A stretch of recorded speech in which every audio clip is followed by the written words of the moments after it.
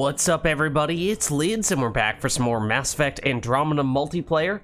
And, well, last week we did, for the first time, well, kinda, sorta, the first time, a rare character. We did the human artificer, right? That's her name, isn't it? The engineer, because we had an engineer daily. We'll take a look at what the dailies are for today, and that may very well influence which character we want to take, but it is exciting, of course, to be venturing on into the higher rarity characters, and we do have some credits, of course, to turn in with some, or convert into some boxes to open up, and some mission funds as well. Not quite as much as in prior weeks, in part because I had a little bit more time to play matches, but then I saw that our Apex rating was 21212, and I thought that was funny. So I stopped, because I didn't want that number to change. But alas, that is about to change if we are going to open up some stuffs right now, which I think we are about to do, so goodbye. Cool number. It was nice knowing you. Alright, so I think we've established at this point that generally speaking, our preference is to go with, what was it, the expert packs rather than the premium packs. I mean, you could, of course, make a case for either, but it seems like, although premium packs are a higher chance of getting an ultra rare, it's not like this is some guaranteed way to make that happen, so might as well save a little bit of monies, especially while we still have a bunch of rares that we've yet to max out. So why don't we get started there? Oh, and you know, maybe we'll get some ultra rares anyway. So, like, oh, our first Batarian Vanguard. Okay, we had not gotten this guy at all yet, apparently, so that's great. Yeah, I mean, we definitely have way more ultra rare weapons than we do ultra rare characters, in large part because whenever we get a lot of mission funds, we're using that for weapons, not for characters, and that was largely because we assumed as long as you have level 1 version of a character, you can play that character. And it doesn't make a huge difference what rank that character is, whereas for weapons, it could make a big difference. A level 1 version versus a level 10 version. So that does still mean we have a lot of ultra rare characters that we don't even have the first level on, but here's Batarian Vanguard. So that's exciting stuff. I feel like I've seen people using him before, and he has interesting skill set. Does he have... I think he has Annihilation, and then presumably as a Vanguard he has Charge as well, and that alone is an interesting combo. Okay, ultra rare. Biotic power? Consumable? Let's see what else we can get. Solarian Architect. Did we play this guy? I feel like we might have come very close to playing this guy. I don't recall. Ultra rare consumable again. So of course we would generally like for our ultra rares to be of the character or weapon variety. Ideally, the character or weapon variety that we've not yet unlocked, at least for characters, because we did not have an Asari duelist yet. So that is really nice to get our first ultra rare character of 2 varieties here, and that is, I believe, a sort of melee-centric character that also has the, what's the name of the shield ability that we were using on the Asari Sentinel, that some people were saying the duelist might be better for building in the way we were trying to build that character. So that could definitely be a fun character to use as well. Okay, Halberd, now we have the first level of the Bulwark version. Don't exactly think there's much of a rush to make that happen anytime soon. Viper S, okay.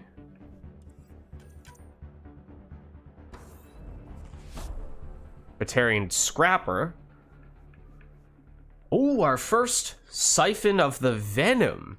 Very interesting, so that's apparently been maxed out. Now, of course, in Mass Effect 3, the Venom is a very strong weapon. It was the first weapon that we used in Mass Effect Andromeda multiplayer, but people were saying it does not compare to how good it was in Mass Effect 3, so sad to hear that, but maybe we might still test it out a little bit more now that we have a much stronger version of it.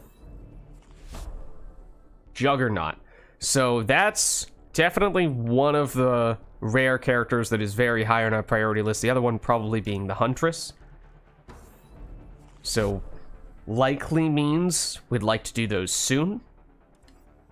Just that, you know, last week we didn't choose either of them because those were characters that would not have worked with the daily. Hurricane upgrade. Okay, so now ultra rare weapon, and a very good one at that. Obviously, we already had it leveled up a few times, but that is a weapon that I use on the Batarian soldier in particular. I like that a lot.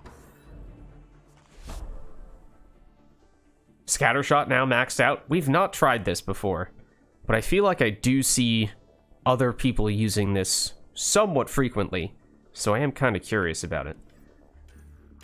Maybe once we start getting the alternate versions as well. That can up a lot. Okay, Juggernaut, nice.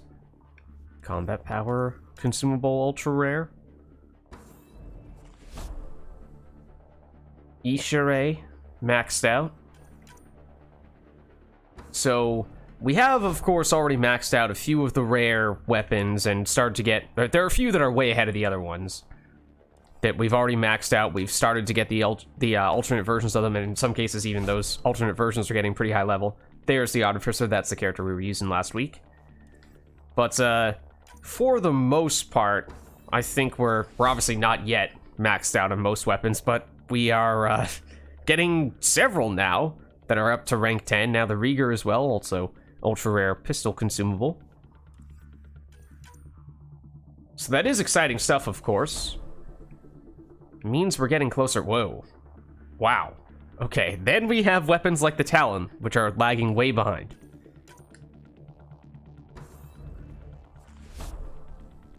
Hesh, level 10, okay. So yeah, apparently we had a whole bunch of stuff that was on the verge of reaching level 10. Falcon's a little bit behind as well. Oh, this ultra rare, Solarian Operator, okay. I think we might have gotten both those ranks on this guy last week. So that's a relatively new addition. Okay, and as I said, didn't have quite as many funds, as many credits this week as we had in weeks prior, so not as many packs to open. That will be all for now, at least, but despite having about half as many packs as we would have usually gotten, I feel like we got better rewards, better stuff from that, because we had a very high rate of characters and ultra rares in general, and then amongst those ultra rares, a lot of them were characters and weapons, whereas past weeks it felt like we just kept on getting consumable after consumable, despite our high volume. Okay, so that's for credits at least, but maybe for mission funds, we should take a peek here and see what we can get. So of course, if we can get the ultra rare weapon guarantee, that'd be great, but there are still potentially some things I'd like to get here as well, most notably the pure grenade capacity, if that is available. As I've been saying for a while now, the only grenade capacity... Okay, well, we do have ultra rare weapon. We don't have pure grenade capacity because, yeah, our only grenade capacity booster right now is Shock Trooper, which is only boosting by 1 grenade capacity and gives shotgun damage boost, which is not bad, but it limits flexibility quite a bit. Okay, so we can get one of these ultra rare weapons. So let's see what we can do now. I mean, I'm not going to say anything. I'm not going to jinx it. I'm not going to say anything. Eagle. Okay. Yeah. I mean, we had, obviously, already the level 1 Eagle, but that was... It's definitely better than the Mass Effect 3 version. So, and it's up there with... I don't know if it... I haven't done the numbers comparison, but it seems similar in terms of viability with the Hurricane. Obviously, the strengths and weaknesses of the weapons are a little bit different, but given how the Hurricane is a higher level than the Eagle, probably would still prioritize the Hurricane over the Eagle, but it's not like the Hurricane is miles ahead of the Eagle like it is in Mass Effect 3. Yes, we do have a lot of mission funds still. I think we might just end up saving them for potential ultra rare weapons in the future, but let me just see if there's anything else. Obviously, there's no grenade capacity, but is there anything else that still pops out as something of interest? I think we already have commando package. Not thrilled about combatives. Operative, if we don't have the... Oh, Okay, well, all these reset in 6 minutes. So also there's that. So that is very much subject to change. Ooh, do we have enhanced munitions? That could be good. Pure combat power damage. That's sort of an alternative to, I mean, a lot of the grenades are combat abilities, so rather than going grenade capacity, if we can't get that, then you could go enhanced munitions instead. Probably still not quite as good. Densified ammunition is generic weapon damage across the board. Mental focuser is generic power damage. Okay, well, if we do want to buy some of these things, we need to be kind of quick.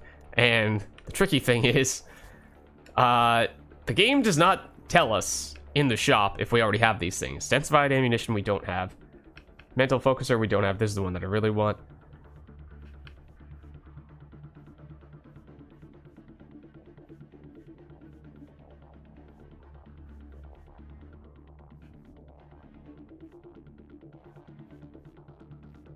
Okay. Let's quickly pick up... Is this just always... Oh, no, it didn't show a cooldown for or a timer for a second there. Okay. So I checked, and then it almost immediately forgot what I had checked for. I remember which ones I was interested in. We did not have mental focuser, right? I mean, these are comparatively much less expensive, so if we accidentally... Basically, if you purchase one you already have, it still lets you do it, and you just throw away the cash without ever getting anything in return. Commando package, as I said, we definitely do have. But operatives package, I was kind of interested in. Densified ammunition, I don't think we had. Alright, I apologize in advance if we already had any of these. But given the time... Well, there's enough time to double check one more time. Which one are we looking for, though, Lids? Be definitive. Operative package is the one that I'm most interested in. Operative package. Do we have that?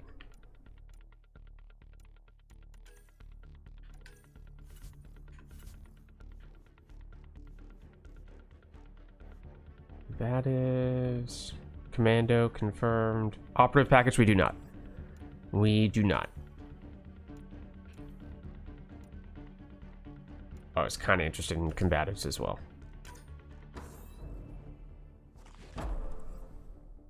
Okay, I mean, it's still 3 minutes. Like, we have plenty of time.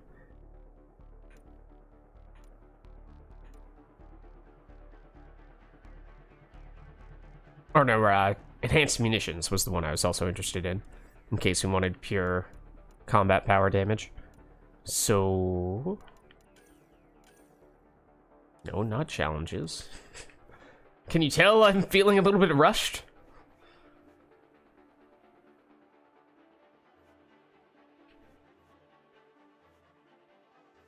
Oh wait, it is going to be a gray one. Hold on.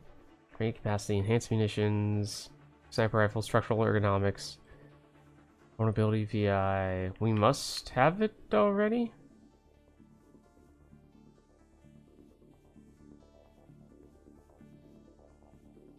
Was it enhanced? Wait. Was it enhanced? Now, see. Now I'm just also forgetting everything. It was enhanced munitions, which we don't have.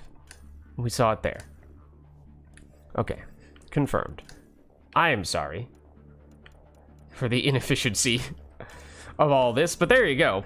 I mean, we now have a much more... I mean, those are not, like, my absolute top priority things, but those are some pretty useful things on some characters in some circumstances. Like, if you're doing the daily for combat power damage, then again, usually it ends up being grenades or the concussive shot, which we've spec'd for grenade capacity on the base human soldier, but there's still something to be said for going pure combat damage there, or if you choose to use a different type of character who has combat powers that are not grenades, then obviously grenade capacity doesn't really matter at all, so you would much rather have the damage boosting. Okay, so let's just take a look now at the challenges, because now I think we have purchased the things that we're looking for at the shop. So, okay, it's Sandstorm, it's Ket. Okay, so that's good, because that means there's no specific type of skill that we need to use here, so we have basically the flexibility to use whatever character we'd like today. So I think that means it could be a good time to go with either the Juggernaut or the Huntress, since in a vacuum, I think those are probably the characters that could be most valuable to us. So I think we'll probably go with one of those. Let's see, I mean, now has the shop reset? Basically just want to see if it's going to give us grenade capacity. Alright, well, need one more minute. Let's go, I think we should go Huntress. So, throw lance, so biotic stuff, but then stealth grid is the big one. So that's the group cloak. And this will be the first character we've played that has this. We have unlocked the Angara Avenger, which I believe is the only other character with that ability. Oh, I like how it's a very minor thing, but her bonus stat is all power recharge speed, because all the other infiltrators that I've used just so happen to be health regeneration cap. And in general, in between streams when I'm farming up credits, I'm playing a lot of the infiltrators because they're generally very good. But you are health regeneration cap, and you are health regeneration cap, which is, I would argue, the worst of all the bonus powers. And yet it is the one that I have the most boosts on because it has my two most used characters. So to have an infiltrator that does not have a really bad bonus stat is a nice little bonus. It's just a little thing. But the big thing is the stealth grid, and I think one of the things that I want to try to be mindful of if we are to start playing the Huntress is that, you know, it's easy to just look at an infiltrator and say, well, you have cloak, and that means you're useful for objectives. But there are more subtle differences that I was not really privy to that now that I have a better understanding of can help to make it clearer the ways in which specific infiltrators are best at specializing. Like, you look at the on paper sticky grenade tactical cloak, and these two characters look extremely similar to each other, and you just say, all right, well, what do you like better, incinerate or energy drain? And that's pretty much it, which, yes, to a certain extent is one of the primary differences. But then we also learned that although the base human infiltrator is a little bit tankier than the Solarian infiltrator actually has higher base movement speed. So if you think of it from the standpoint of, okay, well, if you're playing an infiltrator, generally speaking, that means you are sort of the quote-unquote designated objective doer, at least in higher difficulties. That doesn't always happen, and it's especially even on gold, that's not required, but certainly on plat, it's almost always the case that the infiltrator is going to be the first one to run to do things like pizza and devices and all that. So that difference is interesting between the female infiltrator and the the human infiltrator and the Solarian infiltrator, because it means that Solarian infiltrator is, technically speaking, kind of the preferred pizza runner and device runner and what have you, whereas, okay, maybe the female infiltrator is better from, pure damage and being more directly in the line of fire standpoint because she has that higher HP, so maybe she's better at hacks or uploads. So having that knowledge is helpful when building these characters, because we didn't really know that going in. Only afterward did we realize, okay, that is one other factor that we might want to weigh or might want to consider when we're building the characters. So Asari Huntress, what does it mean for her? Basically, throw land. I mean, the skills are more different, certainly compared to other infiltrators relative to the Solarian infiltrator and the base human infiltrator, because, I mean, there's no overlap. Technically, there's no overlap at all. Stealth grid, obviously, is not exactly the same as cloak. So there is the whole, well, just be a biotic infiltrator thing. But the stealth grid, I think, does make the Asari Huntress automatically our preferred character to sit in upload, sit in hacks, and just be invisible for very long periods of time, which is really useful for some platinum matches in particular. So she very well may become our #1 plat character, at least until we potentially go for the Angara Avenger. And again, the Slayer and Infiltrator and the base human Infiltrator had been my preferred plat characters up until now. We'll see. But, so yes, I think when it comes to building this character, that is the primary thing we want to think of, is basically, all right, everything should be targeted toward what makes you the most useful at doing upload and hack objectives in Platinum.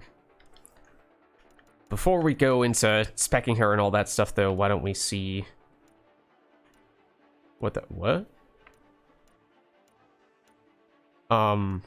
Everything has disappeared? All the gear bonus stuff has gone away? Am I going crazy here? Random weapon is not supposed to be the first thing that shows up here. I mean, we bought some things from the shop, but we did not buy everything. I was not under the impression that everything disappeared after that cooldown. Okay. Maybe it's just bugging out a little bit, and perhaps a little bit later we will see the other gear bonus stuff, because, you know, if you were to, say, give us some grenade capacity, I would still love to pick that up, and we should still be able to afford it, so, okay.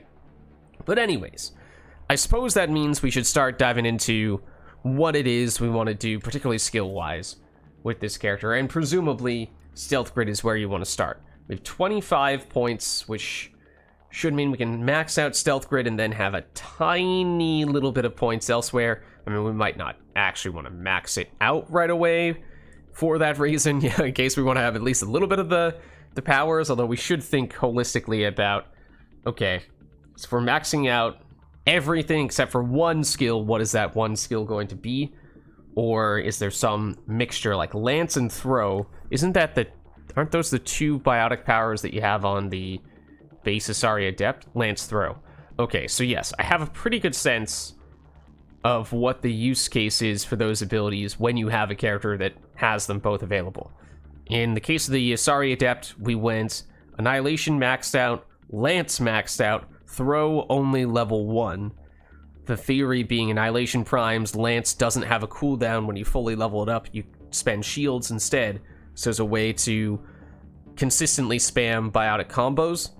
Given how you don't have that primer for the Asari Huntress, to me that feels like, although maybe Lance is better than Throw, it is not just an automatic take Lance because you can circumvent the cooldown, kind of as it was for the Asari Adept. So, dissimilar in that way. Unless, is there a way you can... You can turn Throw into a primer, technically speaking. Not sure how effective that truly is, and I think some people were saying when we were playing... Oh, no, don't do that. Some people were saying when we were using the Asari Adept that there is a strong case to be made for having both Lance and Throw somewhat highly leveled, so that way you can just cycle between the two of them and you're not worried much about cooldowns. I mean, granted, when you have Lance with an automatic way to get off cooldown, that's not as much of a concern. But, so, again, what does that mean for the Huntress? I think that means there's a stronger case to be made for just dumping Lance or Throw altogether. Basically, pick one, abandon the other, which we did do for the Adept, but there are some people saying that's, you know, not always the right move.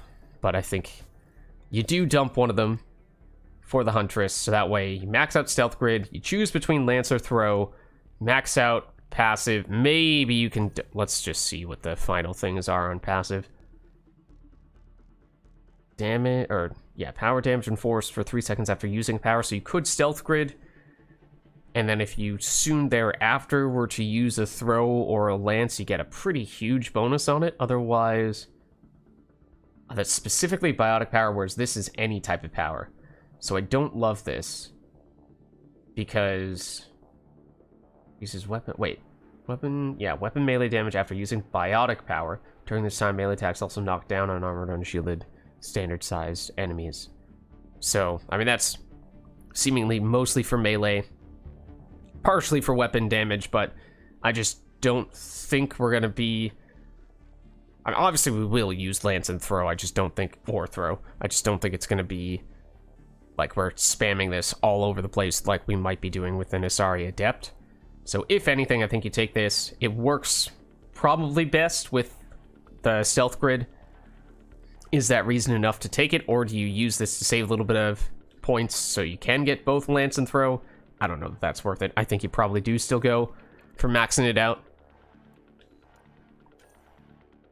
And then defenses, I think, are pretty important. Again, thinking about plat, I think you do need to be able to sit in a hack and upload most of the time. Hopefully you're cloaked and therefore you aren't taking much, if any, damage, but there are definitely still some circumstances in which you could find yourself taking some damage. In fact, this makes me wonder, might this be an edge case in which, okay, hold on, let's take a look at stealth grid because it might level up differently than cloak does. Movement speed while cloaked, damage for all cloaked targets. Wow. Okay, so the big difference is, of course, that you can cloak teammates within a radius. Everyone affected gets a brief damage bonus when breaking cloak to attack. So, radius is 4 meters, which is not huge. I imagine there will be ways to increase the radius, although potentially at an opportunity cost of some sort. It does start with 2 power cells. Okay, definitely going to get more power cells. What is the duration? I'm curious what the damage numbers are relative to the bonuses you get from normal cloak. So those look like they might be slightly smaller. And the duration was 8 seconds, which I want to say, at least in single player, that it's 7.5 for cloak. So it might actually be slightly longer duration. Obviously, we'll make it longer here. So yeah, you can go 50% extra radius, which would be 6 meters total. That starts to become a pretty big factor. Basically, how easily could you cloak all of your teammates in an upload or in a hack? It's either that or it's power cell capacity. So, that's a little tough. Can we get power cell capacity elsewhere? Otherwise, we're at 3, which is... I mean, 4 would be really nice. I feel like that's kind of the threshold you're looking for, unless you're taking things like grenade capacity. Look at that. Like I said, it's important. In a different way on this character than for the other characters that I've played in the past, but still.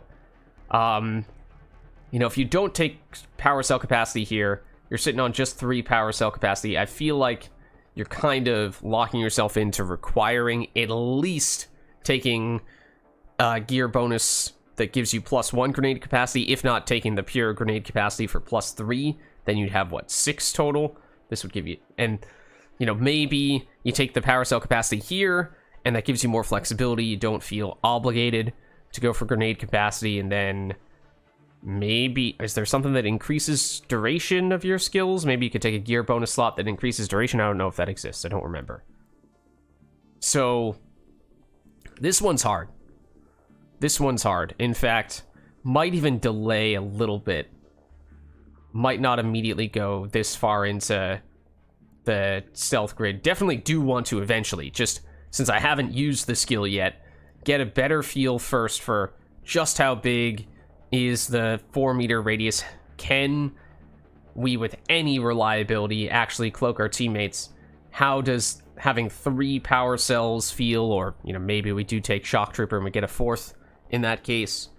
Does that feel like we can get by with that, since it has a long duration?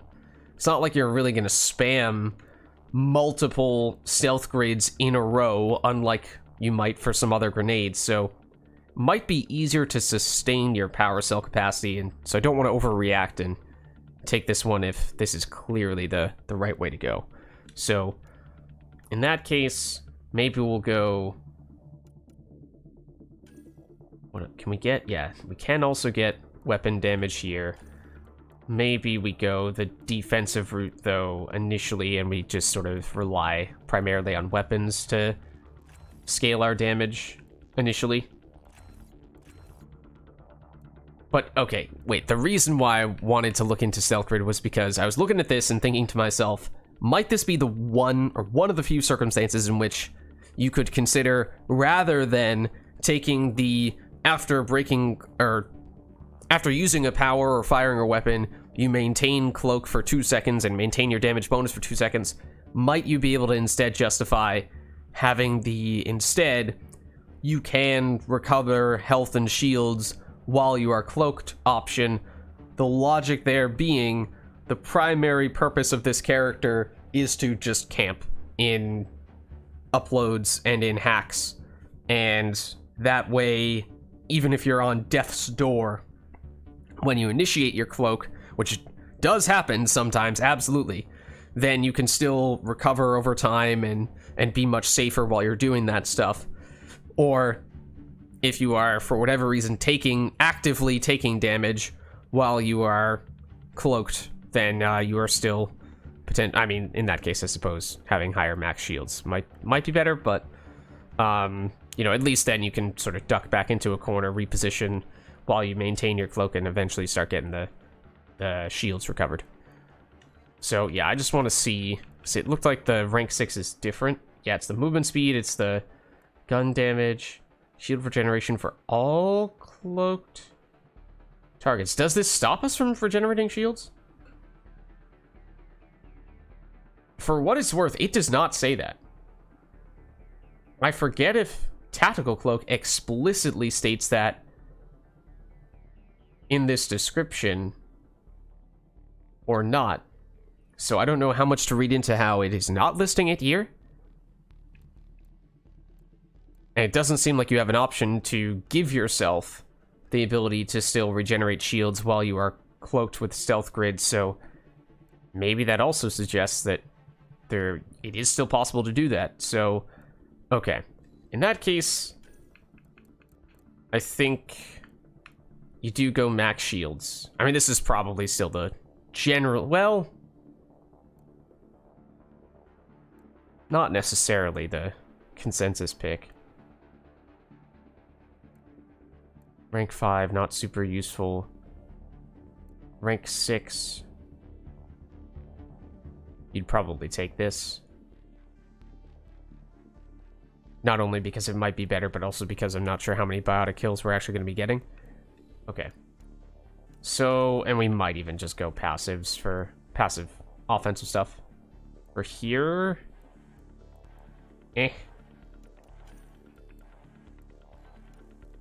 I don't know. Throw versus Lance right now. I mean, we used Lance in the past, as I was saying. We don't seem to have the option to maintain our cloak even after using a skill or firing our weapon. Because again, the rank 6 is different for Stealth Grid compared to Tactical Cloak.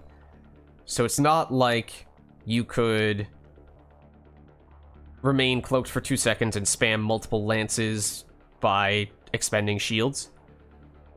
So the cooldown circumvention with Lance, I'm not necessarily sure is a huge difference maker. It might still be useful, don't get me wrong, but it's not, again, there's less combo potential compared to the base Asari Adept, and there's no ability to, or there's no extra ability to synergize it especially well with the Stealth Grid.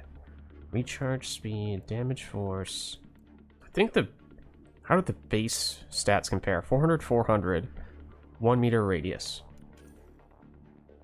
More force, less damage. Cooldown time, 8 seconds. Cooldown time, 10 seconds. So yeah, Lance, more damage, less force. A little bit of radius, longer cooldown. I mean, I think I am still leaning toward Lance. Also, for what it's worth, Throw is easier to aim than Lance, because Lance basically just goes in a straight line toward where you're aiming, whereas Throw will arc around obstacles and cover and what have you, which is kind of nice. I don't know if that's reason enough to be the tiebreaker, but yeah, that's also why you can hit weak points with Lance, but I don't realistically think I'm ever going to make a conscious effort to do that. This is the primary thing I've been talking about.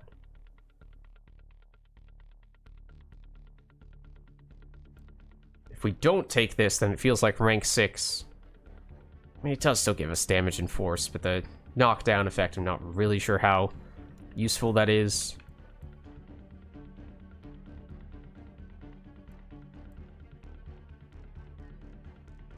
See, the weird thing with this, which totally throws me off, extends the float duration and length of time targets are primed for combo detonations.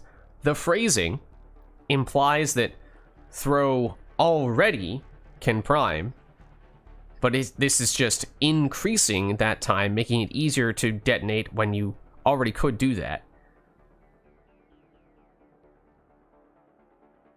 But it makes no mention whatsoever of that here in the initial base description, and the icon is for detonation, not for priming. This is the priming icon, which implies that this is the only way you can get priming, even though maybe I'm just being a stickler for language, but this is why it matters, guys, because the way this is written says, or at least implies, that you can already prime, when I don't believe that's actually the case, so I think that's just poorly written.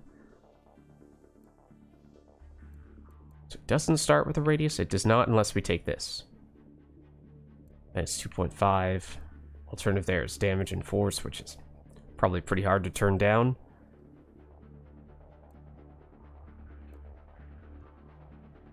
Two projectiles. All right, I was gonna say, don't we have a double skill like this? It's the incinerate on the base human infiltrator.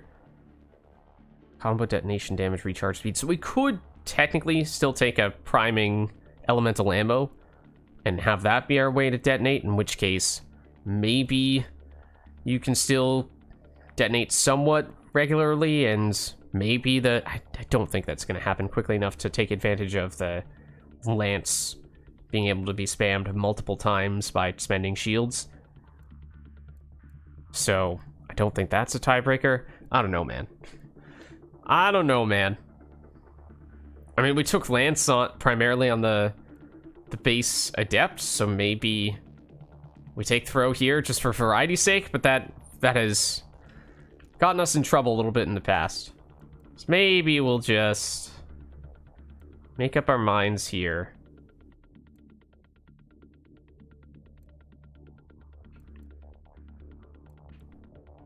Improves speed while shields are active. Oh, interesting. That is actually very interesting. Okay. So yeah, the thing that's throwing me a little bit here at this rank is also that in Mass Effect 3 multiplayer, or Mass Effect 3 in general, the defensive option for this at this rank is health and shield delay reduction, and the other option is melee damage. So it's just offense, defense.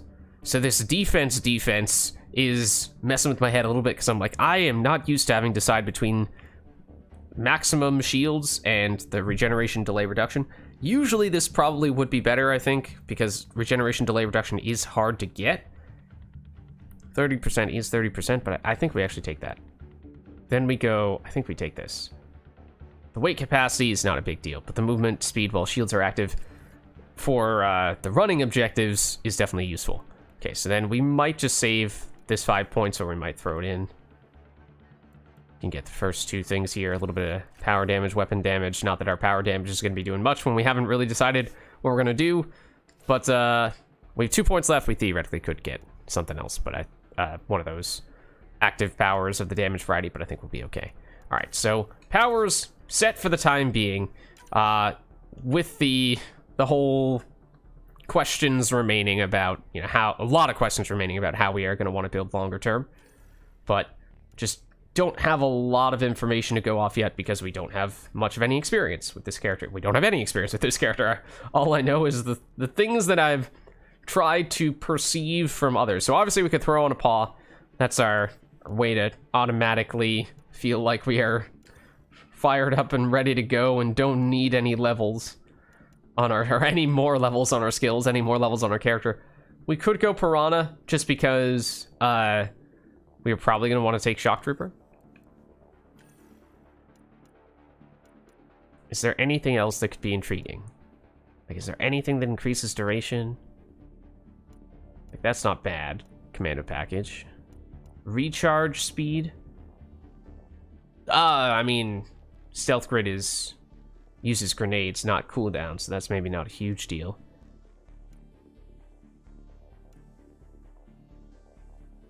Again, power, recharge speed. Probably gonna end up being Shock Trooper. Reduces shield regeneration delay by 70%? What? Pure biotic damage? I did not remember that that was such a huge number.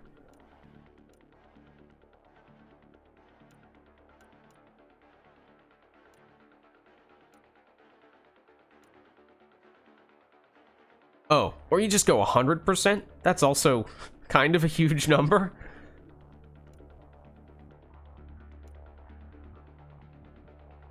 So I might even take this. Where is it? Because I'm very intrigued to see, can you still regenerate shields while you have Stealth Grid active? If so, that could be really interesting. Because then it is much harder to take us down. Then, okay, so for the weapon, in that case, we don't feel obligated to take a shotgun, so we could take whatever. We did just get an Eagle upgrade. We also did get a Hurricane upgrade. Eagle's a little bit better longer range, so maybe we go that route. 4% damage, 5% accuracy. I guess we can take this. Then...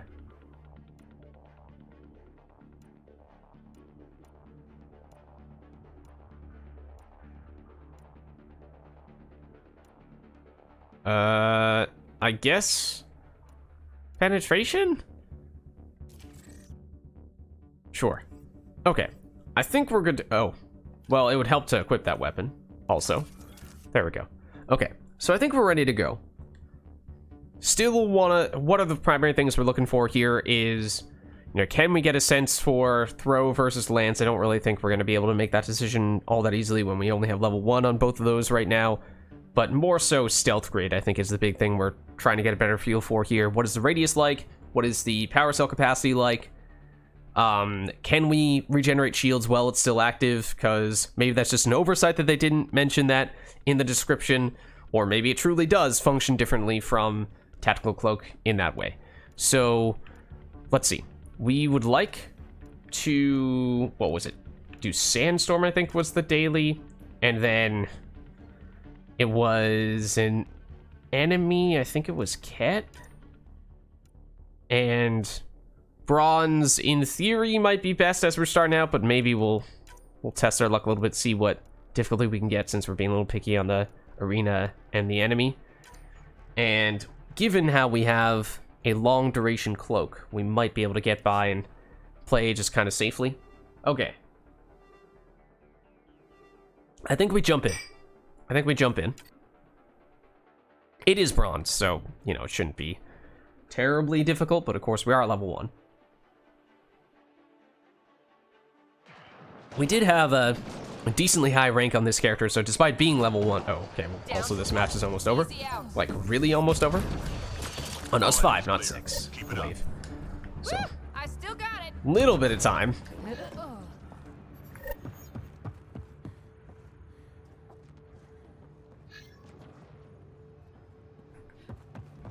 Intelligence needs data. That road is a hack. Look for an entry point. That is kind of our specialty. Okay, so let's see. So we don't have any good abilities to use while we are cloaked. Unlike the base human infiltrator, unlike the Solarian infiltrator, also I was not paying any attention at all and did not realize that our cloak had worn out. But unlike the other infiltrators that I've played in the past, we don't have any grenades, which is significant because you can use grenades while cloaked and remain cloaked. Okay, so we do this. Let's see. We can regenerate shields while we are cloaked. Confirmed. Did we get our teammate there? No, I don't think we did. We were not close enough. Okay, so before me. Oh, well. Okay, we did already use all of our grenade capacity. That's also good to know. Trying to get a sense for just how much that is.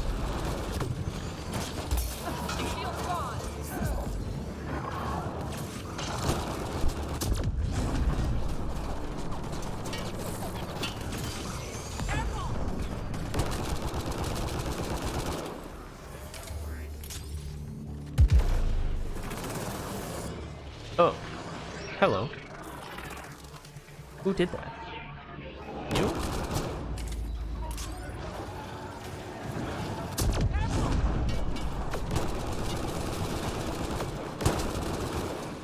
Alright, we do have some penetration, which is actually kind of useful on this occasion when some enemies are hiding right on the other side of this cover.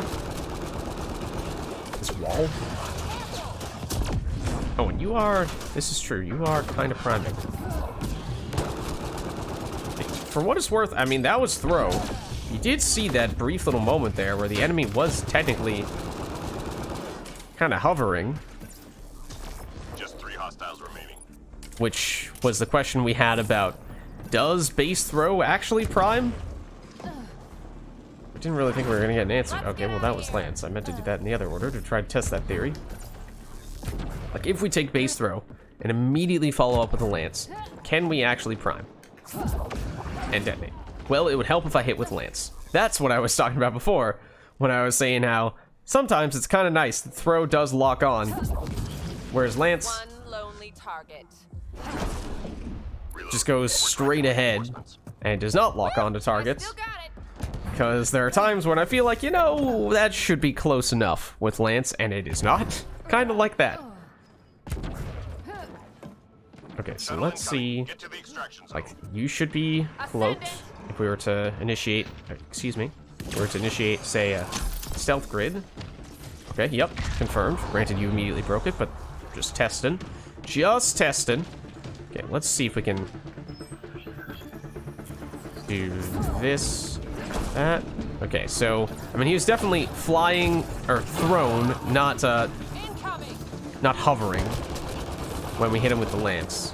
So, I don't really know how accurate that test was, but I mean, if it's just the tiniest little window in which throw actually primes, then, I mean, that's basically your answer, is that it's just not feasible at all to use that as a primer.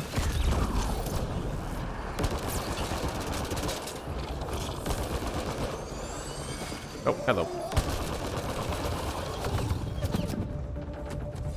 You want to prime this guy? I kind of appreciate if you'd prime this.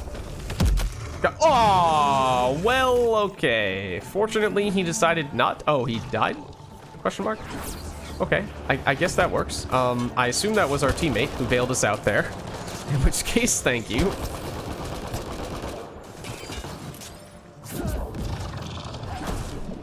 What if you hold? Like, that looked like it had a longer, almost pull-like animation to it.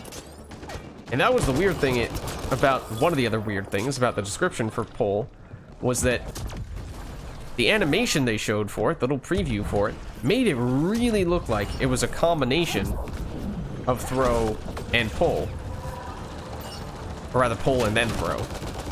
Which is kind of misleading. It's like, well, this is not the skill that you're actually getting here in the case of pull.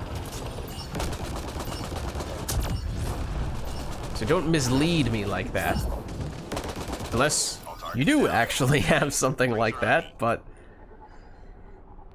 it just seems too inconsistent, / even when it does activate, it's too slow that even if it does work, or it's too small of a window, that even if it does theoretically work, if you time everything perfectly, that it's not as if you could ever rely on that.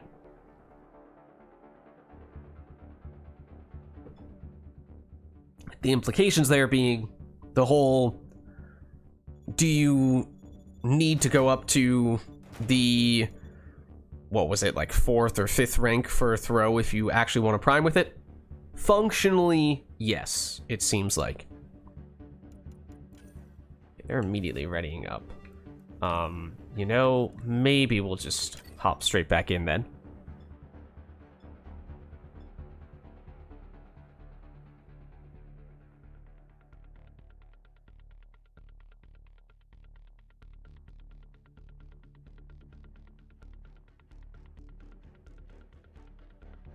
And of course, the first few levels are always the toughest when you don't have a lot of skill points, and granted, we didn't allocate any of the skill points we acquired just then, but if we can power through the first few levels, then we should be in a pretty good place. And this character, of course, the reason why I was saying we want to think about this character from a plat perspective is this character does scale really well for plat, at least from a defensive standpoint. Offensively, as you can probably tell, I have much less of a sense and much less of a plan as to what direction to go in with her. Hence the whole, do we lance? Do we throw? I don't know.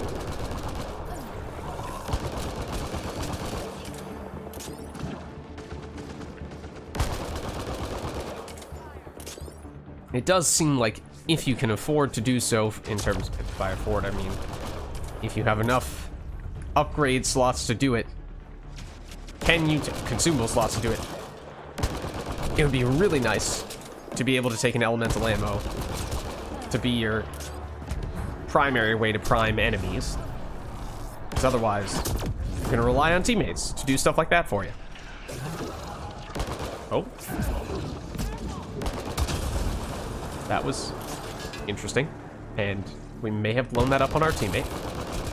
In my defense, our teammate did pull the explosive container right next to their face.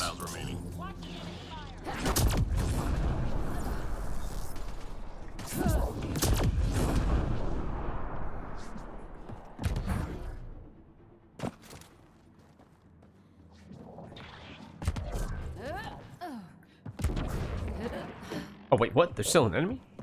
I thought that was the last one. Hello, sir. Goodbye, sir. Oh, goodbye, sir. Great shooting. Good game. Good game.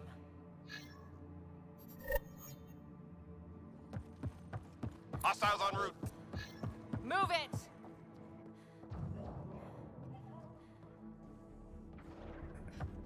Okay, they are all over here.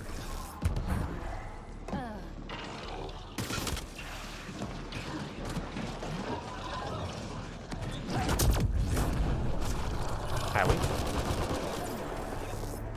And then the tricky thing about another tricky thing about the stealth grid specifically is, I mean, it's, when you want to, easier to spam it in quick succession, because immediately upon going down you can reactivate it as long as you have some grenade capacity left. However, on the other hand, as you can probably tell, because I've not used it at all yet, I also feel as though, because I have a limited quantity of it rather than a set cooldown for it, I feel like I can't use it unless I have a really good reason to use it. So, whereas with a base human infiltrator or the Solarian infiltrator, not gonna lie, I briefly thought that guy was trying to climb this thing. Did not realize that that was because he was affected by our teammate's ability. But, whereas for the other infiltrators that we've played thus far, I would deliberately try to use Cloak offensively to give us the damage boost. Only one more. Too bad. In this case, I feel like I need to save the stealth grid for emergencies, in particular, objectives. So getting a better feel for, okay, well, just how often can you use it? Enemies triangulating our near It's like, this is find their sensor arrays and get them broken. good opportunity for us to do this. Done. One problem gone.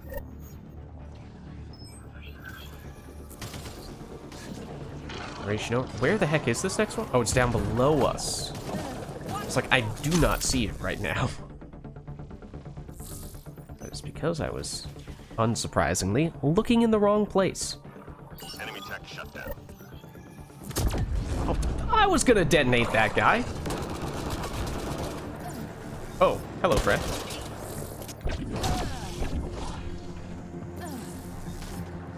And we'll try unstealth gridded. Doesn't seem like there's anyone here, and we only have one left. Okay. If you want to prime one of these guys, that'd be lovely. It looks like they're gonna get this last one though, unless they're just chilling there. waiting for us to show up. We may or may not have gotten them as well. I would be kind of curious to see. Well, I mean, they just broke it if they did have it. So, I don't know. So I was going to say that's... Would, again, trying to get a better feel for... Obviously, 4 meters is 4 meters, but... You know, in practice, what does that feel like? Because... You don't have to be right Hello. Right next to... your teammate. Good game. Good game. But it's a small enough radius that you probably do still kind of need to make a conscious effort to be in the same general area. It's like, that's too far away.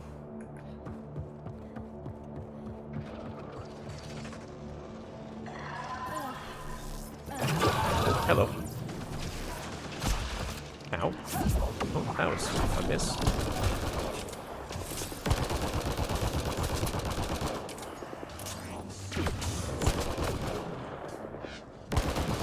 So like now, for example.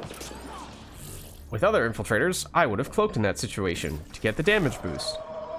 But I didn't do that here. Could I have afforded to do that? We still have 3 stealth grids, so probably. We just had the objective wave, so we'll have plenty of time to get more grenades before we are in particular need of them, at least for objective purposes. But that's one of those things where just getting a better sense for, okay, what power cell capacity do we feel like we need to have to get the most value out of this skill. The thing that I really don't like about the characters who have both lance and throw is that the skills are so similar that Good game. Good game. I don't really differentiate much between them when it comes to their uses. Go, go, go. So it's been several times where I've thrown one out and it's like, well, throw would have hit there. That was lance. And lance doesn't track enemies the same way. So if I had a clearer, better understanding of what the key bindings are for which one is which, I might be able to use them a little more optimally. He says as he misses the shield repeatedly. But I feel like even if, you know, in theory, you feel like you know the key bindings, I mean, to a certain extent, yes. If you truly have that ingrained in your brain, then you'll be fine. But it still just feels like, you know, use that one. What was that? That must have been Lance, I think. Only one more. Too bad. So I'll be honest. Even for characters that I do play a lot, oftentimes, I still got it. I need to use a skill once or twice before I'm like, oh, right, okay, yes, that's the one that's on this key, and this is the one that's on the other key. Okay. Enemies triangulating our nearest outpost. So it's kind of, you know, you need to have the occasional reminder type thing. I mean, we can also cloak our... teammate. So I guess the stealth grid is useful for that, too. We don't technically have to be the ones to do it ourselves. It can still be useful. Okay, this is not a good place to be standing, in case you're wondering.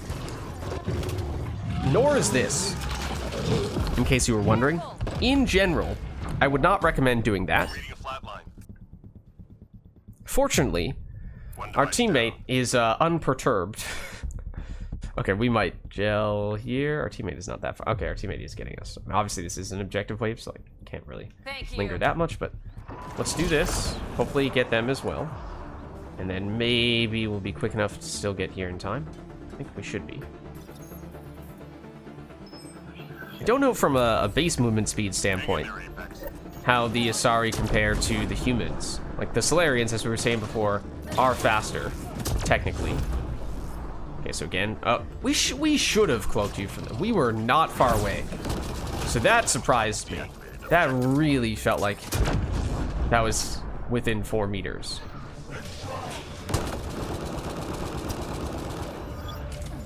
So I was going to say that's another circumstance in which, with other infiltrators, you would have felt obligated to be the one to do the objective, but for us it seemed like, okay, that's not a huge deal as long as we're helping out with our teammate. They can do it while they're cloaked, but I don't know, maybe they used a skill? Okay, another situation where I was looking for throw. First one was Lance. Didn't do anything because it doesn't track the same way. Doesn't lock on and curve around.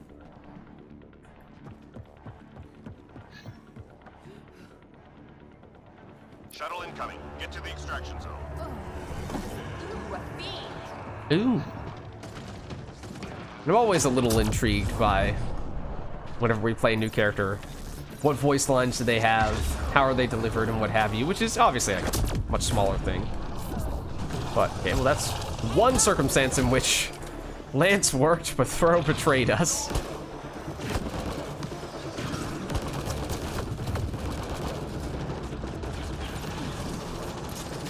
Okay, so, yeah, right next to you. That should cloak you. Granted, you're probably going to break your cloak more or less immediately, but it's the thought that counts. Oh, this guy is messing with us. Okay, I was gonna say, if you could poke your head out just a little bit. Also, there is some nasty stuff happening here, as it turns out. I've got you. I think we might have even cloaked our teammate as they were being sync killed. Which is kind of just a slap in the face. Like, well, if I had done this moments earlier, you might have been totally fine. But I didn't. So you weren't. And for that, Heads up. I am sorry.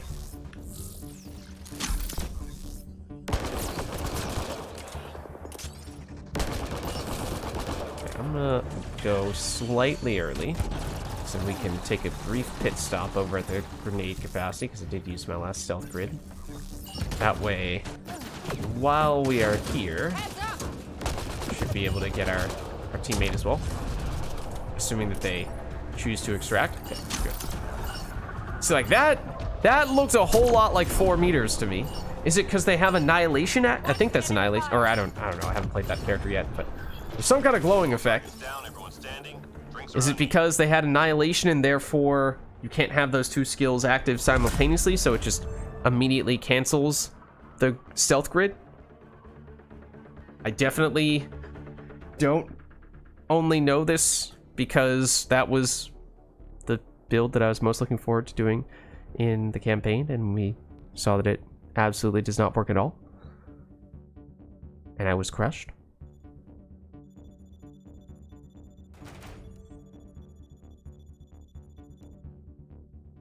Okay. What level did we get up to? 4? I mean, obviously that's not a huge amount, but again, just getting those first few levels is a big deal. So, and I'm pretty sure we just need one more. Pretty sure we just need one more before we're done with the daily, because we joined mid-match previously. They might be trying to give us a little bit of a win. Oh, no, don't do that to us. Don't ready up so that we ready up, then leave the party and potentially cause us to do a solo. I mean, this probably is one of the best solo characters in the game because she can be so good at objectives, but preferably not on level 4, especially not when we haven't spent most of our skill points. Okay, so, but speaking of defenses, we could go shields restored at low health, 100%, low health, threshold, 20%, saving barrier, cooldown, 15 seconds, only works every 15 seconds, basically, but that is really strong.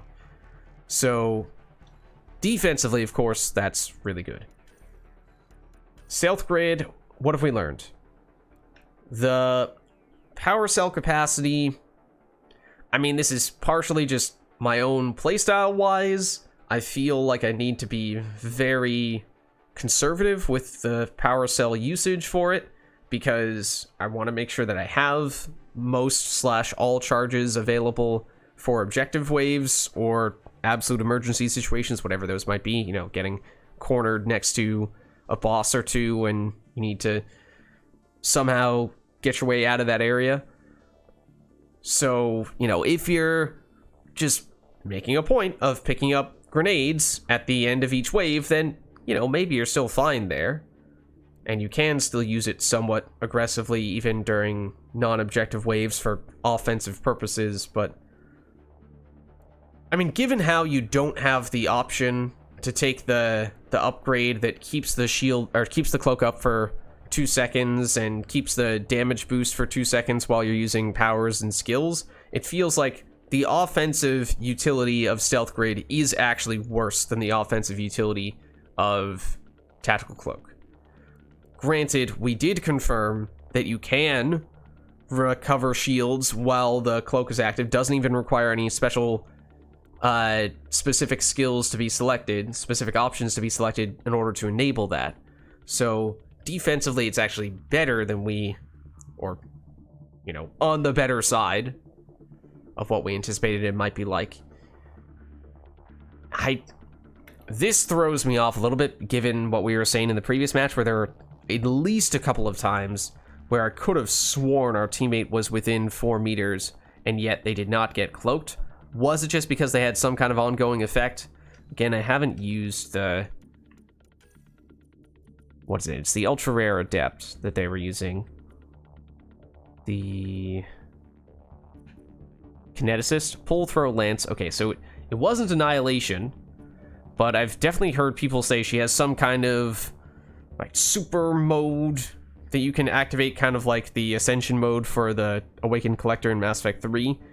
So does that count as some other ongoing effect that cannot coexist with the Stealth Grid, and therefore our teammate was completely ineligible to receive the Stealth Grid even if they were right next to us? Or was it just that 4 meters is smaller than I thought it was, and if we want to more reliably cloak our teammates, then we're going to need to take the radius? That I'm not sure of. So I'd kind of like to do at least one more match with one or more teammates who do not have ongoing effect abilities, so we can have a better sense for, alright, just how consistently can we cloak them? Because I, on a few occasions, did try to make a concerted effort to cloak them with us. So, for that reason, if we hold back on the Stealth Grid levels, maybe we do take this now. Is it the most urgent of things? No. No, probably not. On higher difficulties, yes, it would be really nice, of course. But that's probably more of a long-term concern. But given how things that might have otherwise been more short-term investments, more, you know, higher priorities for short-term to scale damage and what have you on lower difficulties, those are the ones we have the most questions about. I think we still hold off on that stuff. We could still fit in... Yeah, I mean, power damage, I guess, why not? Again, level 1 throw, level 1 lance is not going to be a game changer, no matter what we do with them, but sure. Okay. So now... Oh, we also... Yeah, this is what I meant. One more match of the Sandstorm Ket variety, and we would have had the dailies, so I was really hoping that person was going to stick around just slightly longer. Because once we've done that, then of course the world is our oyster, we can go with whatever combination we want. But maybe we try to lock this in now. Or to finish this up now and then see if anyone is doing this. We'll take whatever difficulty people are doing, assuming anyone is doing this right now. I mean, the dailies just reset someone recently, so okay. They're doing bronze. Okay, I mean, that's fine. So the other thing we could do, though, is we do have other means to increase our grenade capacity, of course. Right now, it's mostly Shock Trooper, and then consumables could do it as well, but, you know, is that just always the thing you're looking for on this character? I mean, it could be. On one hand, that feels a little bit restrictive. Just like the old days. On the other hand, if that opens up other options with the way we spec Stealth Grid, then maybe that does still pay off. Like, if that's going to allow us to get the extra radius, that could be worth doing. Oh, there's a good example of it. Would have made a lot of sense. Wait, oh no, we did get them. Okay, so there you go. Unless they're definitely not an infiltrator. They definitely did not cloak themselves. So I guess we got them in, yeah, 4 meters, a lot bigger than it looks like in the past. Okay, I'll be honest with you. I do think this is a nuke situation.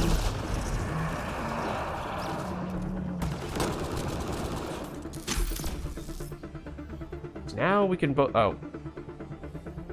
You were cloaked. You did something to uncloak. I don't know what it was, but it was something. But this is also a good example of, okay, given a full-length hack, how many stealth grades do we blow through to make that happen? We've already used all of our stealth grids we had initially. We did, of course, have some enemies that were briefly in here with us, so it's not as if we were hacking for 100% of this time, and I might have done a slightly proactive stealth grid with our initial one. But it does still seem like if you want to be stealth gridded for an entire hack, probably need at least 4. And if things go a little bit wrong, you might need more than that. All right, with piercing us. Like, I really did not expect that to actually hit you. And yet it did. Only one more. Too bad. I was very confused. So there's an offensive one. Stay alert. Just like the old days. So on one hand, as we just did there, you could always just make a concerted effort to go to an ammo box in between waves, which you should be doing in basically every circumstance. Shuttle incoming. Get to the extraction zone. So that's why I was saying, you know, maybe it is fine to use the stealth grids somewhat aggressively, even in non-objective waves.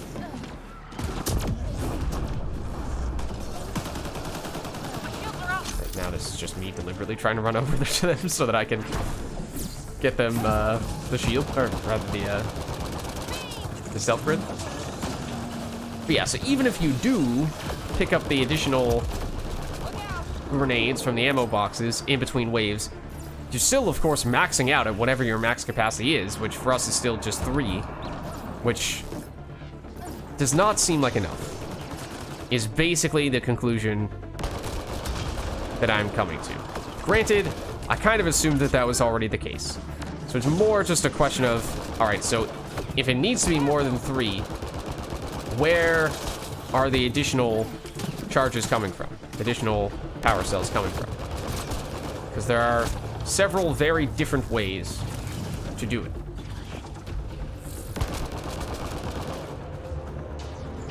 One of which is, of course, locking into a skill upgrade for it. Let's get out of here. Speccing a certain way, which the reason why I'm hesitant to do that, or at least was hesitant to do that, was because that's quote-unquote permanent. Obviously, you could always use a character respec card, but it's not like a gear bonus or a consumable, which you can very easily change between matches. You're still visible while you're doing that? I did not know you could do that.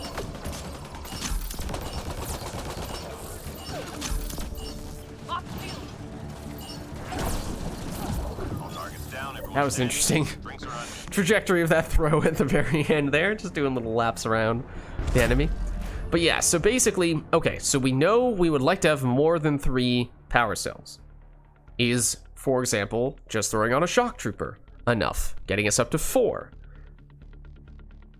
That, again, the reason why I'm not thrilled about shock trooper being our only way to increase grenade capacity is because then I kind of feel obligated to take a shotgun, even though that might not be my preferred weapon with this character.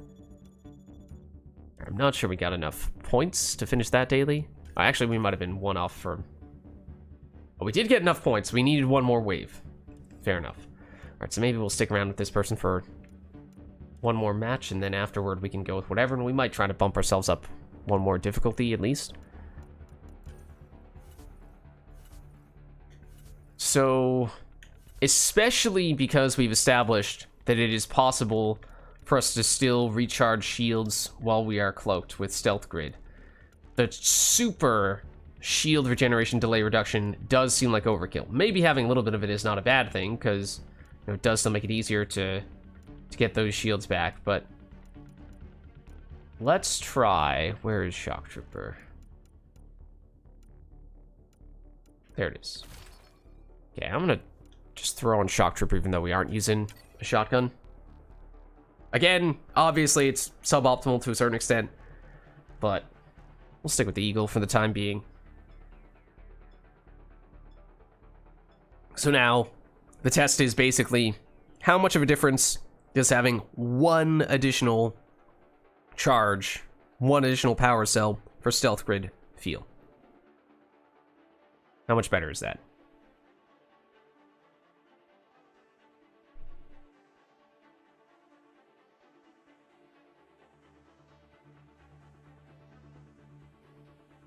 So we could, even if we decide, okay, 4 is the magic number, we could say, all right, then you take the extra power cell from the skill directly, and then that gives you flexibility to take whatever the heck you want for your gear bonus.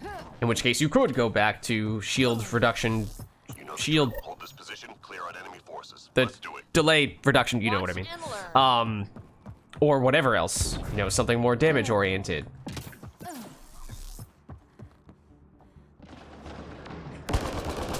Whatever it might be. There is a Wraith there.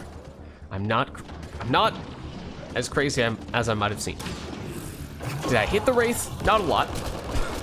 Maybe once. But there it is. In case you were wondering what the heck I was doing. Hey, it was a 50-50 chance between throw and lance, and I guessed correctly. And that might be the first time that has happened. Oh. Oh, well, that time I missed. I knew it was lance. I still missed.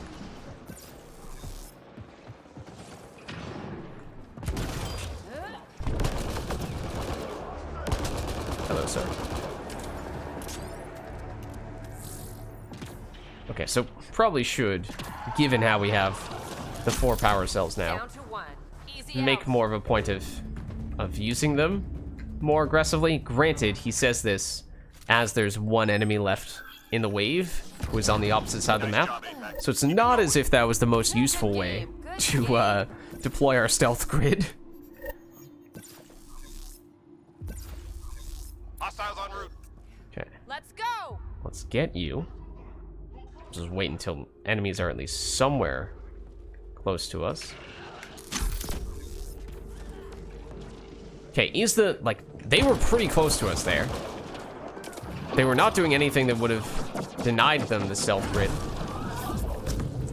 There was sort of a little circle on the ground that they were right on the edge of.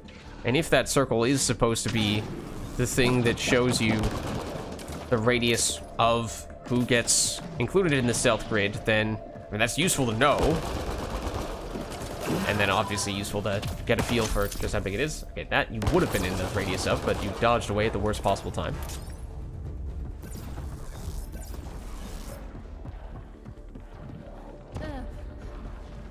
And then, you know, how much do you really feel like you need the additional radius? Or rather, how important is it to cloak your teammates? Like, obviously, I'm sure it's kind of nice, but as we're seeing, Target. especially given how we don't have the 2-second Woo!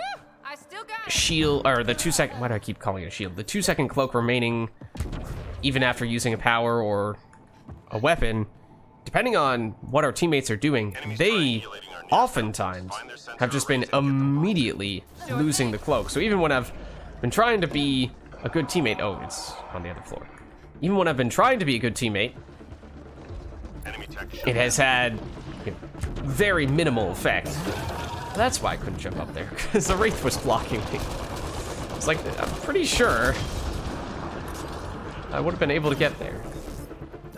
Like, this would be a good situation in which to cloak our teammate, of course. If I... Alright, that was just a platforming fail. Heads up. That's also a Wraith that is blocking our path. I hate that spot. I hate how you can't make that jump across here. packs.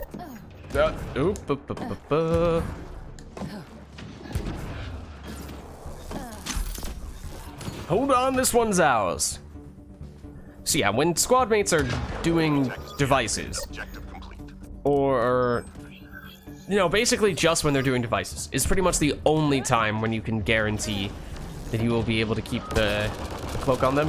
So it's gonna say pizza, but they can still shoot, they can still use powers when they're doing pizza. Hack, obviously they can still use powers, they can still shoot. I mean, obviously there are some situations in which even when you are still doing a device, you could still have something that is preventing you from receiving a cloak. Again, Annihilation comes to mind, but... Be ready. Just like the old days.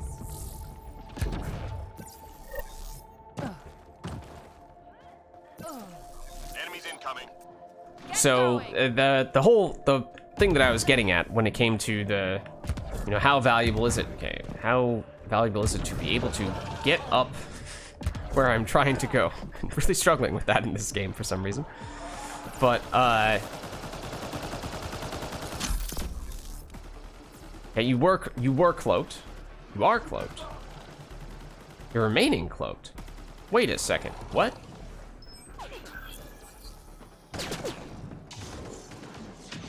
Is there cloak? That was very confusing.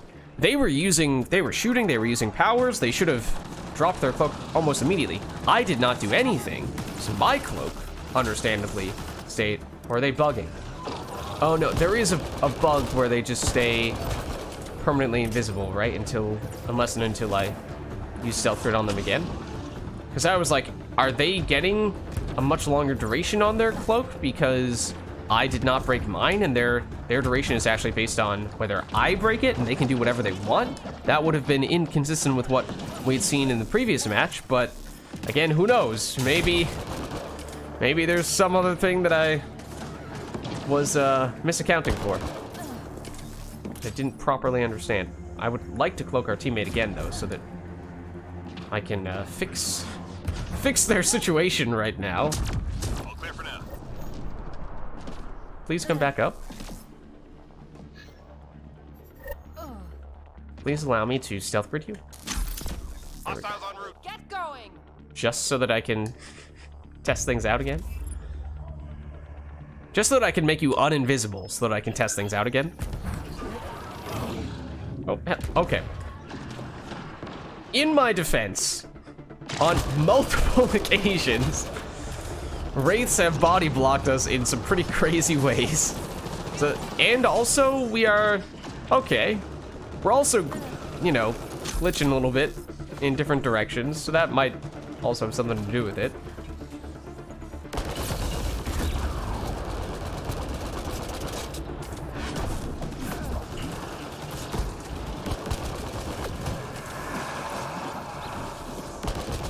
Oh, I thought that was our teammate going down, not the effect of a grenade.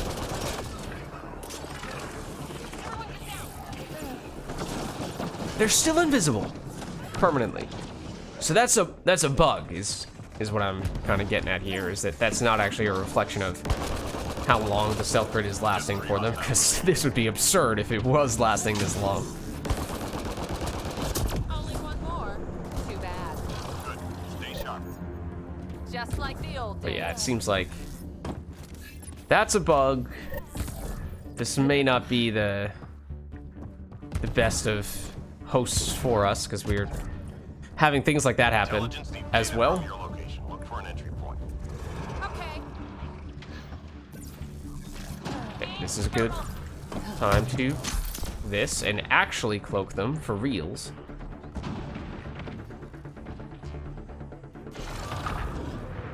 So that's a situation where having a grenade to get rid of that wraith while still maintaining cloak would have been useful.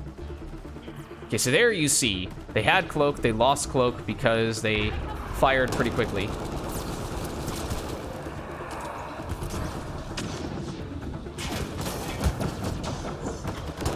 So yes, as we had originally suspected, it does seem as though our squad mates lose shield, but that's also a bug. our squad mates break their cloak when they use powers and when they shoot and what have you, completely independently from when we shoot and use powers. So, although, as we just saw there, it might, in theory, be a nice thing to try to cloak our teammates, in practice, it seems like they will oftentimes break that cloak quite quickly. So, for that reason, it seems like prioritizing setting up stealth grid to cloak our teammates is not a good idea.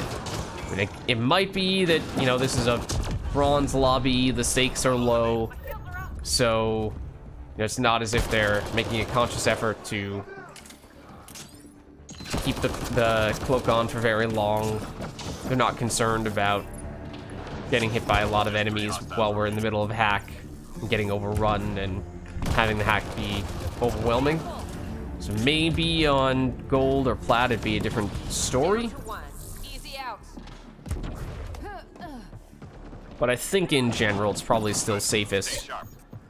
not to base our build on our teammates, which is, to be fair, usually the case for other skills as well. It's just that, you know, there's, in the circumstances in which you're using stealth grid for objectives, Get to the extraction site. there might have been a reasonable chance that you'd have squad mates nearby and therefore make it a little bit easier to have them benefit from your skill relative to other skills that you might try to synergize with teammates. Okay, so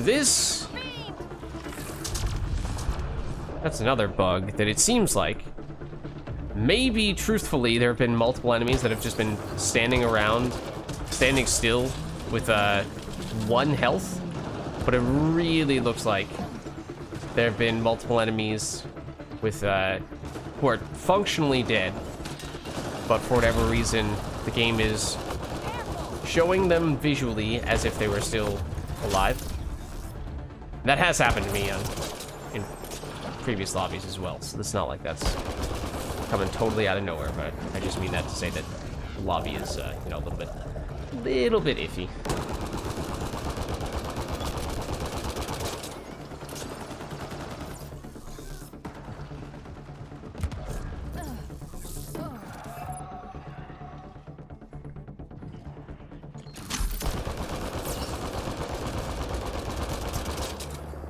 There's another one over there. He's still over there. Oh no, that is not even who I was thinking of, but okay. We should go at this point.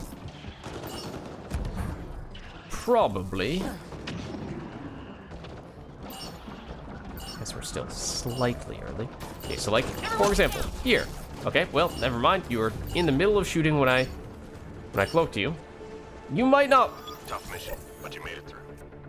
want to charge during extraction. I mean, don't get me wrong. Every single time I'm playing a Vanguard, Mass Effect 3, and Mass Effect Andromeda, that is 100% going through my mind when we're seconds away from extraction. Both from the standpoint of, ooh, could I charge here and still make it back in time? And could I charge in here maybe after the extraction technically takes place and still get counted as extracting? Because the animations can still happen for a little while later. Or just, to heck with extracting. I'm going to charge because I feel like charging. Just make it, you know, a dramatic exit. But still, a little strange. Little strange. Okay, but for what it's worth, we should now be done with the objectives. And for that reason, or the dailies, I should say. So for that reason, maybe we'll leave this party. Maybe we'll see if we can join a party that might be either silver or possibly even gold. Because, I mean, we've spec'd into the defensive stuff. And that is, again, in many ways, if you think of stealth grade mostly as a defensive skill, the specialty of this character. So might not be carrying the team from a damage standpoint, but I think we should probably still be able to go relatively high difficulty in the relatively near future. So yes, this was the primary thing that I was alluding to. Basically, do you take the radius to make it a little bit easier to, in theory, quite a bit easier, to cloak your teammates Or do you say, nah, just get more power cells overall? And I think you probably do the power cells. So I just don't think this is consistent enough to be worth doing. Maybe higher difficulties when teammates are just concerned about doing the objective above all else as quickly and efficiently as possible, on plat in particular, where you're thinking, you know, if even 2 enemies start walking in to this objective, then suddenly it becomes exponentially more difficult. And I mean, granted, in plat, oftentimes you'll have an Asari Huntress or a Angaran Avenger just be the only ones in a hack, so even then, Radius might still not be worth doing. So I think we go power cell capacity. And of course, we still have character respec cards, so worst comes to worst, we can always respec this character. But alright, so now we have 4 points left. We could go for power damage, all power recharge speeds. I mean, again, at this point, we really should be making more of a decision when it comes to throw and lance. One of the other benefits of throw is, given the extra force, you can more easily knock enemies out of things like hacks and uploads. But again, given how we don't have the 2 seconds cloak staying up, I'm not really sure that's gonna be a particularly big difference maker for objectives, unless, I mean, I guess you could throw, knock that one enemy further away, reactivate stealth grid, and just hope that they don't figure out that you're still there. Maybe that works. I mean, I guess in a vacuum, from a targeting standpoint, as I was sort of saying in 1 or 2 of those previous matches, I definitely do prefer throw. I'm not a big fan of Lance's direct targeting straight at the enemy. They can't go around walls or cover or what have you. So maybe for that reason we will go throw. Is that in part because we took Lance over throw on the base Asari? Maybe a little bit, but I'm trying not to be influenced by that too much. I think maybe it's still a good enough reason because of the whole easier targeting thing. And, you know, maybe if we don't spec all the way into this, or, well, in fact, you know, like Lance rank 6 doesn't matter all that much to us, since we don't really care too much about the no recharge time. So could we potentially find a way to just get a few points into Lance? Maybe we can make that happen. Let's not commit to that just yet, though. Okay, so now I think we might just take whatever we can get here with a, I mean, maybe we go quick match, we could try silver, we could maybe even try gold. Let's see if anyone's doing gold. We'll be a little bit bold here. Also, I have forgotten to jump into Discord, so I might do that now. Might also do that now, in case anyone was like, well, I was gonna join Lids, but is he actually playing? I don't know, because he's not in Discord. Well, to that I say, I am now in Discord. Also, nobody's doing gold. We are not about to gold solo. I can definitely tell you that. Silver? Plat, maybe? I don't know. See if anyone's doing silver. Oh, the silver apex. Okay, sure. Why not? And they're already in, so why don't we just hop straight in? What was it? Go for the eyes, I think it said?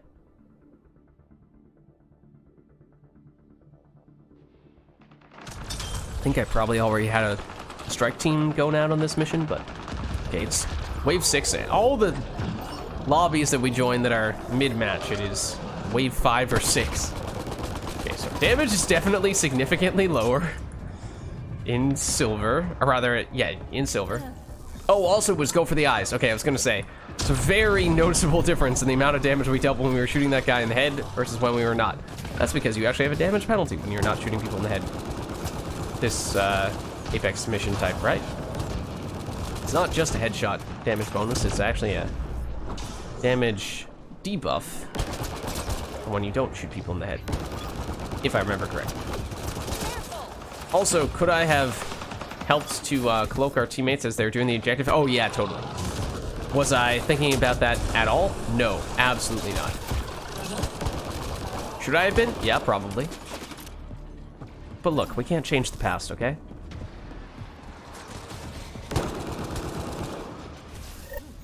Felt like I hit that guy once, but apparently not. Alright, so now we have 5 power cells, in part because obviously we took the skill upgrade to do it, but we still have Shock Trooper on. So perhaps because we took that upgrade, we might no longer feel like we absolutely need to go Shock Trooper. We might now have the flexibility to take something else there, which could potentially be useful. I mean, we had the power reach. Oh, well, there's Lance for you. Again with the annoying lack of arcing around cover. Looked like we were trying to conceal the Chosen there. Whoa. Hello.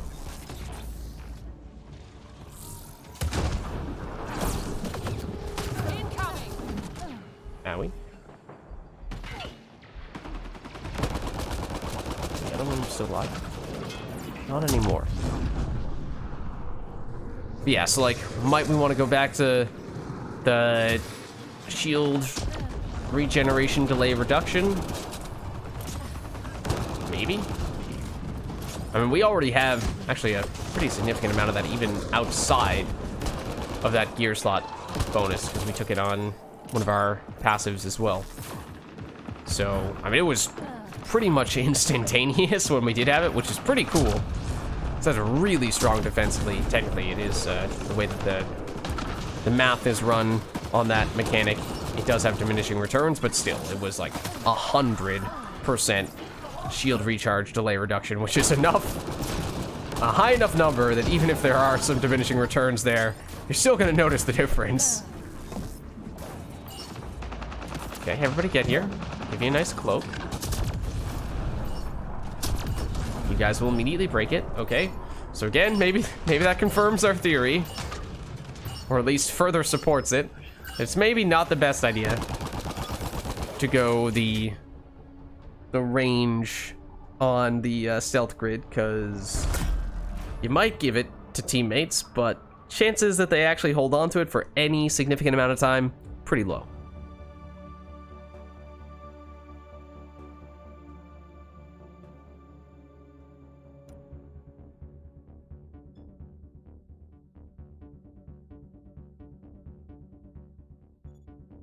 Okay, so yeah, I might have sent an Apex team on that, but apparently they had not finished the mission yet, or at least I hadn't turned it in yet, so do get the mission funds there, and that was our first silver match on this character, obviously very brief one at that. Everyone has fled because apparently they just needed the Apex and nothing else. Let's see if this other person sticks around. 5 points means we could go stealth grid. The next one is duration versus boost shield regeneration for all cloaked targets. Includes ourself.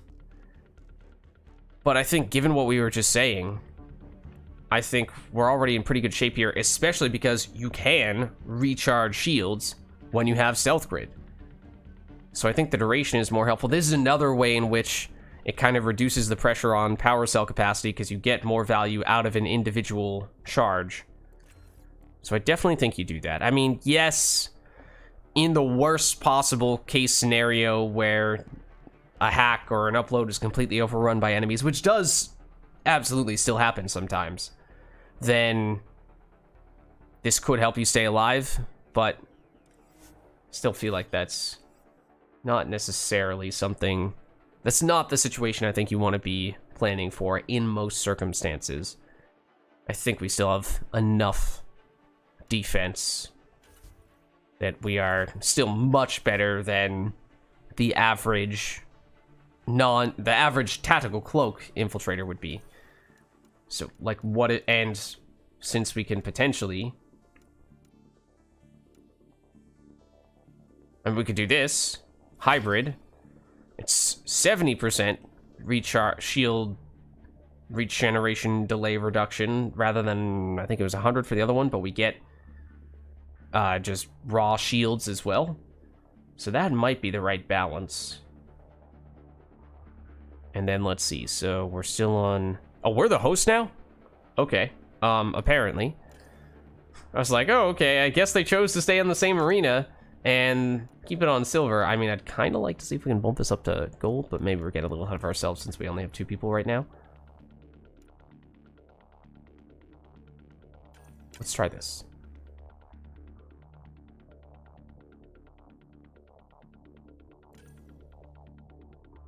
Let's see, there. A melee Krogan mercenary. Trying to gauge how much confidence do they have in this situation right now. Are they not readying up because they're waiting for a third person to show up? Might they have more confidence if we were to actually use consumables? No, they're fine. They're fine.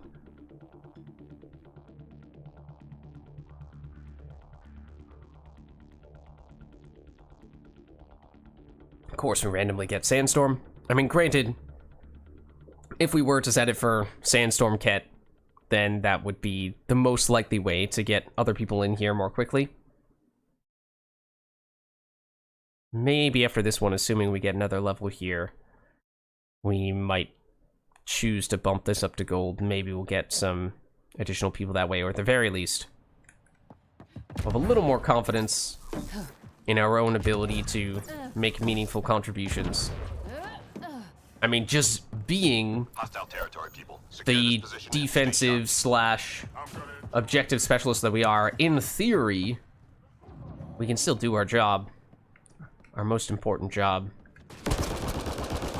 Right now. So we aren't really going to get any more defenses. But Lids, offense is the best defense. From that standpoint, alright, fair enough.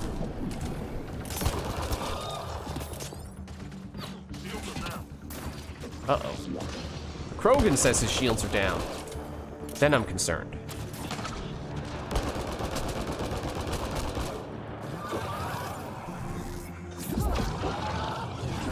Oh, well, there's Lance for you again. Basically, what it comes down to is, if the enemy is not directly in front of me, pretty good chance I'm gonna miss them with Lance. He says as he misses an enemy directly in front of him to throw. Oh. Well, we have friends now. Including someone who might even be available in Discord. I don't think we've played with them before, though, but they do have the N7S tag. I don't really know them. Despite that being the case. Not sure if they play Mass Effect 3 much at all. Which is, of course, what I play most of the or historically have spent a lot more time playing.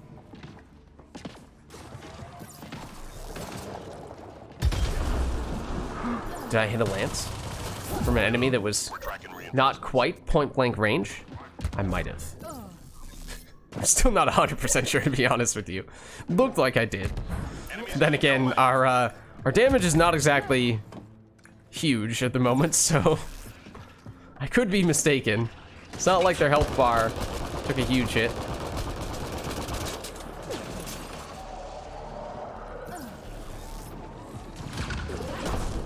That was the lance that we hit. That was a very interesting throw.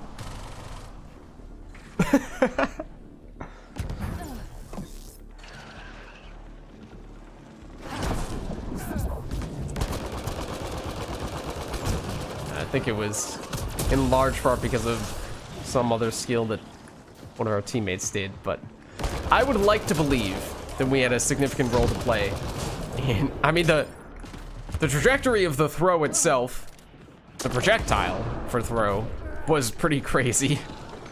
It's like a, what do they call that? A submarine pitch. And then the way that the enemy went flying through the air, that I feel like was, you know, maybe something that was in large part because of whatever it was that our teammate did. But I'd still like to believe that we played a part in that. Whether or not that's actually true, that's okay, I don't need to know. Wait. Ah. Be ready. I mean, whatever it was that they just used looked pretty similar to what it was that sent the other enemy flying. And if we had gotten the throw off, they might have been catapulted to an alternate reality.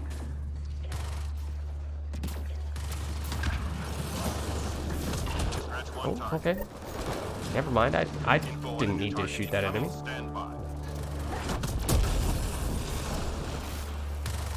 We're sending a lot of enemies flying all over the place, aren't we?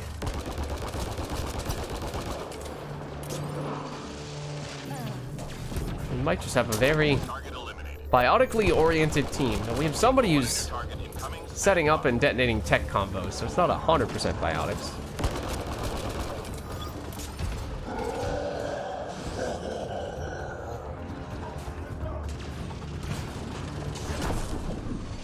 Like, did that lance hit?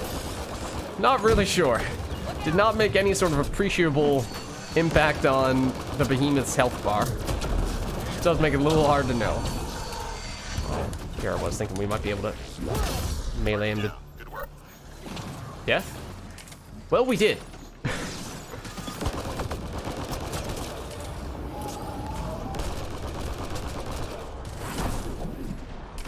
Need a reload. Do we?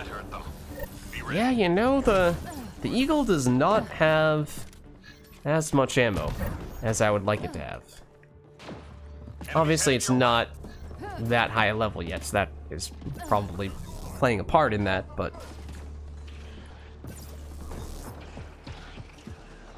I did notice that on a few occasions. It would be lovely if I could hit that enemy once, wouldn't it?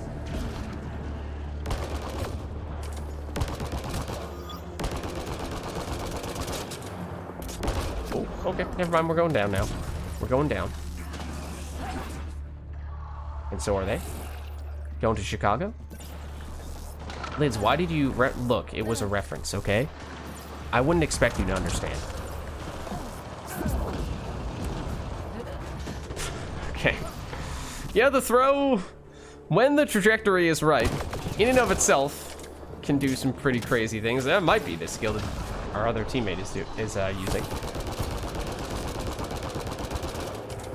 Okay, so basically, this did not really occur to me before, but basically, that ability is stealth grid that those smoke cloud enemies use. All enemies clear. Keep it up.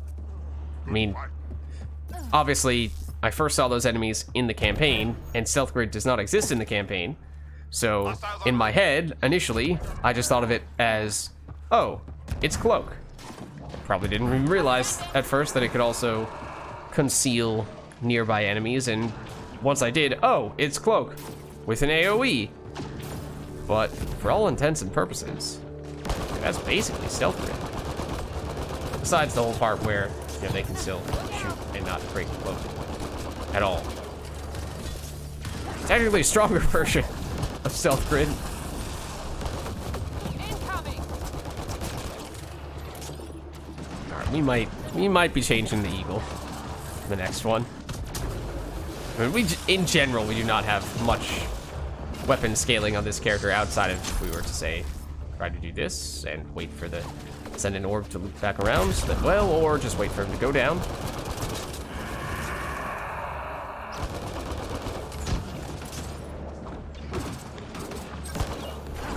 Oh, that was Lance again.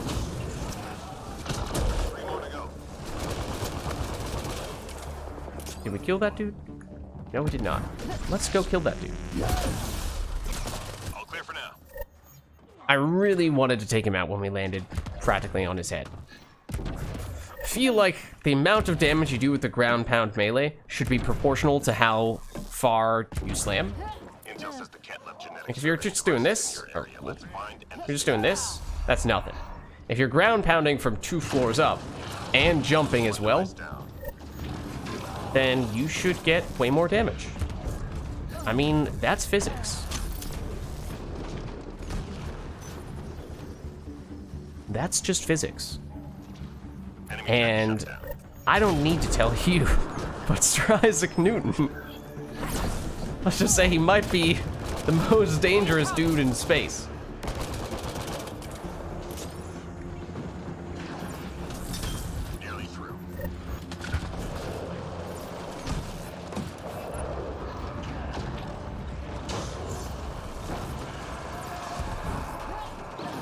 Oh, that's not the direction I meant to go in, but okay.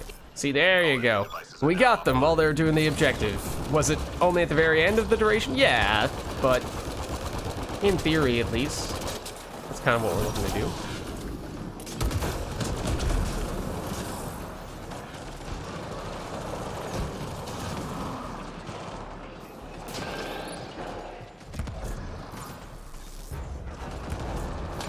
Just 3 hostiles remaining. Hello. 2 out of the 3 hostiles remaining. Reload. 2 out of the 2 hostiles remaining.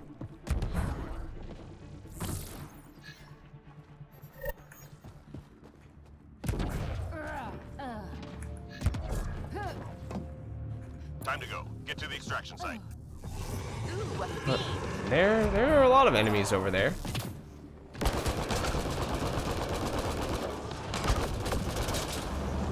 Oh, that's headed for us, isn't it? Yup.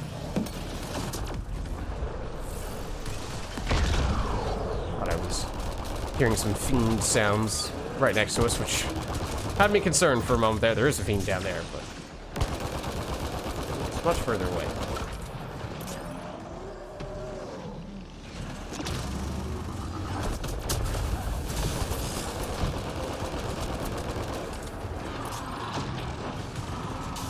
As for the Ascendant that I'm hearing, I'm also uncertain as to where that is.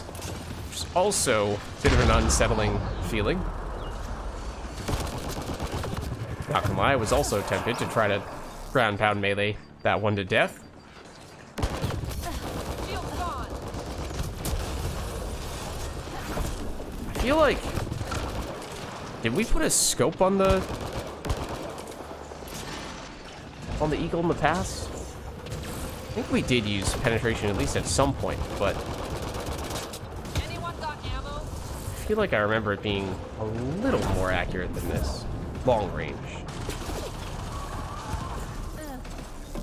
Yeah, what the heck. With 30 seconds left and full grenade capacity, we'll use an ammo pack.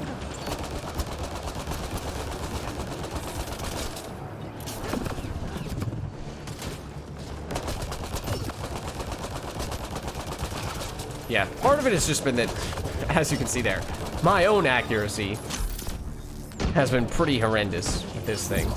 So, a lot of it does probably come down to user error. Don't get me wrong. That was user error.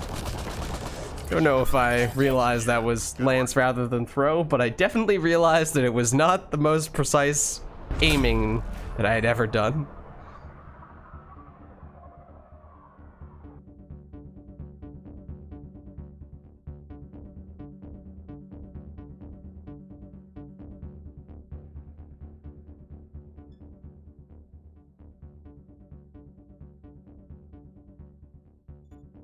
Alright, so that was our first real silver match, because we had jumped into one before, but it was basically at the very end, right? And defensively, we were fine. Offensively, I am kind of getting the feeling that we are not doing much of anything, and our score perhaps does represent that. But, you know, that also perhaps has something to do with how we have basically no damage scaling whatsoever right now. So that might not be a coincidence. All right, here's a little bit of damage. And with a full squad like this, I would like to bump this up to gold. See if that scares anyone off. Also, I'm going to just check and see if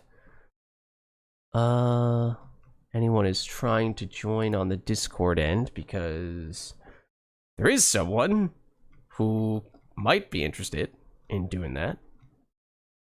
Or at least is in our Discord, theoretically, but no? Okay. Not at the moment.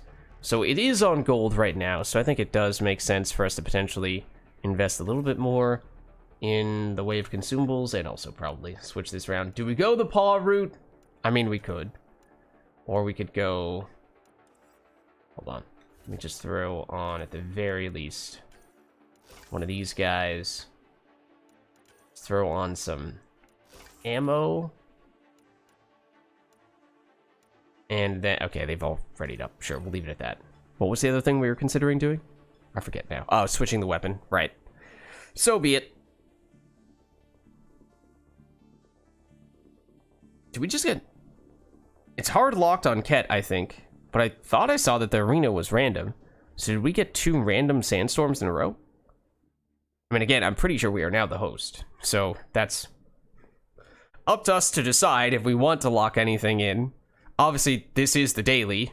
So probably does lend itself best to getting other people along with us. But also it would help if the game... Okay, good. Did not freeze there.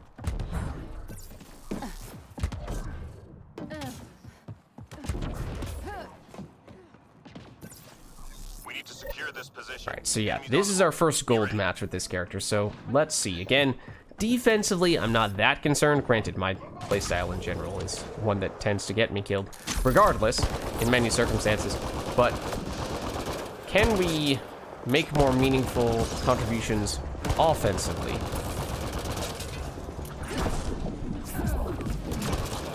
Oh, somebody is using invasion, yeah.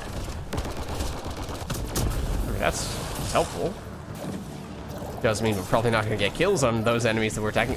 Someone else is stealth critting? Oh no, that was a shield boost.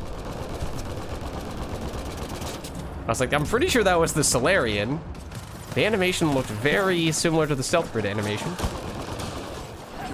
Now, that would have been another situation in which throw would have worked. Lance did not. Well, and then I messed up the throw.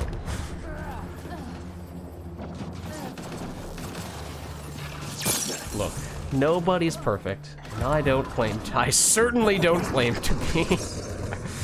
There is a... The irony is not lost on me.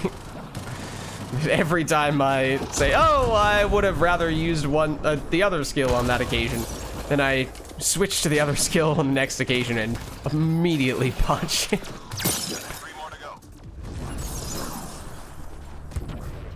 That... It's like, Lids...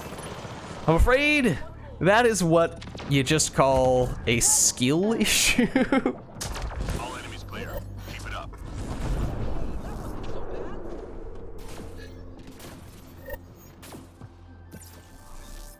Enemies incoming.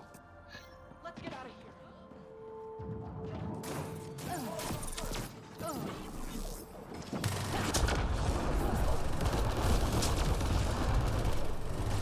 This Solarian dude has the invasion? I think it might be. Oh, and that's not a Solarian.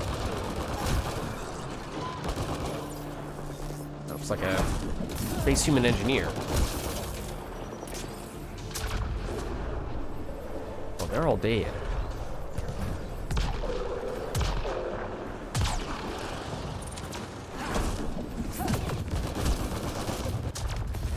Field's gone.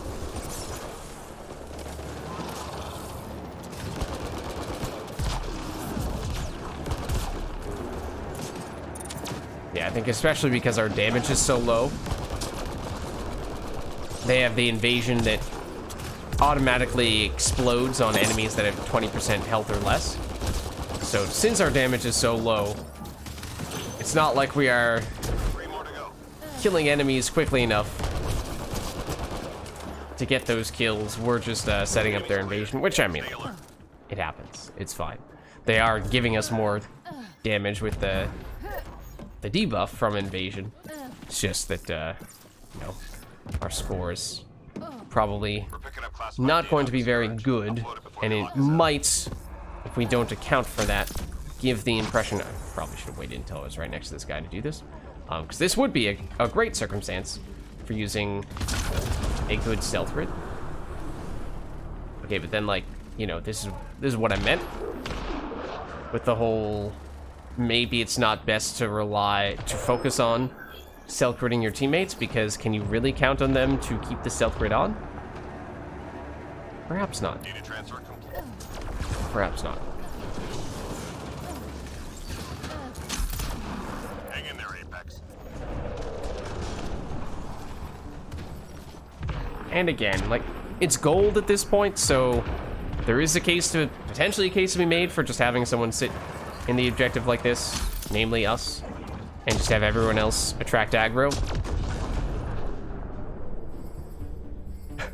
Oh, I thought he was gonna shield boost and run, which would have been pretty funny. But,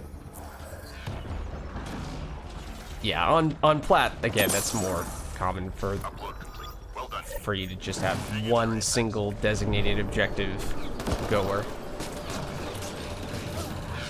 And everyone else just stays as far away as possible from it. Just 3 hostiles remaining.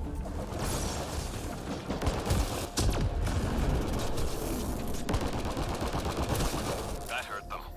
Be ready. Oh, what the heck? Just got knocked down all of these little blocks.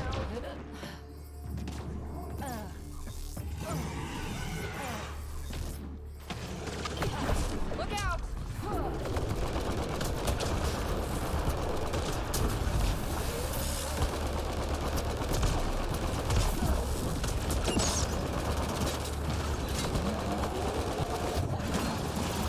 Don't know if that hit that dude. Oh, hello. Get cloaked momentarily. I mean, that might have actually helped, given how the situation was rather dire. Oh.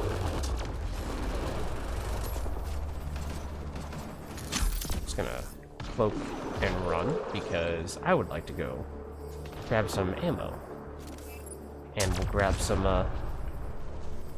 cloaks too. Okay, now that one I knew as soon as I pressed it that that throw was probably not gonna hit. That was a risk that I consciously took. 3 more to go. That one was a little different.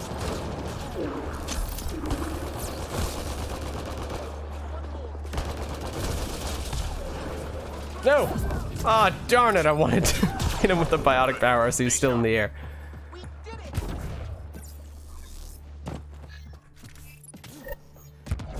it! Enemies headed your way. We should move.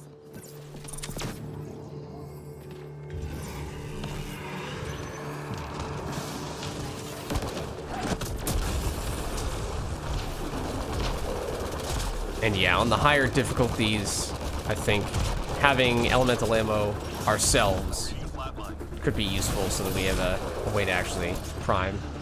Oh.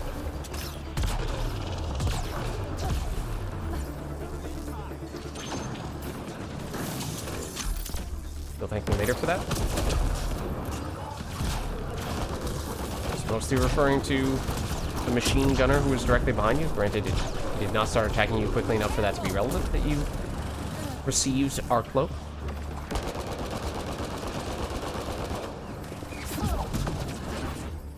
missed.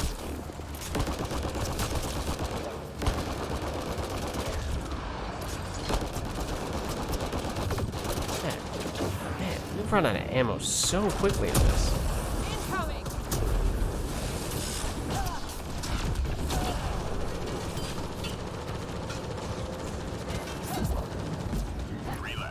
Go get him. Maybe we can just throw and lance him to death.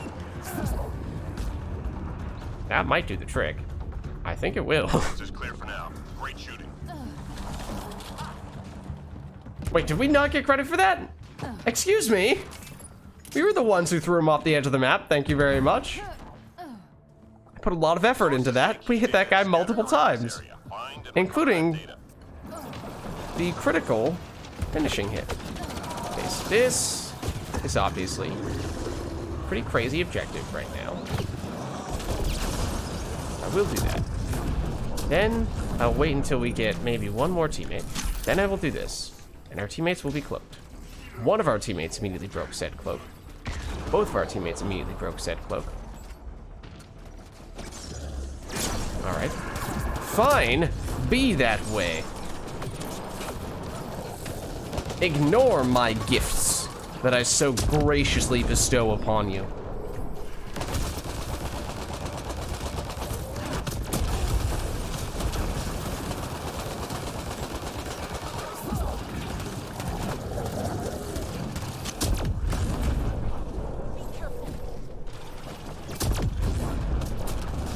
Ow.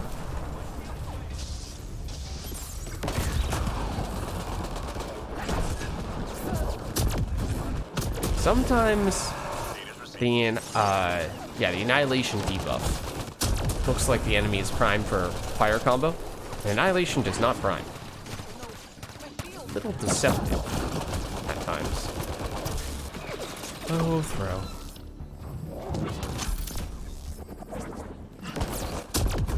Should have detonated that. Rather than shoot.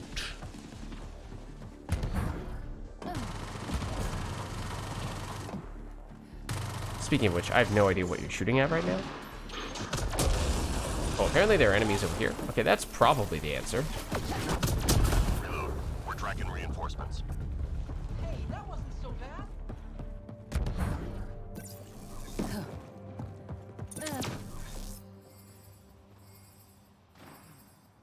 Shuttle incoming. Get to the extraction zone.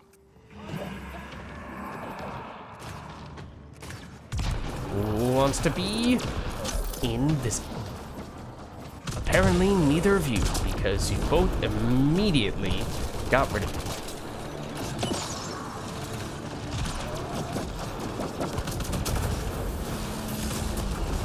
I mean, but everyone's here, so I have to do it. It's just the right thing to do in this circumstance.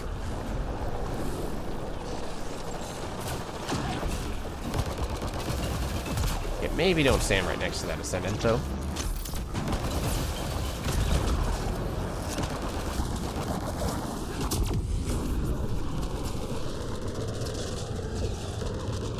But that's a little bit of a non-settling sight.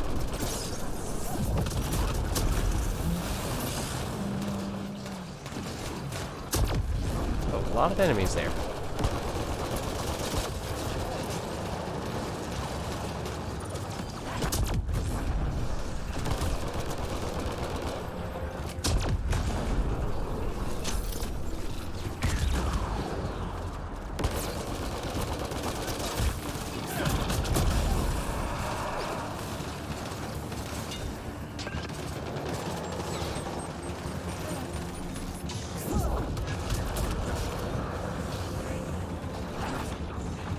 Oh, I missed. I was about to hit that guy.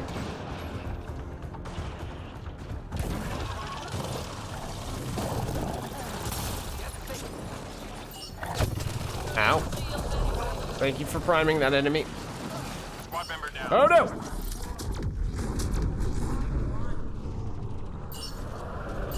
Guys, I regret to say, there are a lot of enemies here. Get cloaked, please. All targets down. Everyone standing. Drinks are out. Okay. So, I mean, that was gold, and the same point, the same general feeling persists, I think, where defensively, we seem great. Good enough shields and health and having the ability to still restore shields and health while we're cloaked and being able to basically cloak whenever we want for a pretty long duration and chain multiple cloaks together. Very solid defensively. Offensively, it still feels like we don't really have much of a plan because we don't have combos, we don't have a lot of weapon damage scaling. So unless we were to put on elemental ammo or like put on the paw, and you know, it's all the offense you'll ever need from that, at least. In general, I kind of prefer not to resort to that, especially not early on when we're still trying to figure out what a character plays like, because it feels like that is rather distracting. Okay. Could go movement speed, could go damage. Again, I'm not thrilled about the damage, because you can't keep the cloak on after you start using weapons or powers.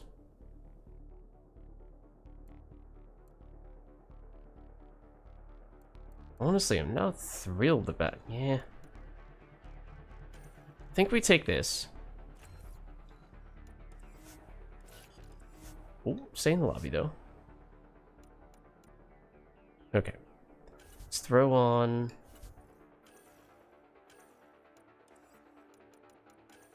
one of these. Let's throw on Did we take... We might have taken disruptor ammo in one of these matches, right? That sounds vaguely familiar. I might have just not realized that. I mean, I do want to change weapons. Only one person's readied up. Okay. That might just be because they're graciously waiting for me. Let's go... Not paw, but let's go... Go siphon. Just throw some stuff on there. Mod-wise. Usually... I like the accuracy without the scope. Okay. And we got a fourth again. Nice.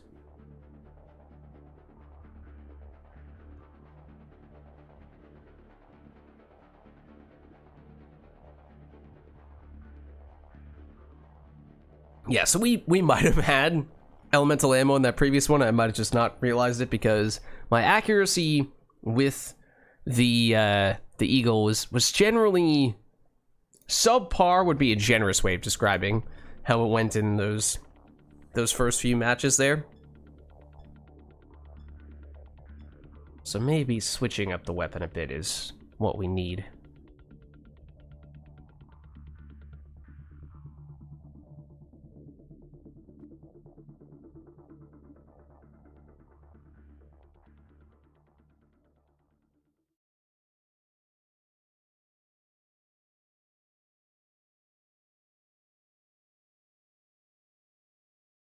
Yeah, this is a couple of matches now where it's gotten a little bit stuck at the okay, that one didn't take that long though, so no worries, we're fine. Everything is fine. We'll be okay. I mean, I'm kind of tempted to also switch the enemy because we've been doing Ket for basically the whole time, and that is locked right now, whereas the arena we have randomized. Ket is the daily. We're done with it, but other people might not be. At least the people who are joining us more recently, so I don't know.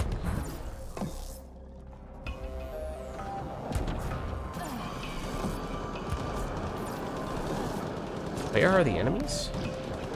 I demand that you show me where the enemies are.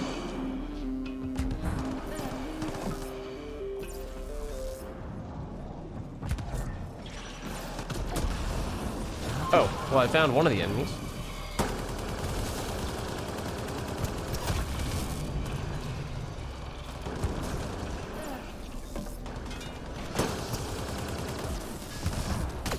Oh, what? I pressed the land spot. Game said no.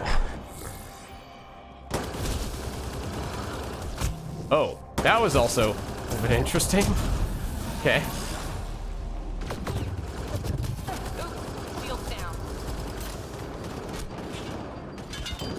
Yes, to throw a siphon weapon on top of all the defenses we've been talking about thus far. But we are, of course, even stronger defensively in that case. Let's get out of here. Reload. We're tracking reinforcements. So that could be a nice addition. Enemies incoming. But our contribution offensively is not going to feel like much unless we can actually find the enemies this time. So hopefully Incoming. we can have a little more fortune with that here. I was kind of hoping you were going to get hit by that explosion, and then you didn't.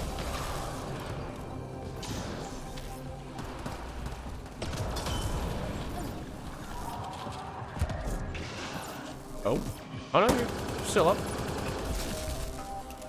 Almost exploded that container on him.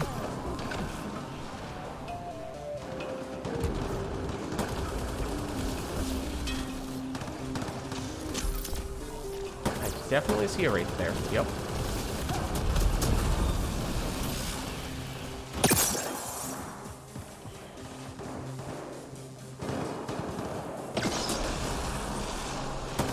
Hello, friend.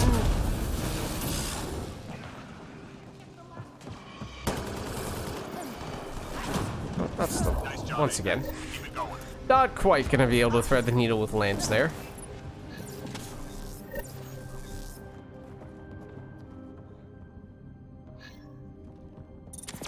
Enemies triangulating our near Well, that's node. convenient. Find their sensor arrays Look and at get the them broken. ascendants.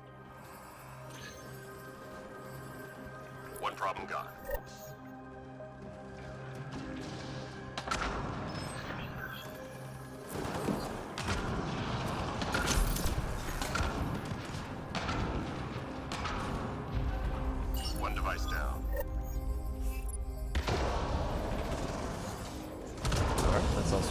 spot, as long as those guys don't cause too much trouble.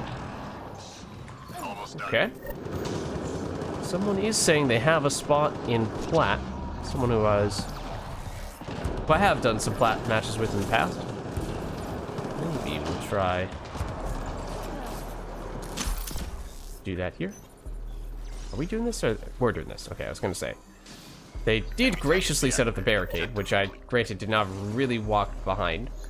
But the combination of barricade and a group cloak, that's pretty cool. Talk about defenses. 3 more to go.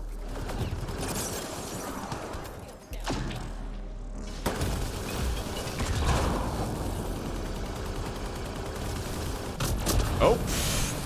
Well, Lance would have hit had they not sent that guy flying moments before. That hurt them. Be ready. I did not catch that message there. I was kind of hoping we might be able to finish this one up, and then maybe we'll Enemies incoming. try to hop into plat afterward. Maybe with this I mean, we can try with this character. But as I was saying, this character is kind of meant for plat in many ways, defensively at least, as an objective runner. Shields down. And defensively, we already have all the stuff that we're trying to get available and inspect. So it's not like we're getting any tankier.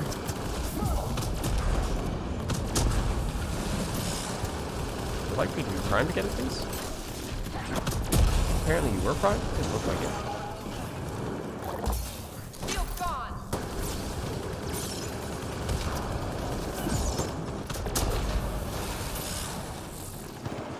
Obviously that'd be great for experience on this character if we were to do a plat match. So that would be great. But yeah, I mean, it'd be a good test. It'd be a good test, because as I was saying, in many ways, our long-term intention is to have this character be a very plat-oriented character. But for a while, we were, of course, starting out on bronze, so it was kind of hard to gauge, to a certain extent, how effective some Just 3 hostiles. skills and strategies. Darn it! Once again, wish I had used throw instead. Because yeah, the just overall approach when you're playing on plat is usually quite different. Most notably during objectives. Our lack of damage would, of course, be probably even more apparent. But we would just try to slot in and be that objective specialist and rely on, hopefully, other people will be okay with being the people who do the damage stuffs.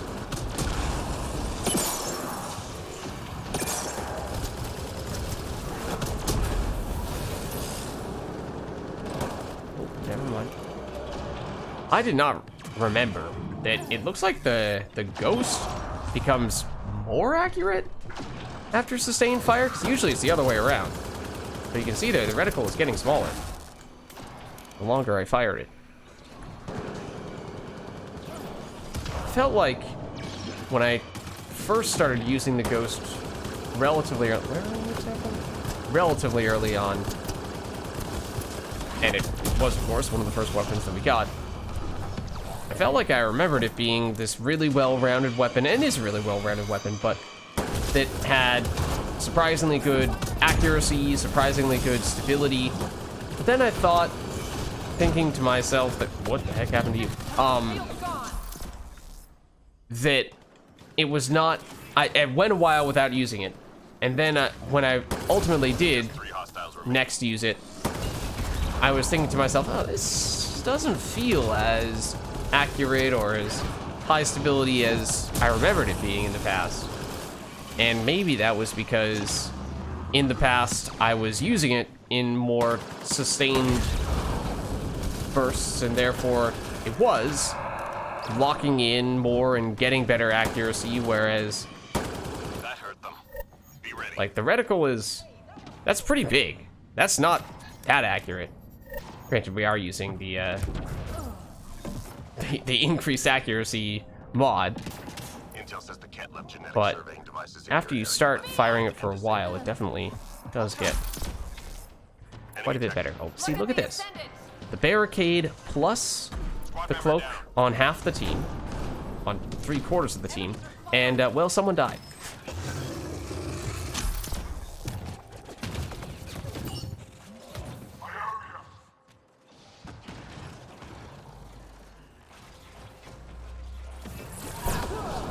Oh, wait, what? Was the person who was already there doing it? Because it did not look like they were in the animation to do it. So I was going to cloak them to be nice, to be a good teammate. Then I was like, are you just standing here waiting for me to do it because I'm the infiltrator? In which case, all right, I'll do it. But then I realized the circle was moving. Hang in there, Apex.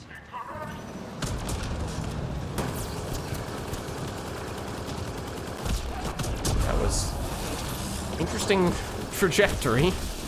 Ow. Oh, when did you get down here? I don't remember that happening. How did you sneak down here? Also, I totally thought that the objective that we got was the last one. Wouldn't be the first time that I thought the objectives had already ended before they actually had. Ooh, you were not fronted. Squad member down. I'll get you.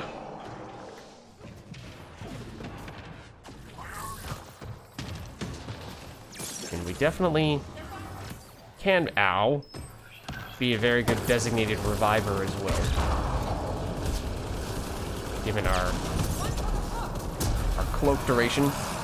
I was, as soon as I said that, I was so ready for the game to immediately kill me in an absolutely gruesome way. Because that fiend absolutely should have sync killed us there. Because I 100% deserved it. But from our cloak with good duration, and also being able to cloak, you know, if somebody else is doing the revive, or we could even cloak ourselves, revive someone, and then cloak a teammate who's getting up, you know, the person we just brought back, so that they can more safely get out of whatever situation they were in that got them killed in the first place.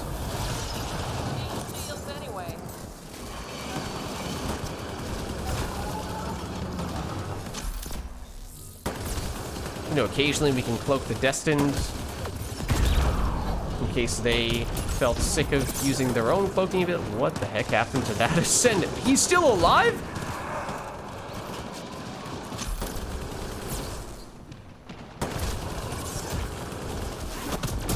Whoa, that's not good. Hello. Speaking of ascendants.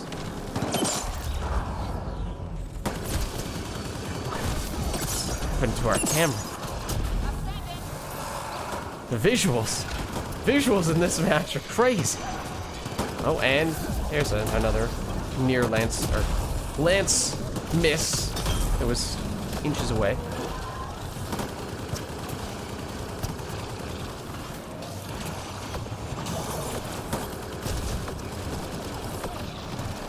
Oh, hello. Don't do that.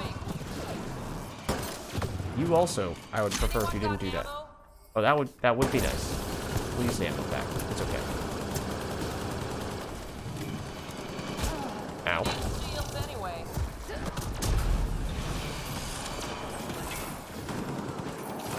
Alright, we are kind of on the opposite side of the map. Well, we do have some time left.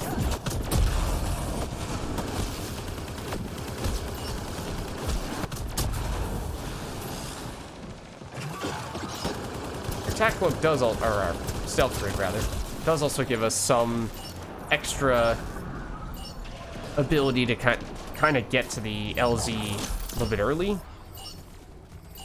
and just grid, potentially help our teammates as well, and hopefully not attract as much attention to the LZ, and in general be safer than you would otherwise be at the LZ. All right, we might see if we can jump ship after this to a plat group. Might just exit this party, search for plat, and if that plat lobby is full, then so be it. We search for gold. Maybe we'll get back in this lobby here. Yeah, I don't think we're ever really going to be topping the charts much with this character, given how... I mean, yes, you can get objective... or get points from doing objectives, and if you're the only person doing objectives, then maybe that does start to make a difference, but just don't think we have the firepower to be leading the league all that often. So let's try doing a platinum match. We'll see if we can find that lobby.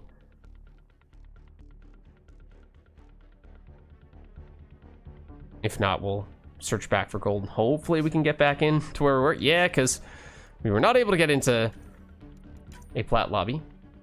Hopefully someone did not take our spot. Okay, this is the lobby we were just in. Someone else did leave, but I'm gonna see. I'm gonna double check, because I did not catch the most recent of messages from that person who was trying to do some plat with us.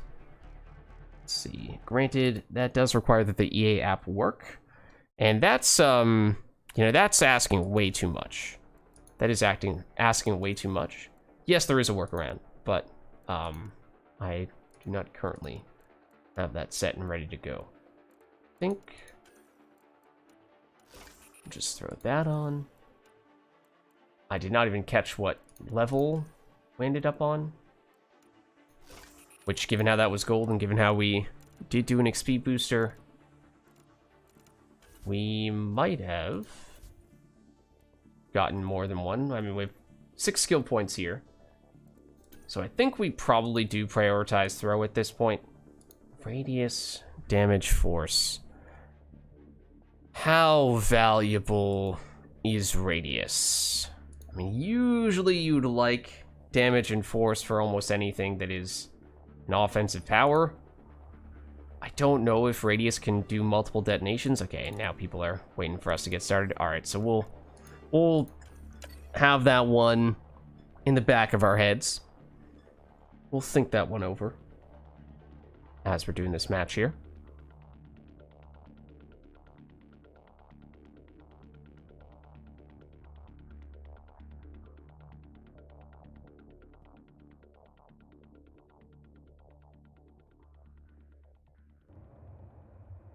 Okay, I think it's still... Now we're no longer the host, of course, so we cannot control what the criteria are. But still, I think, was locked on Ket, so still Ket here.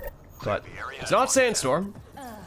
Enemies incoming. Not that I have anything against Sandstorm, per se. It is, of course, definitely one of, if not the most popular arena. It's just that we had a lot of it. We did. Okay, I would appreciate if you would stand still. Thank you.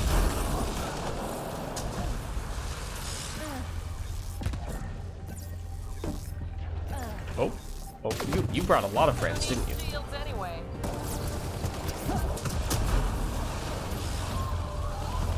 That person behind us was a teammate, right? I think it was. I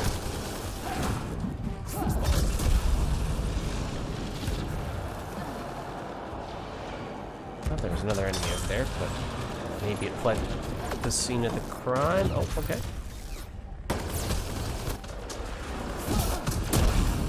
I really wanted you to be close enough to get hit by that explosion, and I'm honestly still kind of surprised that you were not.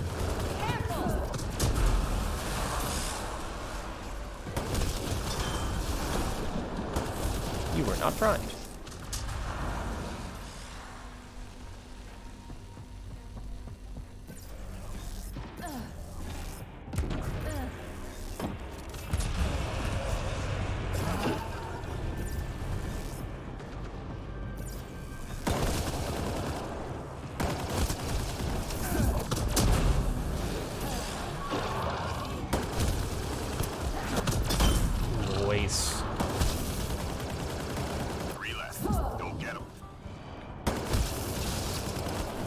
Man, I'm on cooldown. Nice job, Apex. Keep it going. I can't detonate.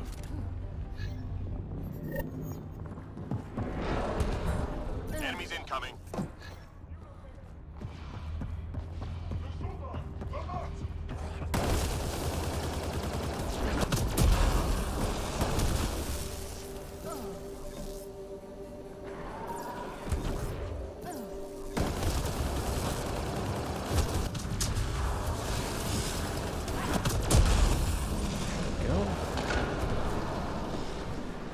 So yeah, it definitely does feel like it makes a pretty big difference when we have the elemental ammo and at least have the potential to get some form of combo.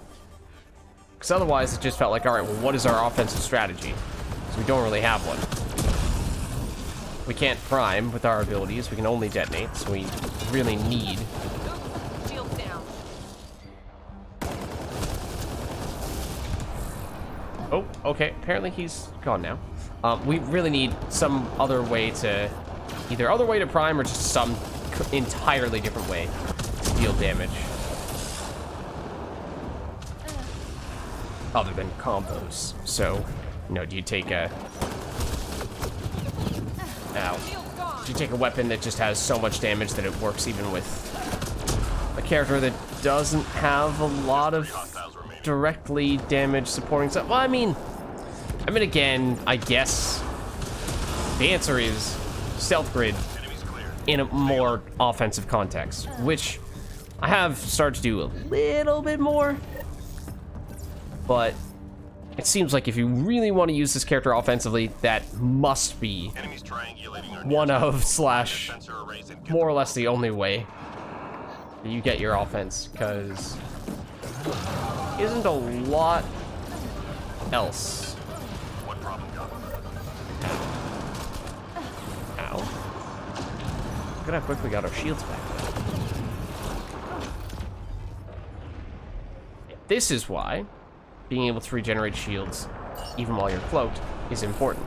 Because if that were a normal cloak, we would not have been able to get shields back there. So, sure, we might have been fine for that objective, but, you know, if we wanted to go straight into another objective, or if there were some enemies waiting just after we finish the objective, or, of course, worst case scenario, if an enemy, for whatever reason, was still pesky enough to attack us or the general area around us when we were doing the objective, then we would have died.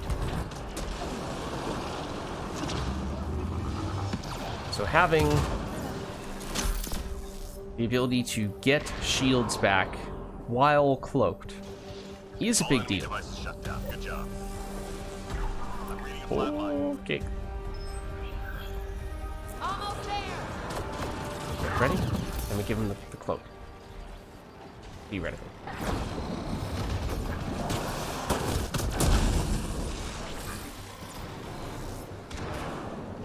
One moment, please. I'd like to get grenades first. Oh, that totally was gonna hit you. Look out. You're over there. Remaining. I know you're invisible.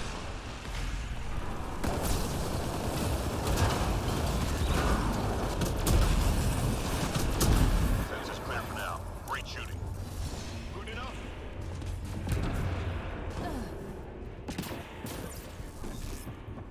Enemies headed your way.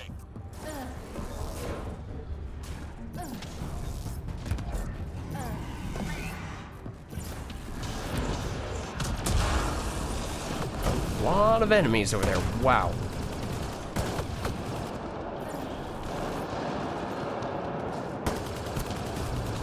Now it's hard to tell which ones are alive, which ones are not. Oh, hello, friends. I really wish I had fired slightly longer so that you could have been primed. So then I could have also taken you out. But we'll do it the slow way.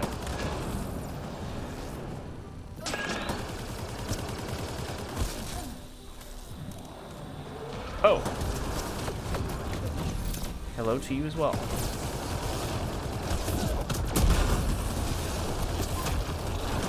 Oh, well, so much for using you as a way to set off a combo. You are already dead.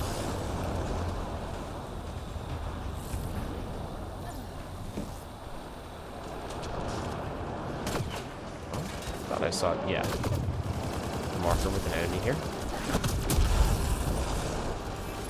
So yeah, just such a huge difference when we have priming ammo. So then I feel like we have a plan. Shoot the enemy long enough to deal decent damage and apply the priming effect. Detonate them with throw Enemies down. or could be lance. Technically throw is leveled up more, but I think we were still getting enough damage with lance plus detonation that was finishing the job in most cases.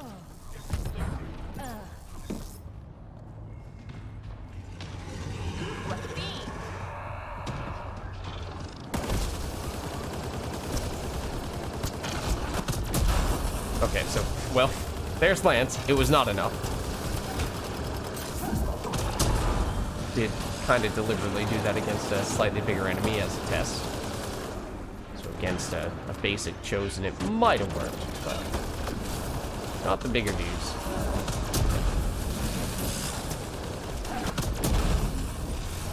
At least not without shooting at him a little bit more, which, granted, is usually still an option. Still full grenade capacity? Sure.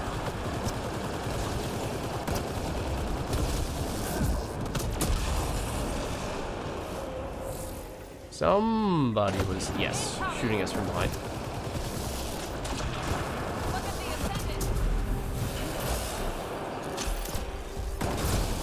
What the? Where did you go? Just nothing personneled us. Not even to sync kill us. If it were to sync kill us, I would understand. It's just to run away.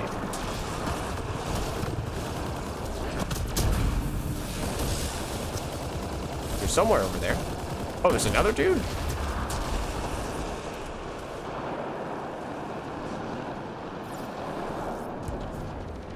That's a long way.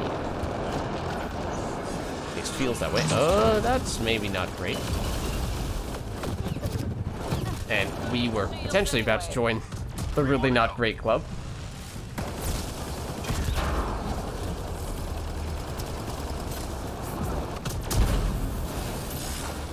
Well, I missed that, Lance. All enemies clear. Keep it up. Not bad. Okay. This is one we could be good at. Enemies triangulating our nearest outpost. Find their sensor arrays and get them broken.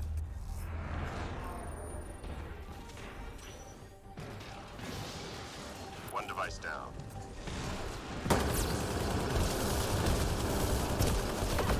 Teammate injured. Ow.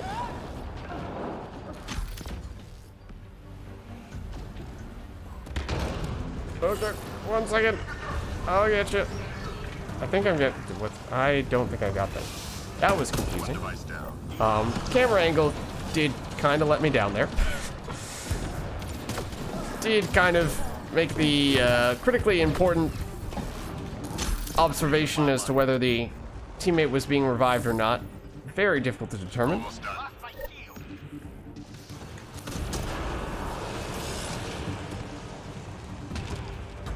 Teammate injured. Oh, Almost there. on the way. This time I will get this. Is the person that I wasn't sure if I revived last time. Objective complete.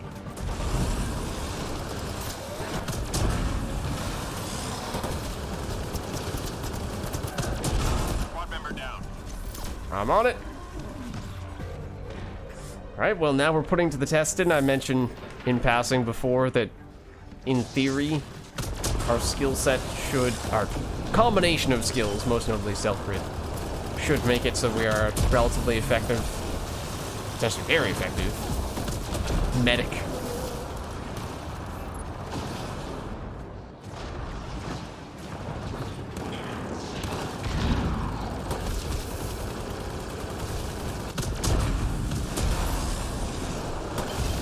Three more to go.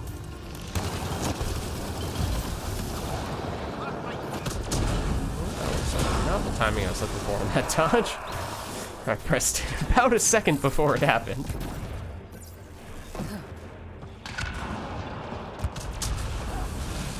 That's not gonna work. With Lance? We're tracking reinforcements.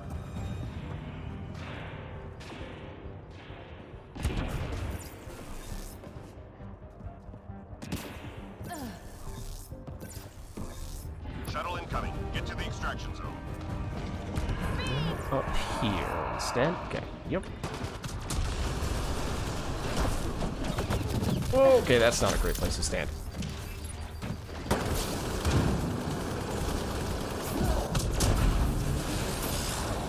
I was gonna detonate that dude too.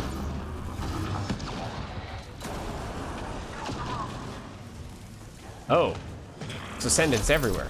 I see how it is. Let's maybe get out of there.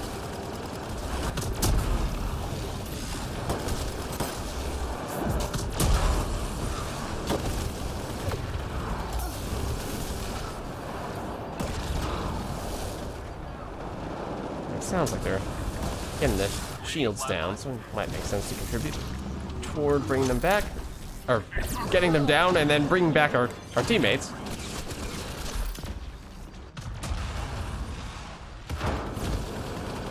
Squad member down. Oh.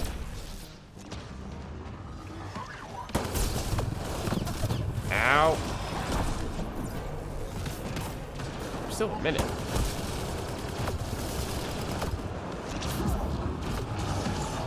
Wasn't sure if we primed that guy yet. Well, this is a bad place to stand. And I mostly went in this direction in the first place for the ammo box, but we've been raiding that one consistently, so wasn't even gonna serve the purpose that I wanted it to anyway. Yeah, so this is bad. Let's do that.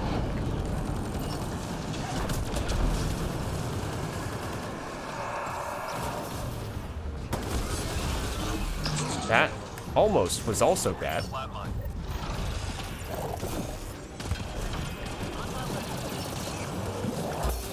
Ow. Just waiting to do this more effectively. That doesn't look good. That looks very bad.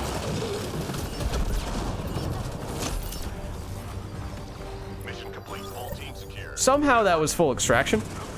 Don't ask me how, because we got someone picked up by a fiend with about 5 seconds left. Among other chaotic things, of course. But somehow it worked. Somehow it was fine.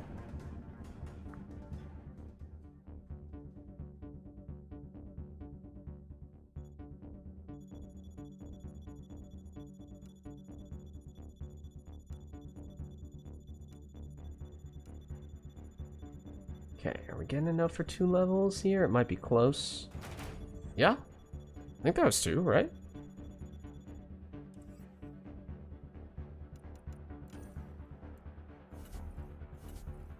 Oh, okay, no, I think it was 1. But 9 points. I mean, I was wondering, since we are not getting a lot of value out of our biotic abilities, doesn't even make sense to invest this much in the offensive passives for the biotic stuff, but getting more weapons damage could be really useful. I don't know about combo damage radius, since we very much need to have an elemental ammo to make that even possible, unless we're just relying entirely on teammates for priming, which maybe in some circumstances can happen, but that otherwise might require more coordination than is all that feasible to expect. Radius intrigues me, in part just because it's a little unconventional, and I wonder if there are some circumstances in which it could be useful. But it's definitely safer to go the damage and force route, so might just do that. This is the priming option. Or recharge speed. I mean, similarly, I am also radius plus prime. That feels gimmicky. It does feel gimmicky when we don't have a great way to detonate in that case, unless we deliberately don't take points so we can spend more into Lance to do the detonation.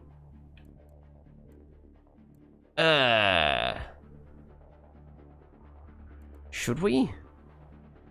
Feels like I'm just doing it because it's gimmicky, which I don't think is a good idea, especially not on this character, who is someone who we are trying to make good use of in high difficulty matches. Just quickly at least throw on one of those.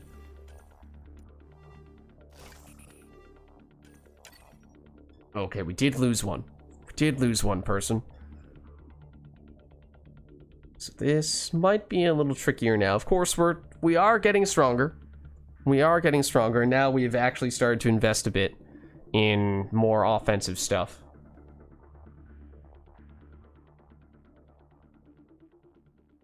Because, at least initially, it felt like, you know, we can do objective stuff really well.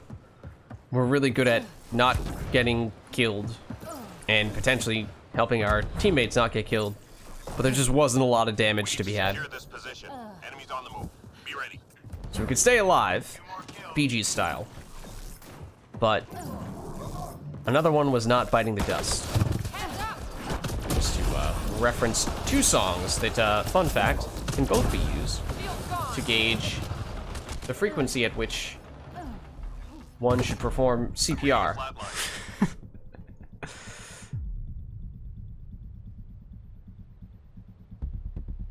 Just, you know, don't let them hear you do another one bites the dust out loud.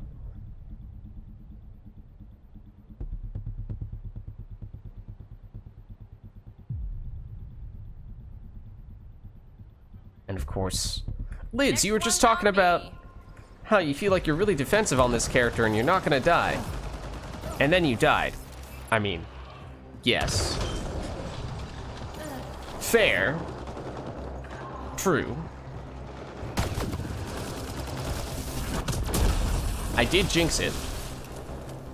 But also, to be fair, we've not died much on this character. We've died very little playing this character thus far, even when we've been very low level. At least by my standards. Because usually I do die a lot, even on characters that I am good with. Who needs shields anyway? You know, because who needs shields anyways, right? That's what I always say. 3 left. Go get them.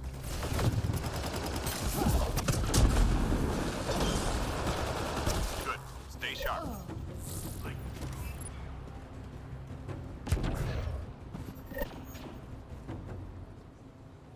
Hostiles en route. Go, go, go.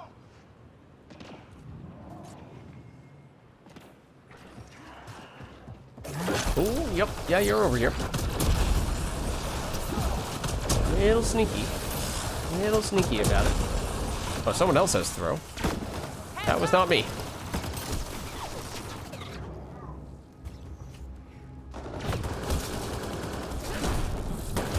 Just gonna hoping you were primed. Apparently you were not. Oh, well, into the water we go. And into the grenade we go, as well, apparently. I'm back, I'm back. Calm down.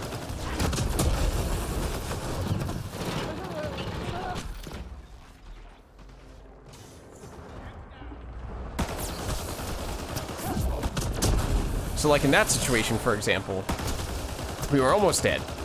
I cloaked and ran away to try to stay alive.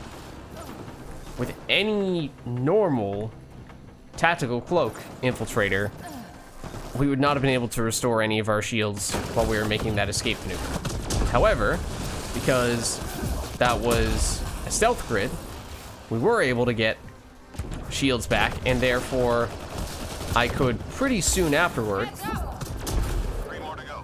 re-engage with the enemies that I had run away from without having them, or without immediately going down if they hit me, which probably would have happened in that situation if I were if I had just been using a normal tactical cloak character.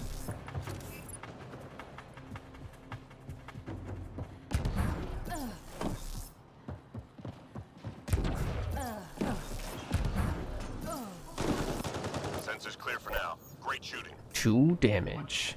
Nice. Contributing. Imagine if there was an objective that was in the waterfall. Imagine if you had a hack that was like underneath the waterfall. The underwall. Underfall? Waterfall.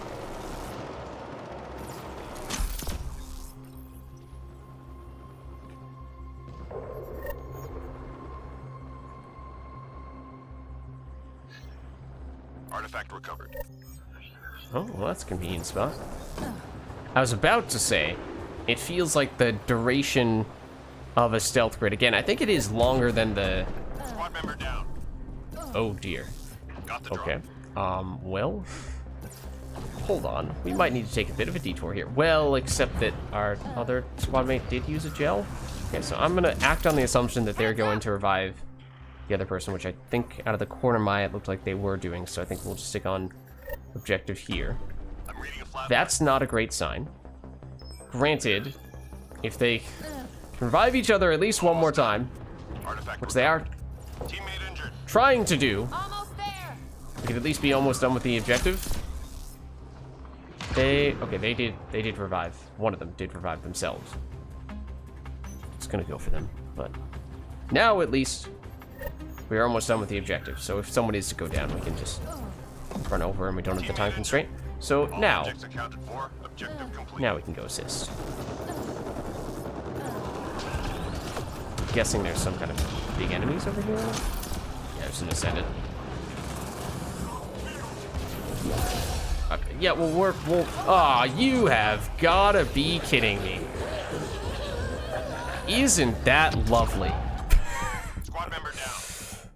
The Omni button, or almost Omni button, melee and revive button in this case, and this is why it matters. Obviously I wanted to obviously I wanted to melee. Now, obviously I wanted to revive, not melee, but I did melee. The game decided. And naturally there was an ascendant right next to me to immediately sync kill me. To punish me for that. 3 more to go.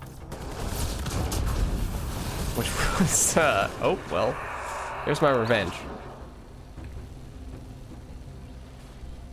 Confirmed, ascendants cannot swim. But yeah, that just felt like, Reinforcements. that was rubbing in something that, you Hostile know, en route. yes, maybe I could have been a little more precise with my targeting there, but can't help but feel like that was not really my fault that the game decided I was going to melee on that occasion rather than revive. I did press the revive button. Incoming.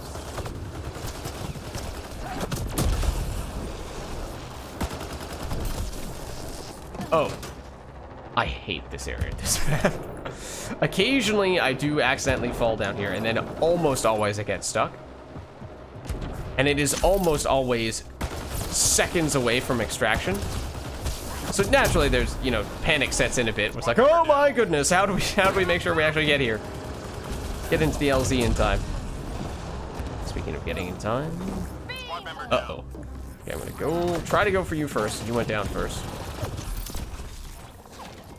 Although the other guy might... is the other person getting stopped? No. We're good, we're good, we're good.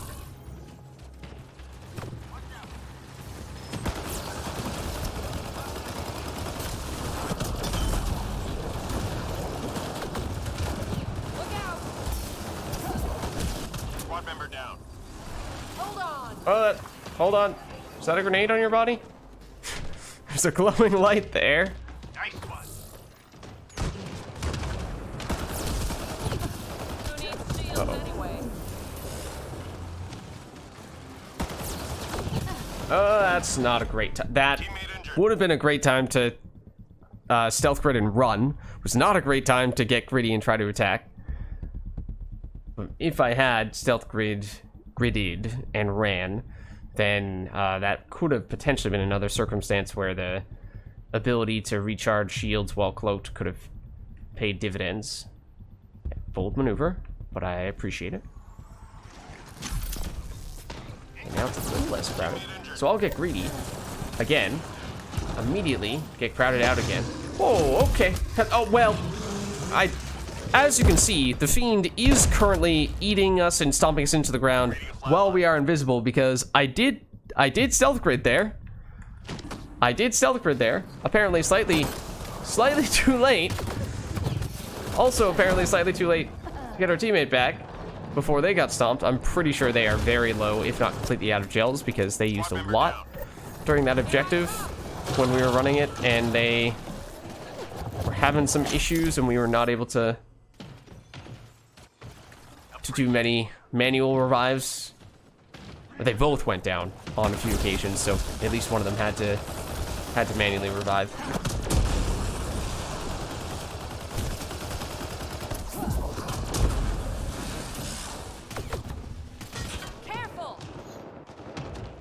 What? Oh, that's where you are.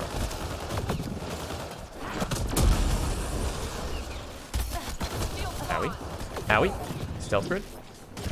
We are out of stealth grids. Stealth grid. Squad member down. Well, I did get the ammo pack off in time. We do now have stealth grids. Apparently, I did not press the stealth grid button quickly enough, though.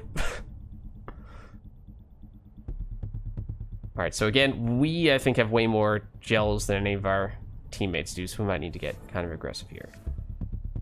Especially because they are making no efforts to get us. Just 3 hostiles remaining.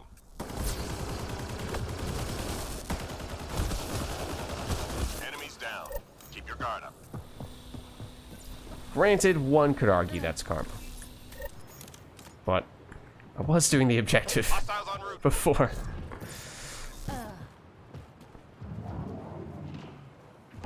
It's not like it was an act of selfish greed. But so that we would not immediately fail.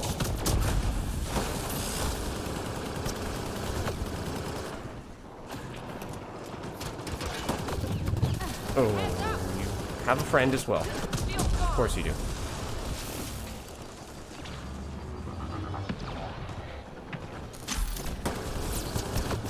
That's a lot of Destin. Somehow, I was not able to detonate any of them. Shield's gone.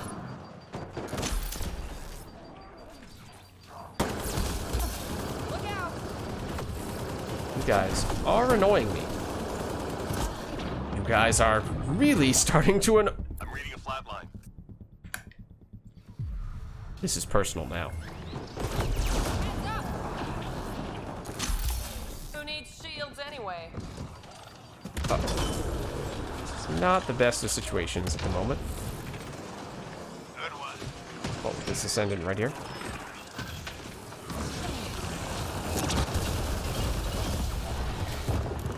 And the fiend as well. And the fiend, who I'm pretty sure is right behind us, hitting us. You know, among other enemies. Among other enemies. That's okay. The anointed is not actually allowed to be hit, as it turns out.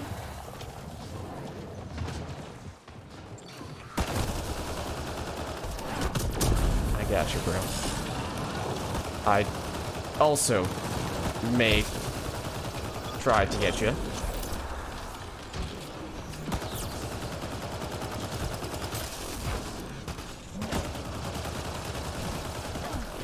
Oh, am I about to fall in the water? I think so. I would kind of like some power cells right now. I don't know if you're still alive. Apparently you are. That absolutely should have hit you. I don't know why it didn't. Oh my god! Oh. I think I nearly had a heart attack. 3 more to go.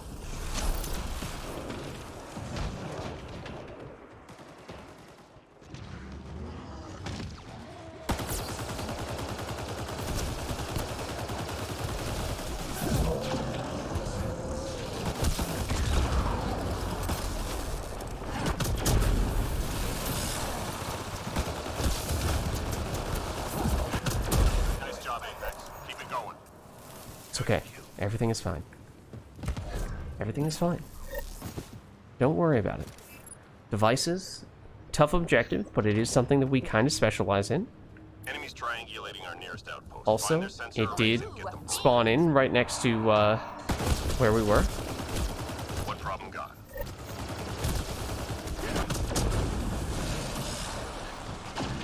See, that's not a great spot, but this is where the ability to cloak is key.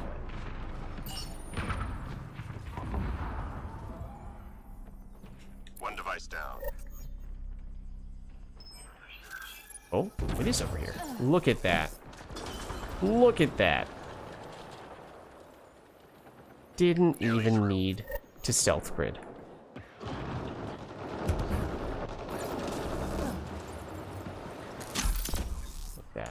beautiful.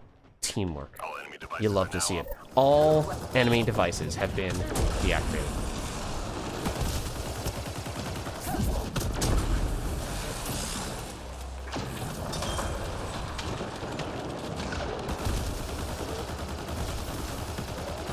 Teammate injured. Okay, let's go get them. Or our teammate is a step ahead of us. All right, fair enough. Oh, that's not good, because the Ascended absolutely just nothing personneled us. Fortunately, did not act upon that I'm reading a flat line. that maneuver all that quickly. Okay, we should be able to get this guy. Or if our teammate gets him, then we will. Okay, never mind. If our teammate gets him, then we'll do this right now before somebody gets killed by that fiend.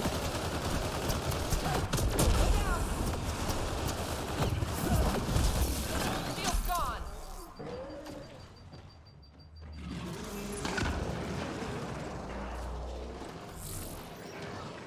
Teammate injured. Oh, that was not a good time to choose spray cloak. There is a fiend right next to us.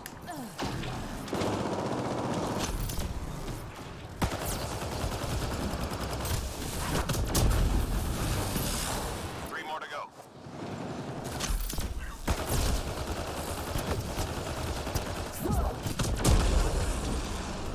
I think there's still. Yep. An Ascendant over here.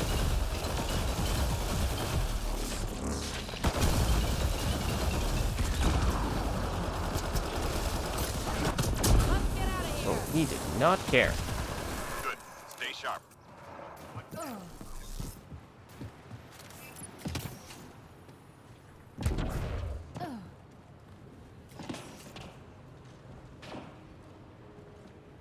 Time to go. Get to the extraction site. Look at the Ascendant. No, I'm not gonna look at it. I'm perfectly fine over here. I believe is away from the Ascendant. I'd like to keep it that way. Well, I have seen the Ascendant now. I have definitely found where the Ascendant is now.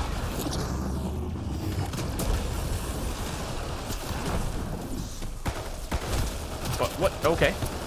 Never mind the teleporting fiend. Look, this guy. I'm reading a flat line. There might be a problem here. There might be a bit of a problem here.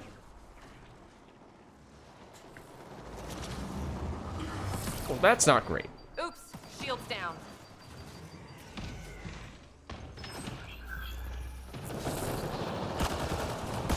You know, maybe this isn't the right time to take a fight with that dude. As for whether it is the right time to ground pound that person, obviously the answer is always yes.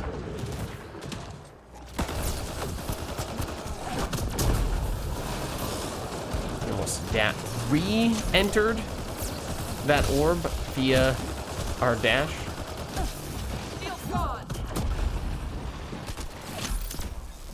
Yeah, it is way too early to be going to the LT.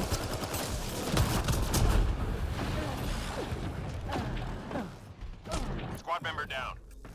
Except we should get you.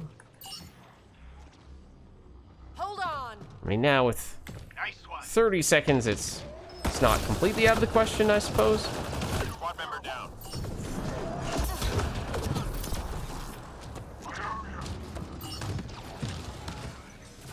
Ow. Look out. Get cloaked. I stand by that. I don't stand by that, though. That was maybe supposed to be a detonation Everyone standing. Drinks are on me. to blow everyone up around us and hopefully finish the job so that we could more safely extract. But ultimately, no detonation, but didn't matter. We were fine.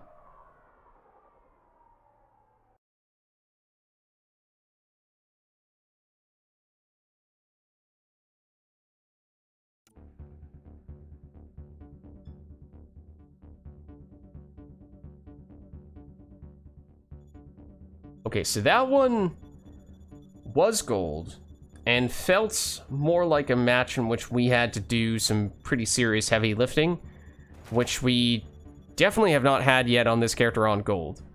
It was little iffy at times. You know, in part because, like, that objective wave in particular, when we were trying to do the objective and we weren't really able to help with other stuff, so that was partially just due to unfortunate circumstance, but again, it's just sort of, it potentially raises some questions about, given how we don't have a ton of damage, can we carry the team if we need to when enemies just need to get destroyed, enemies need to get killed, and that may not necessarily be what we do best. Level are we now? 14? What did we just... Okay, we just lost one. That does raise some questions about to what extent we could duo this. Because, as I was saying, wasn't necessarily the smoothest of matches. And, yeah, now we're kind of saw where that was going. Okay, but it does theoretically give us some time to... Oh, spend our 3 skill points? 3 skill points that we just might not want to spend at all? So maybe that doesn't make that big of a difference. Why don't we see if we can try our hand at Plat and see if maybe we can get into that group that was messaging us before. Don't know if they're still going. Or their lobby could, of course, be full. We're definitely not about to solo Plat, though. That is definitely not what is about to happen. What about gold? Can we get anyone else on gold? Well, the same person who ran away from us last time. If we could get... Oh, they did set for Sandstorm, so they might also just be trying to finish up dailies.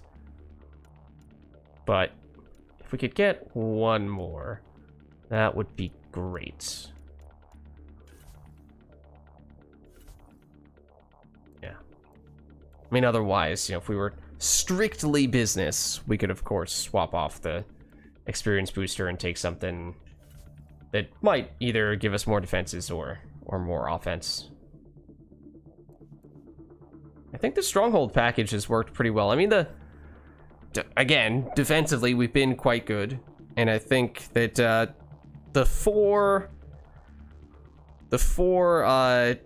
charges for the stealth grid, would it be nice to have slightly more? I mean, yeah, obviously it'd be convenient, but it's not as if we've been feeling like we were starved for charges on it. So, you know, as long as I've been occasionally poking by one of the ammo boxes mid-wave, if I've been using them aggressively in a wave, then that could be enough more often than not. And then if I'm pretty much just using them for objective stuffs, then just doing them in between waves is usually sufficient.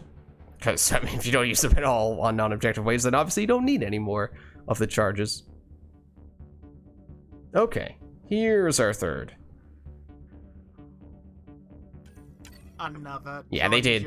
They did Cat. They did Sandstorm. So clearly they're going for just the daily stuff. What's up, Zeno? How's it going? Thanks for the sub. Appreciate the support. How are you doing? We are doing some our first look at the Asari Huntress. Been playing her for a little while now, up to level 14 at this point.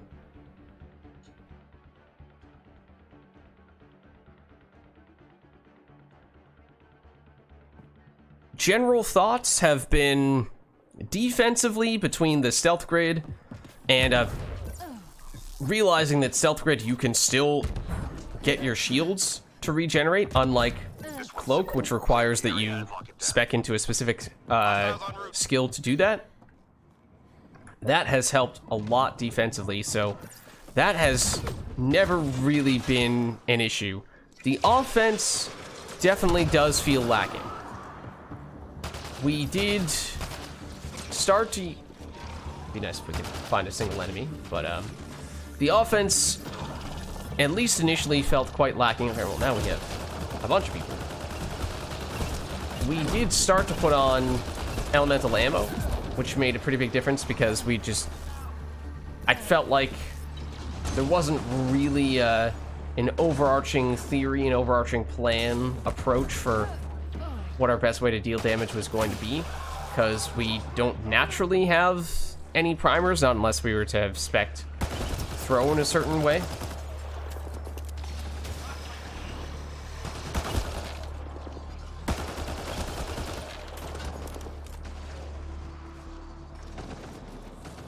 So at times it's felt like there hasn't been a lot for us to do from a damage standpoint.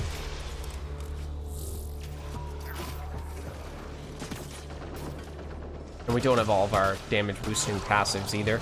Yeah, part of it is because we spec'd into defensive abilities first, so that's, you know, to be fair, that probably did play a pretty Down to 1. significant role in that. Enemies cleared. Stay alert. So we weren't really sure to what extent we wanted to focus on throw versus lance. Hostiles en route. Go, go, go! Yeah, I feel like whenever you're soloing, I mean, in any game, the difference between the difficulty of certain types of objectives is significant. Like uploads, sometimes hacks can just be a nightmare. And that is, I can only imagine, further exacerbated when you are on a solo. I mean, I've done bronze solos a few times just for when I'm trying to get dailies done, can't find anyone else to party up with. And those, almost always, I feel like I must take an infiltrator, specifically because if I take anything other than an infiltrator and I happen to get either a hack or an upload, then I'm basically just setting myself up for failure. 3 more to go. Only one more. Too So I can only imagine for a plat solo what that would be like. It's just, you know, it seems like a big dice roll where it's like, oh, okay. No upload, no devices, no hack. Awesome, but you can't control that, Find obviously. artifacts and return to the drop point. Not unless, I mean, First location on your HUD. in Mass Effect 3, I know there are some mods people have used to make that happen, but look at that. Look at that stealth grid. Getting 2 of our teammates. Beautiful. Oh, yeah, just ignore that that enemy was already dead before we tried to lance him.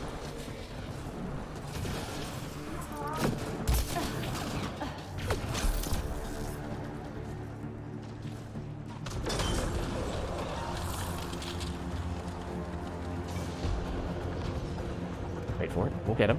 We'll get our teammate. Teammates, plural. Wait, hold on.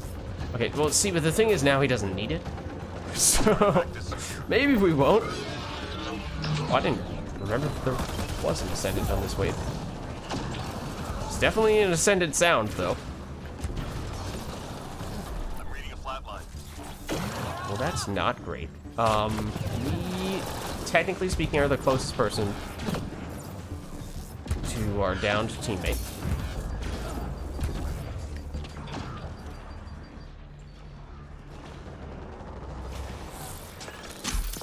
Give them a nice little cloak. Artifact recovered. Okay, that's also not great.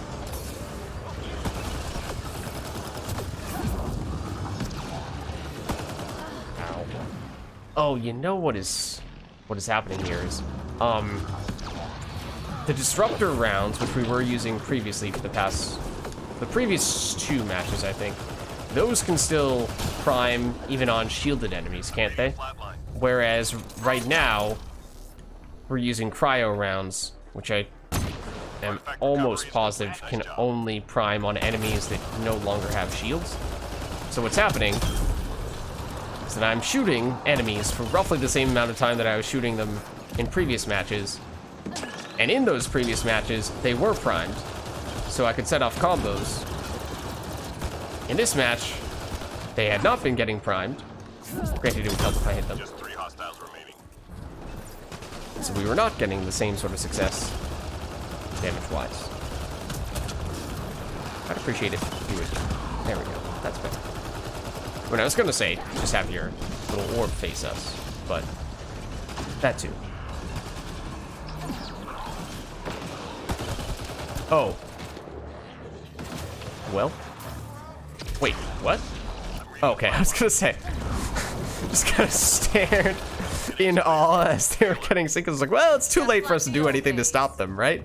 And then it's like, wait, maybe they survived. Maybe they're actually okay. And no. Enemies incoming. No, they aren't. Go, go, go!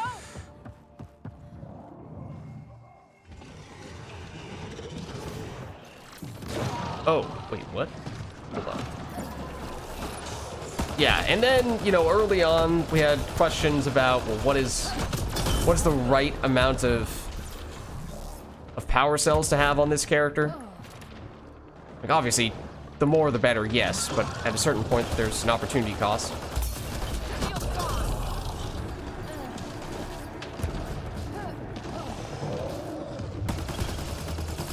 So that affected things like how do you spec? How do you spec the stealth grade? Do you take a grenade capacity increasing gear bonus? If so, do you go pure grenade capacity? Well, I mean, we don't have pure grenade capacity.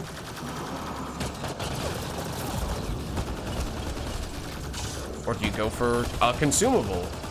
Do you spec your character such that you are absolutely relying on the consumables to give you more grenade capacity, and anything else and it'll feel really lackluster, so you more or less have to assume that one of your consumable slots is always accounted for, always taken. Nice job, Apex. Keep it going. Good game. Interesting.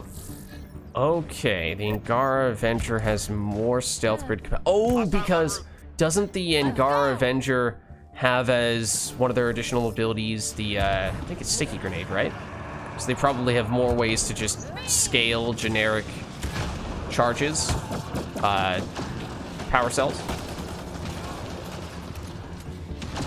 Okay. So yeah, that is useful context, because as we were starting to set up this character, I was talking about how, obviously, it's an infiltrator. And infiltrators are really good in Andromeda. But just trying to get a better feel for what are the specific niches, the specific specialties of the various infiltrators, and what does that mean in terms of the ways that you ought to spec them. So, for example, things like on the Slayerian infiltrator, you have more speed than the base human infiltrator, even though your skills are very similar. So in that way, it could kind of make you a slightly better objective completer, but you have slightly less HP and or shields. So maybe you're not quite as good as a more generic damage dealing character who might find themselves, well, fighting a bunch of enemies every once in a while and taking some damage every once in a while. So, you know, there are potentially some implications there in terms of how you want to prioritize building those two characters. Look out. Nice job, Apex. Keep it going. Good game. Obviously hadn't played the Huntress yet, but I'd seen other people play her, and I never played Stealth Grid before either. So just trying to figure out how Key data is scattered around this area. Find and how recover that best to data. set all that stuff up. On it. Because this is what we can do well.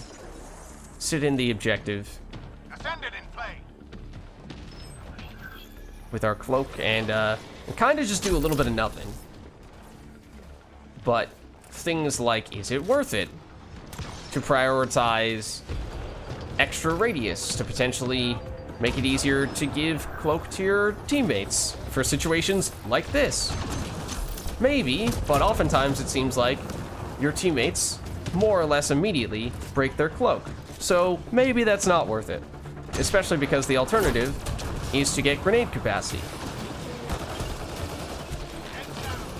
Then again, if the Angara Avenger has more grenade capacity than the Asari Huntress, then maybe the way you differentiate between those two is you have the Huntress be your radius stealth grid person who does try to have teammates get cloaked, and you have the Angara Avenger be the person who just goes all in on the grenade capacity for times like this when you don't have it.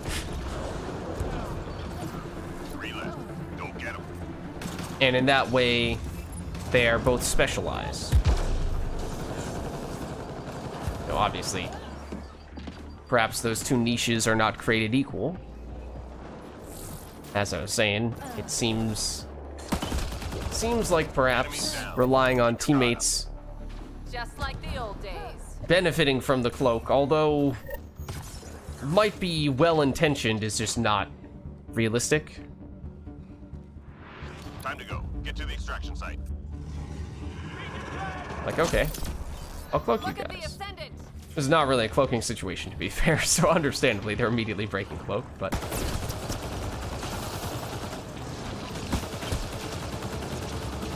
So just trying to get a good feel for those types of things, and to a certain extent, anticipate what the niche might be for this character, having not had a lot of, or any experience with stealth grid before playing this character, and having not played the Angara Avenger at all either.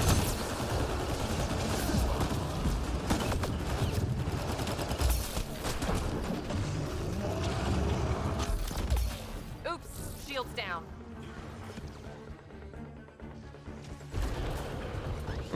Tempting. Squad member down. But instead I will, oh, never mind. Instead I will not revive our squad mate.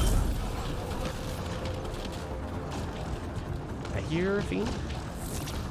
I don't see the fiend. This concerns me.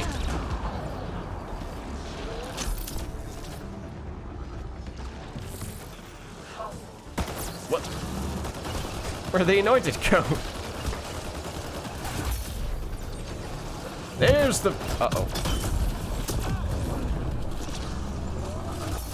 Who needs shields anyway? I would prefer to have shields. Yes. Teammate Okay, now, no, that was supposed to be a stealth grid that was going to help you escape that potentially life-threatening fatal situation. No, you didn't. Hold on. I gotcha. Also, I didn't see exactly where you were when I did that, but that was also intended to help you escape.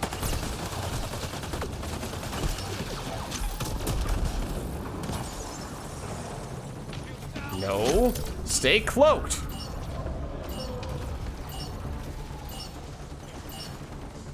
Fine, be that way. No, don't be that way. Full team secure. See? Good work. Just stay cloaked.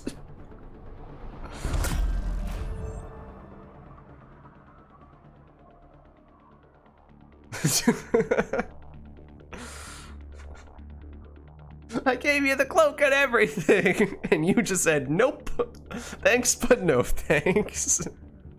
No, to be fair, I have absolutely, on occasion, been the person to go, oh, well, it's the end of the match, especially when, like today, there's a daily for scoring points against this specific type of enemy. Oh, I need to get as many points as I can so that I can finish the daily in as few matches as possible. Just get it done. So, you know, I'll poke my head out at the very end of the match, try to get one last kill, die trying to get that one last greedy kill, and then just shake my head like, what have I done? I did it to myself.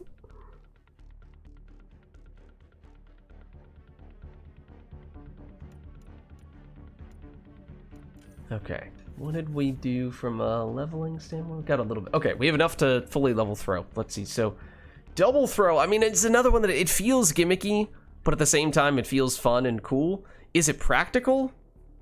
Probably not. What's the alternative? Combo detonation damage recharge speed. So again, though, the combos with this character, like, yes, we can do them, assuming that we always commit one of our consumable slots to an elemental ammo, which is not completely unreasonable, but especially if we're talking about, well, maybe we want to take a grenade capacity increaser so we can do more stealth grid stuff, then all right, that's both your slots that you more or less every single time need to commit, giving you no flexibility, so that gives me a little bit of pause. Or we could just not take rank 6, and give ourselves the chance to invest more in Lance, when otherwise this was likely to just be 1 point. Okay, granted, in our indecision, they have readied up. So we'll just throw on some ammo. We'll go incendiary this time. Does that come with reach? It was combo damage. Was recharge speed the other aspect? I forget already. Right, I had many times today, I could not tell you what the number was that I just completely whiffed on Lance. After which I would usually say just that and go, well, if that were throw, we would have hit it. And then immediately after, I would use the throw and miss with the throw and go, well, see, look, okay. I know I missed the throw on that occasion, but just trust me, okay? Throw is more accurate.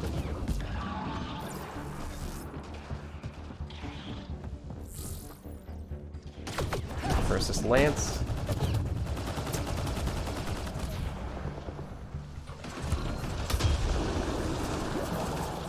Is that, no, that's your turn. Oh, that's where the enemy is. Theoretically, there's someone there. There's definitely someone over there as well. And here. You are not primed.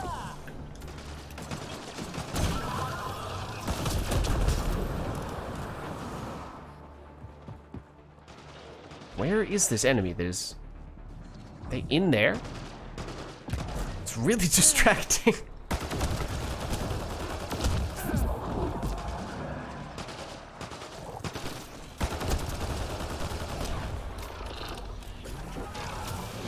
Man, this wave is nothing but wraiths. How many freaking wraiths are there?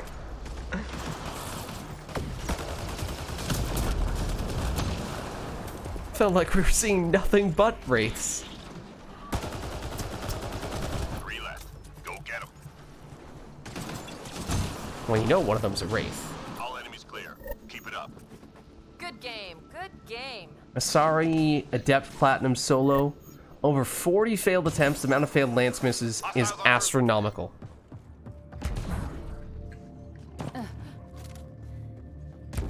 I feel your pain. I mean, only a fraction of it, because I'm sure trying to go platinum solo is a lot more painful than anything I've tried to do with Lance, but... Shield's gone. There we go. There's a Lance. Ow. Incoming.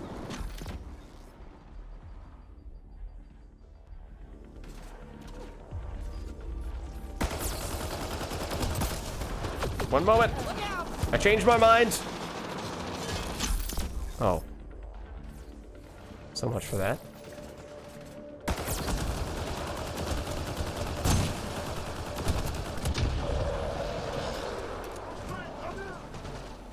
There was a dude here.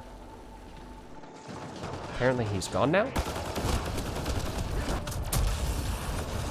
One very niche thing. This difference between Lance and Throw is on that specific occasion. Lance does, I believe, travel more quickly than Throw does. I did not expect to get that kill slash detonation there. I think it was detonation, but I did not expect to get the kill. So I thought the enemy was going to die before the biotic projectile reached there. Probably would not have gotten there in time had I used Throw, but it did get there in time because it was Lance. 3 more to go. One lonely target. I think I like this character's voice lines as well.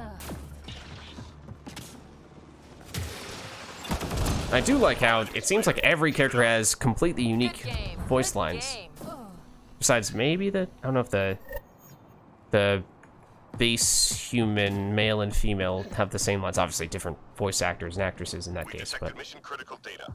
Find the location and upload the intel. just adds a slightly different layer. It's a very small thing, of course, but I like it. It's a nice little touch. Makes it feel like the characters have a little more of a unique personality. Unique flavor to them.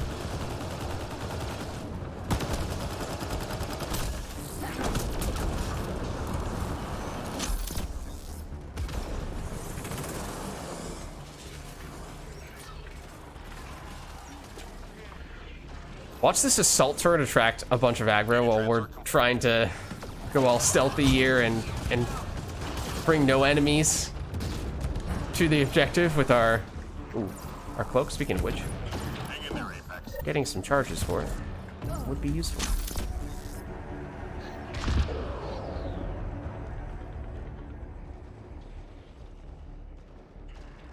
Really? You had not played the campaign before? Wow.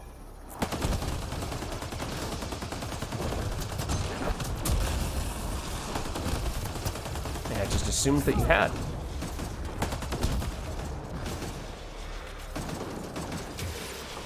Team stealth. Data received. That's a wrap. Hang in there, Apex. You know, it is a way to get a cloak on a Krogan, Shields anyway. which is something that at least back when I was only playing Mass Effect 3 multiplayer, I'd always hoped we might see. And it is possible in Andromeda.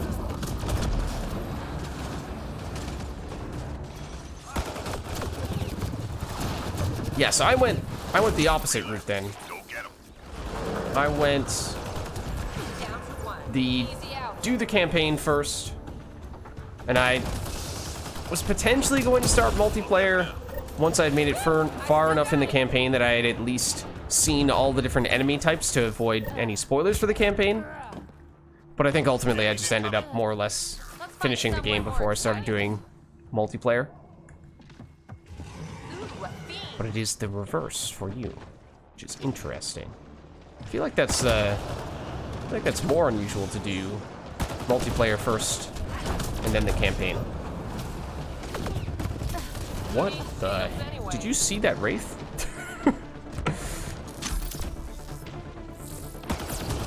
It's happened a few times today. I don't know, we've used a lot of disruptor rounds, so I feel like that might be the culprit to a certain extent. No. Need shields anyway.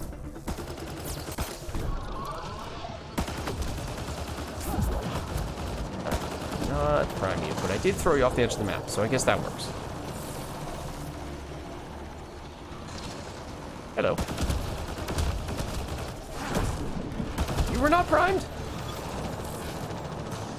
It looked burning enough to me. That one, okay, admittedly was not that much of a prime. Was not very close to a prime, I guess.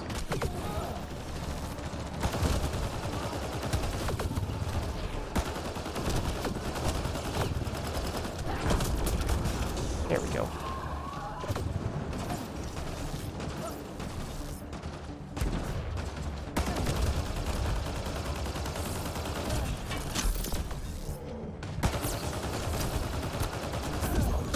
Relay.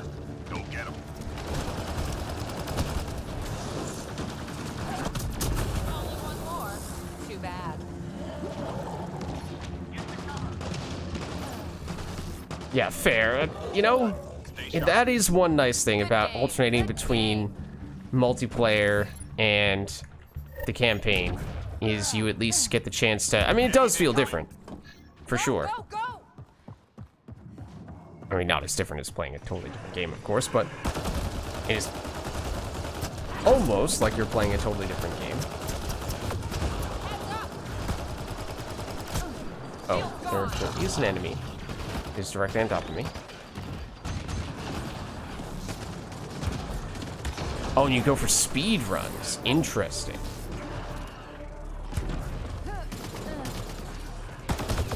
Well then.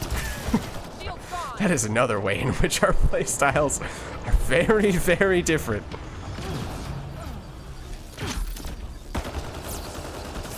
There's definitely an Ascendant right next to us. I would probably, in most games that I play, at least of the RPG variety, I would describe it as a slow run, the way that I play. I've got you. As in, I am probably close to being one of the slowest people to Incoming. finish. Let's go get our teammate here. My playstyle in multiplayer versus my playstyle in single player is usually very, very different. At least in Mass Effect 3 it was. I'm trying to think if that was also the case in Andromeda as well, or if I was a little more fast and loose. Basically, in single player I play way more conservatively than I do in multiplayer, which I think is in large part, and you know, maybe this means I'm just a bad person, but I think at least one of the reasons for it is that in single player, if your main character dies, it's game over. In multiplayer, if your character dies, it's possible to have teammates get you back up. Needs shields So anyway. inherently, less risk. So if things go horribly wrong, oftentimes there's still a way to bounce back. Whereas the same cannot be said for single player. Among other things as well, I'm sure. In general, perhaps not taking multiplayer as quote-unquote seriously.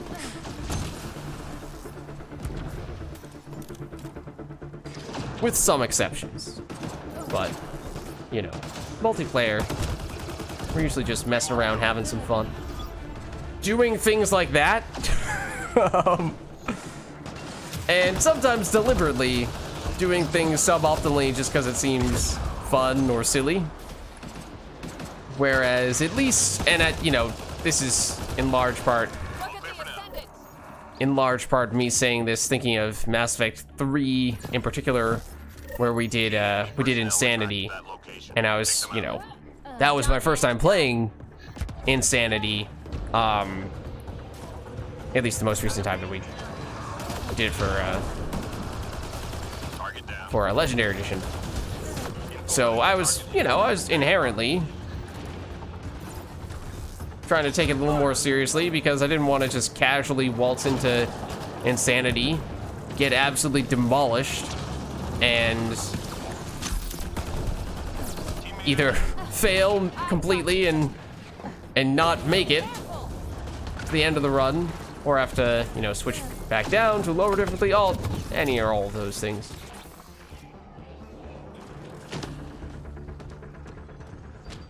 Oops. Shields down. All right, you know what?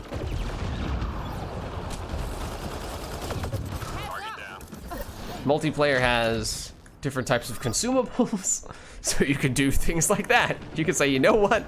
Right now, I'm not feeling this.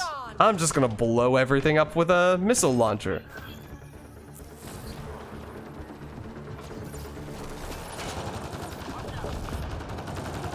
Yeah, well... Uh-oh, that doesn't look good either. So I did that for Mass Effect 3 for the first time when we did Legendary Edition. Then for Andromeda, I you know, I'd never played that. I had played Mass Effect 3 before. I just had not played it before on Insanity. Mass Effect Andromeda I had not played at all. How about that task, gang? So I was not sure what difficulty I wanted to play that on for the campaign, and so we did some experimentation early on, and at the beginning, you know, I had to keep it somewhat low because I just didn't know the controls yet, and I didn't know the mechanics of the game yet. Then once we got the hang of it, we bumped it up to, I think, the second highest difficulty for most of the playthrough, but then right before the final boss of Andromeda, we bumped it up to Insanity. So technically speaking, I did do Andromeda on Insanity for one small component of one mission. Basically, just the final boss.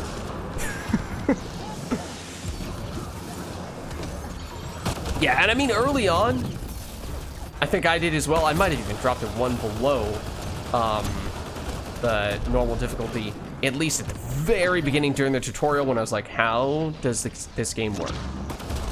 Because it is not identical to the original trilogy, and I don't understand. That fiend went a lot further than I thought it was going to go.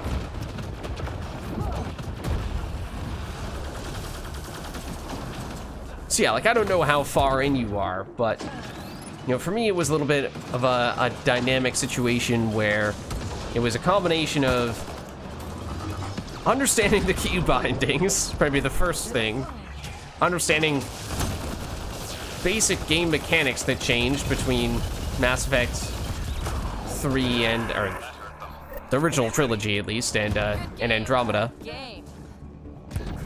And then, okay, actually getting a feel for, you know, what kind of build am I trying to create? How do I make that effectively? What kind of upgrades can I do? At which points, you know, you can actually start to optimize your character, which is definitely not what was happening at the very beginning. At the very beginning, it was like, all right, so how do I hit this enemy with my weapon exactly?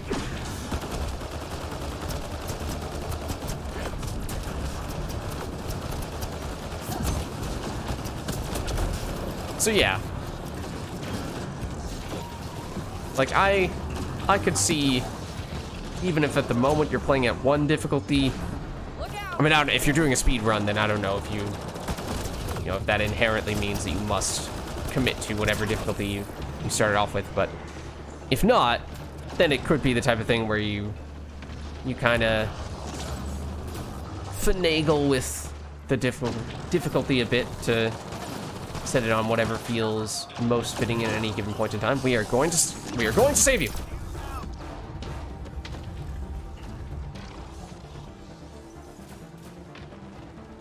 Not gonna lie, there was that cloaked wraith, and I was staring at it for a second going, is that a wraith? Or is that the teammate that I just tried to use stealth grid on? I was not sure. Squad member down. Where are you? Hold on. Oh, you're both down. That's not good. Can we not make that jump? Uh-oh. Okay, this is not good, because there's not a lot of time left. And, oh, that's also not good. And they are probably relying on me to, oh, okay. Everything has gone wrong. Okay, at least they gelled. What I didn't want to have happen was have them rely on me for a revive, only for me to fail miserably because I couldn't parkour my way up there effectively enough. Okay, so you're probably on the first planet. You got your car. Okay. Yeah, I have a pretty good idea where you are in that case.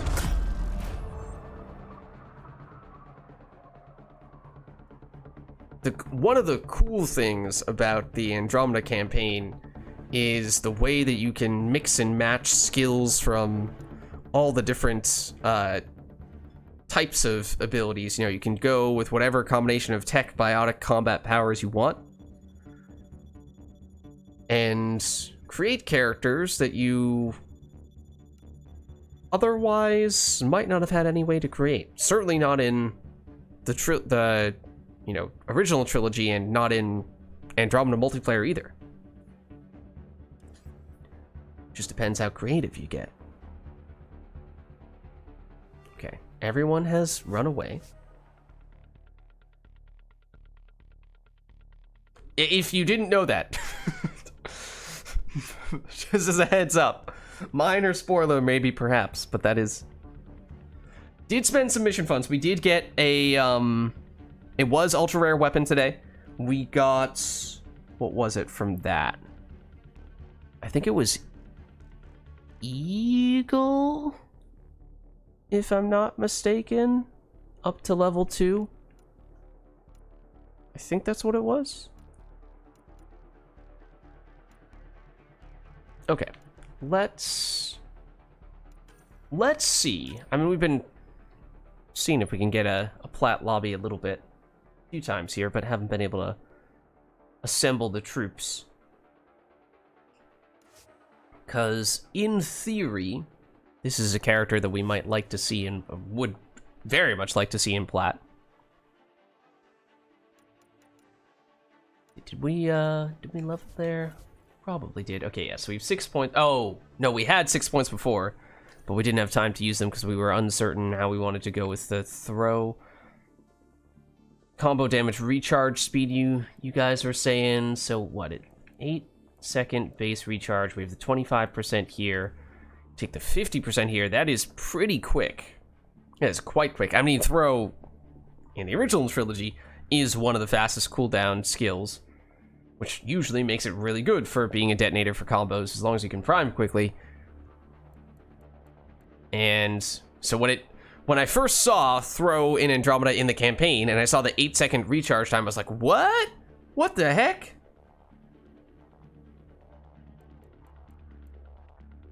But okay, so let's do that. Let's go for the quick throw. Yeah, I mean, we can try again.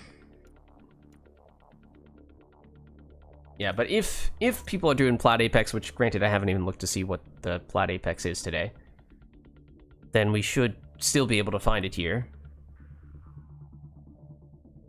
Let's go for the eyes tonight. Is it the same across all platforms? The Apex mission?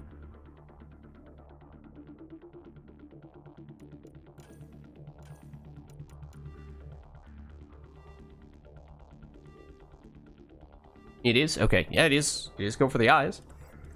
I mean, that is a good one.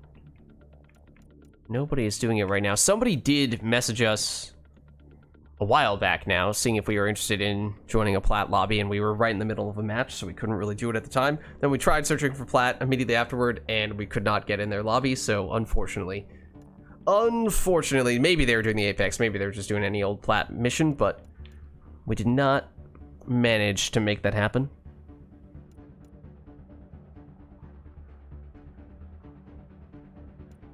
Okay. Let's just try going back to gold then. Hopefully there's... Yes, okay. Oh, gold Apex. Combo-tastic. Oh, well, we just upgraded our throw, so that's not bad. Just throw on... I mean, they're probably going to have a bunch of priming, but just throw on a quick disruptor rounds. And, I mean, this would be a good one to get an XP booster on for.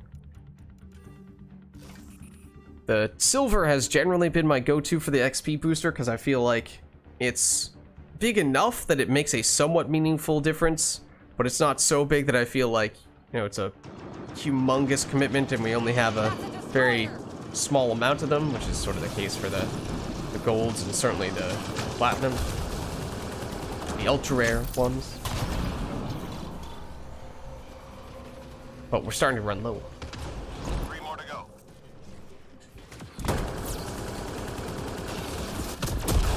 I don't know why, but I really thought I was cloaked when I did that. I mean, I guess I was initially, because I had kind of dashed into that maneuver.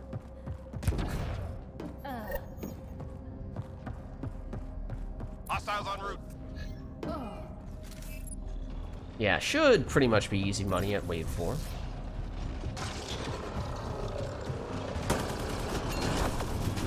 Incoming! Destroyer!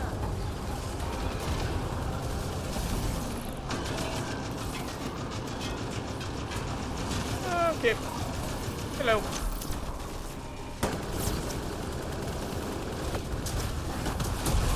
So that's why I think there's a difference between using disruptor rounds versus other type of ammo for priming, because we can prime when enemies have shields with this, whereas that is not the case for some of the other ammo types. Okay, well, we're already dead, so much for that detonation attempt.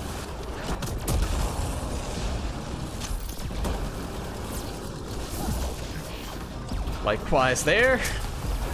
Lovely. Might need to find our own spot, our own happy place.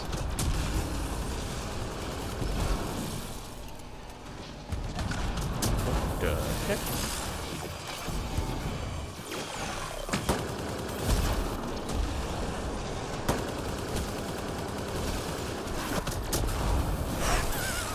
The way that observer just plummeted to the ground. That hurt them. Be ready. And disruptor in general primes quickly. Okay. Intel shows key enemy personnel in that area. Don't let them leave. Yeah, entering during the extractions. Although, for Apex missions, I have noticed that if you join too late on... Oh, that's the... Wait, what? Wait, you are the... Wait, the destroyer is the initial target? What the heck?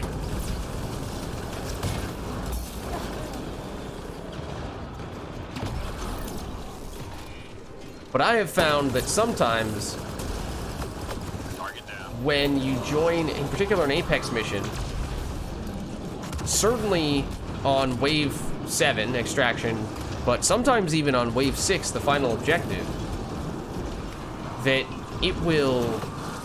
Okay. It will not count... Why do I keep on thinking that this is like ISIS or something? I was like, oh man, the destroyer's right on the objective. The destroyer is the objective, Liz.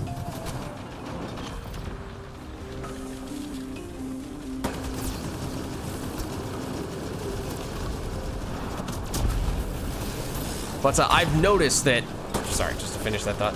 Notice that if you join certainly Wave 7, sometimes even Wave 6 for an Apex mission, the game will not give me credit for the Apex, for the mission funds, for doing it. So I assume the game is basically saying, nah, you basically just came in at the last second. Oh, you're still alive. You basically just came in at the last second, and you don't deserve this. You didn't contribute enough to qualify for the mission funds. Because everyone else did all the work. And you just jumped in at the last second. That has happened to me numerous times. Relay. Go get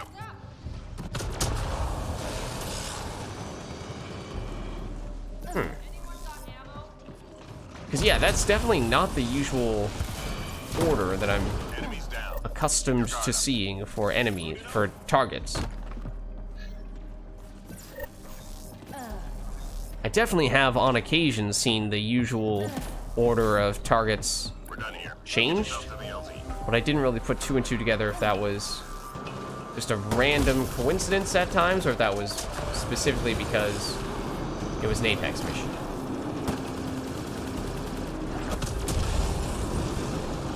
This also is really annoying when, I mean, is it a bug? Is it lag?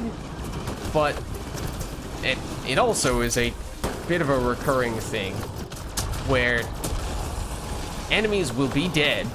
They'll show up with an empty, or their health bar will be empty. You can't damage them anymore because they are supposed to be dead, but they'll still be standing there. Which sends some mixed signals. You're like, do they have the tiny sliver of HP left? It's so small that I can't even see it.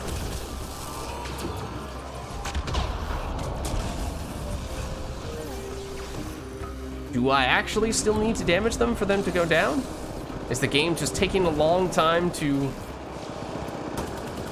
acknowledge, to recognize that enemy is actually dead? Like that. That one wasn't super long, but it was alive, or it was still standing up even when it had empty HP. That one even. Briefest of moments. It's also the case, but we had a most extreme one earlier on. Ow. Can we stop that nonsense?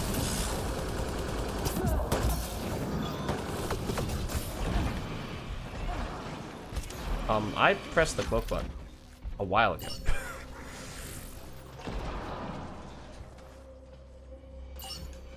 I mean, that does happen on some infiltrators in general where I press the cloak button, I do not get cloaked, and oftentimes it's right around when I'm dashing. I don't know if you technically can't initiate a cloak when you're dashing, That's how Apex but gets it done. it's not immediately obvious that it did not register because you're saying to yourself, well, the process of dashing does give me a brief moment of cloak, but I also tried to activate the full-blown cloak, so am I only getting the mini one here, or am I getting the full one? And then, you know, a second later you see, oh no, this is not the full one. Yeah, I assume it's just bad connection, like a lobby that is not great for that reason. Oh, for what it's worth, this is the person, one of the people here is the person who was messaging us about the Plat lobby a few hours ago at this point. So, all right. We did eventually get in the lobby with them. Are they hosting? No, they're not. Well, now they're going for the Plat Apex, so there you go. There you go. I also did not notice if I got credit for the... I assume we got the mission funds for that mission, right? Although I feel like we were on 365 mission funds before. Okay, so we're going to try doing Plat on this character. We are going to try. I would like... Well, what level are we right now? We're 16. Do we need to commit to an experience booster, or can we just let the base experience of Plat be the primary thing there? So I'd like to... Oh, no, that's not what I meant to do. I meant to do... Disruptor. And then... From there... Don't think we need defensive stuff. Okay, granted, now they're waiting for us. Assault rifle. You take the extra capacity. Keep it simple. We already have the extra headshot damage from the Apex, I suppose. Yeah, I do think power capacity would have made some sense for sure. Yeah, especially on Plat. Yeah. That's probably the right move. I agree. In general, I think that is... Because, I mean, this is our first Plat on this character, but... This is where we would start to come into our own as the designated objective doer on a difficulty where you absolutely do benefit from having a dedicated objective doer. Is this person an adept, or are they also a Huntress? Also, it might have made sense to go the no-nonsense route and just throw on the paw.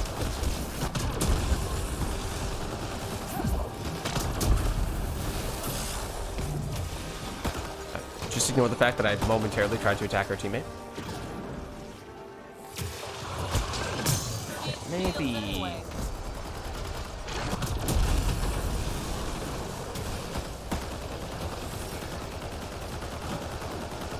Yeah, like, for example there. The enemy had no health, and I was still shooting them for a while, and they didn't go down. Which makes you think, like, am I doing something wrong? Do I still need to hit them? Do I still need to do more damage, or is it just taking a while for it to register? Here's a good example of Lance missing. Shield down. And throw, although, because the enemy was dead.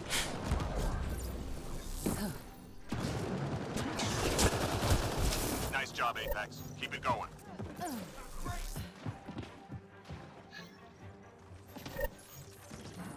Okay, devices. So this could be one where Triangulating our nearest outpost. we Find are their very sensor helpful. arrays and get them broken. Although the first one is usually pretty feasible What problem got? for all the enemies start swarming in. Oh wow, this is Let's get out of here. also back here. One device down. All right, we're on it.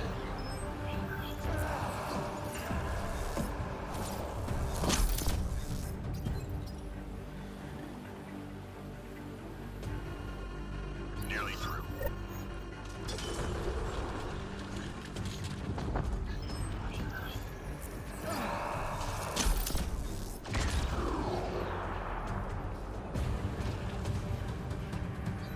Look at that. No problem. Once again, though, the problem comes with the parkour.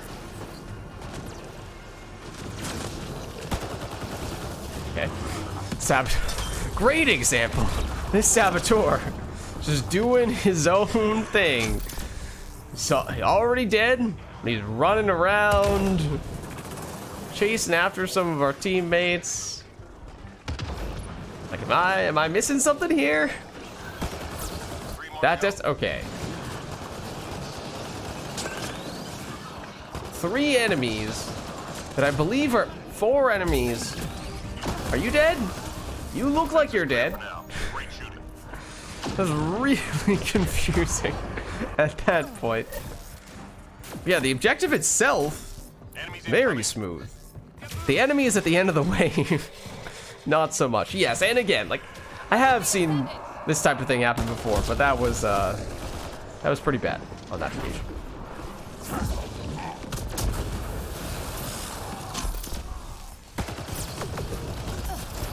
That's not great. So now this is another situation where, with Stealth Grid, being able to recharge shields while cloaked is useful, because otherwise we would have been still almost dead, even after making our escape maneuver. Granted, we'll be dead anyway. Yeah, I think basically all those enemies that we were looking at the end of that previous wave were dead. Besides the Ascendant, I think, might have been How will I pay you back? the last one. The actual last one. Okay, who is immediately attacked? Oh.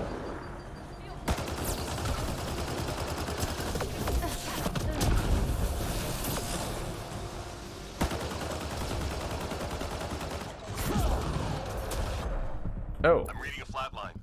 I was kind of hoping that that ammo box was going to give us enough cover, but apparently not. Yeah, also, I've not yet made any concerted effort to take advantage of the whole go for the eyes aspect. Just 3 hostiles remaining. For what it's worth. Maybe that is worth Good. trying to focus on a little bit more. Key enemy personnel were tracked at that location. Take them out. Understood. Ooh, a fiend. Not the fiend we care about here. Match 1 target. Info on a new target incoming. Stand by.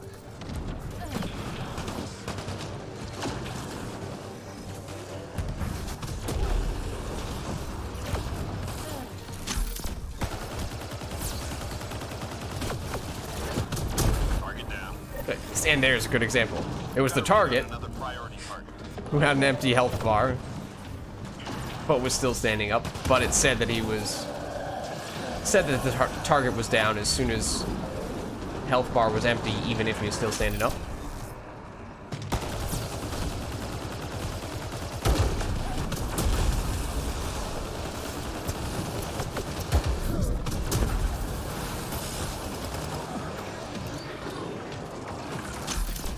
Okay, that's a lot of death orbs you guys are throwing at us.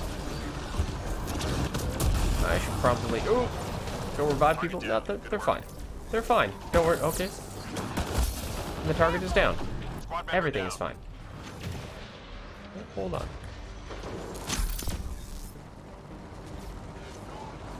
I'm reading a flat line. Oh, well, that was maybe not the best timing. Break cloak.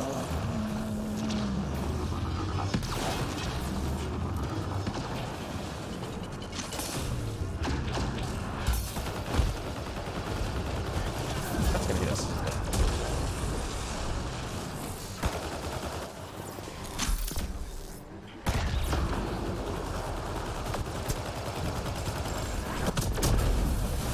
That guy did not get staggered at all by that tech combo. Nor did he get staggered at all by death. So you know what? Thanks. Keep it going. Don't mess with that guy.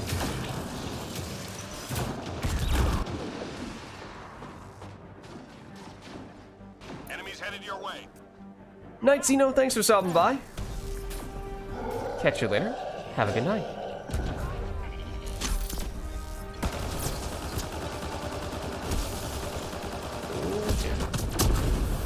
think I've been kind of just focusing more on, in general, priming enemies, but not really caring too much where I hit them, so I can set off the combos. But we're not in combo-tastic anymore. That is also a teammate. Do not shoot at them. There you go, team.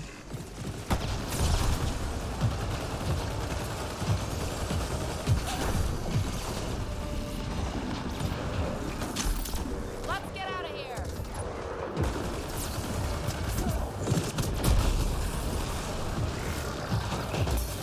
Look out.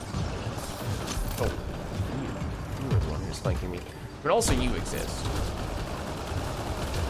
Heads up. Teammate injured.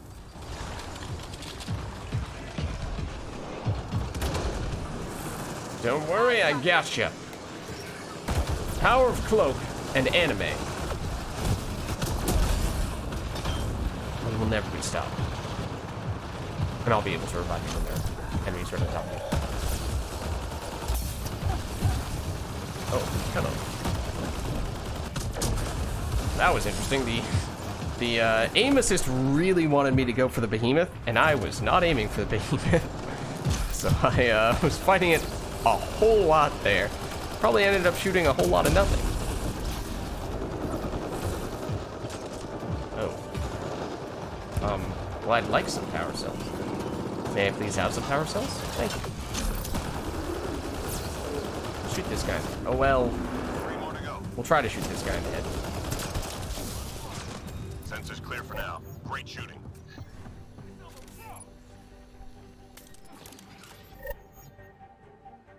Okay, here's another one that we can potentially contribute a lot to.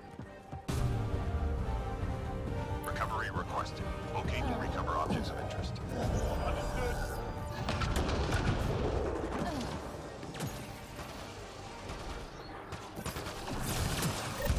Oh, it's a little hectic over here. Okay, don't mind me. Artifact recovered. Teammate injured. He's getting objective.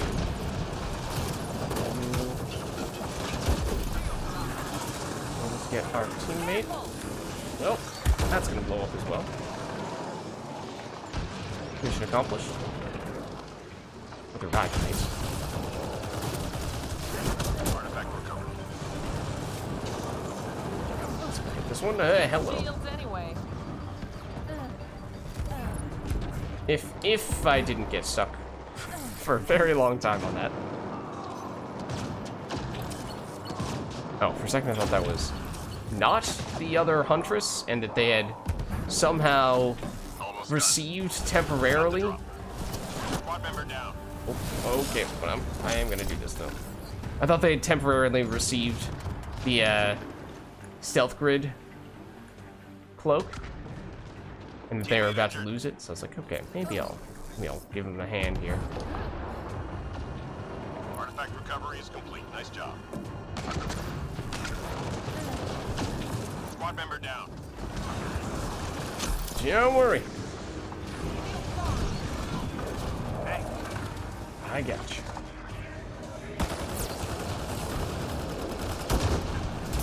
Ow. Oh. Sure. Did I just jump on a hydrant? I might have. I don't know, they would have had to have killed it in a relatively short period of time, and it would have blown up on us. If that were the case, or maybe not. That is, however, an Ascendant that we just casually pumped into. Careful.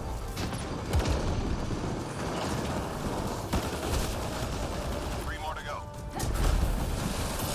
Is that... The Behemoth is definitely dead. The Ascendant is not. Uh-oh. Squad member down. Okay, hold on.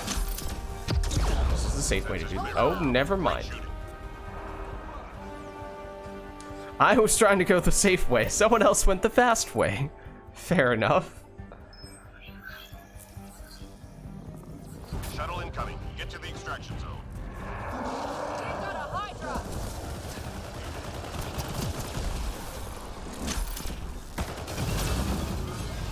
admittedly, I got greedy and was like, oh, I can just shoot it in the weak point, which is the orb, straight ahead at it, and I'll be able to take it out before it can actually shoot the orb at me. Granted, you know, there were two ascendants, so overall it was not a good idea, in case that wasn't very obvious. In truth, for multiple reasons.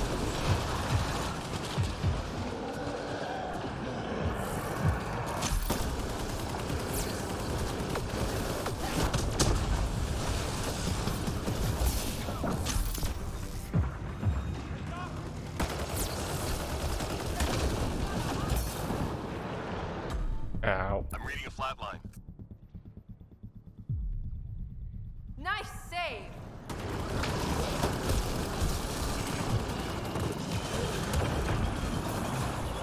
That observer is actually dead, I'm pretty sure. Despite how not only is it still there, it is appearing as though it is actually attacking us.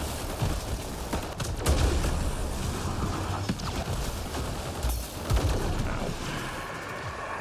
5 seconds. Ow. That's a lot of grenades. Lot of grenades. And a lot of enemies that look like they're there but are actually dead. Who needs shields anyway? Does make this very confusing experience. Okay, I'm gonna make a run for it, because it's a long distance to the LZ, and there is a wall of enemies in front of us.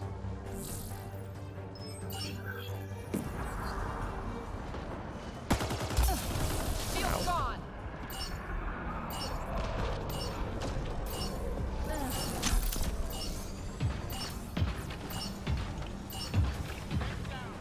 All targets down, everyone standing. Nice. Brakes are on me. So yeah, I mean, that's another one where it felt like, in terms of actual damage dealing and getting kills, especially because half the time I was shooting at enemies that were, I think, already dead. Probably not a lot of contributions there, but we did do many of the objectives, and that is what this character specializes in doing. So in that way, we did kind of still fill our role. But also, this player, who I've played with many times before, he's really good.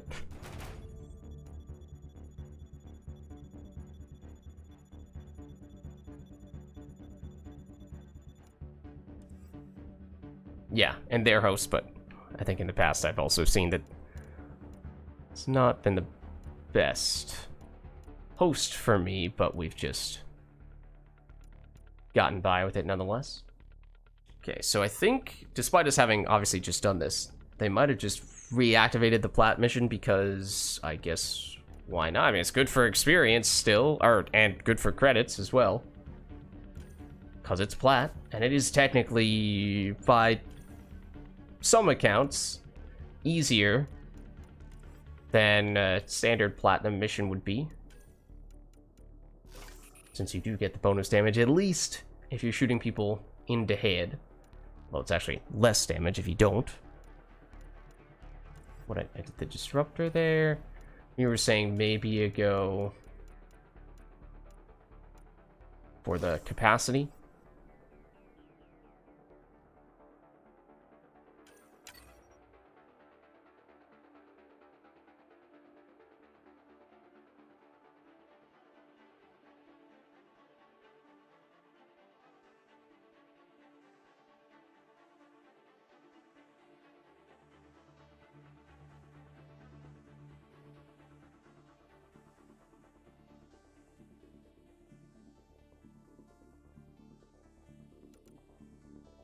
Let's see, are there people putting on consumables and whatnot?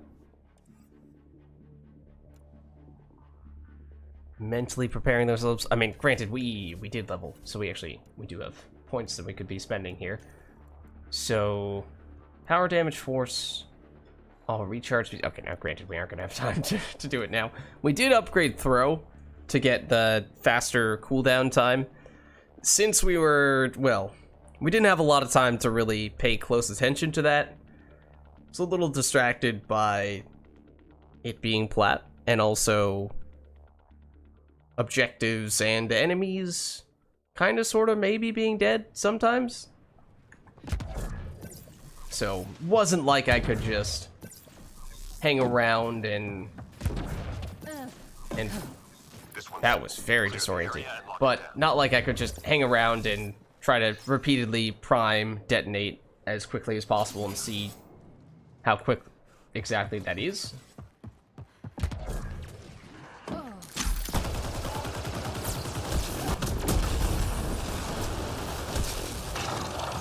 Okay, throw is not that quick on the cooldown.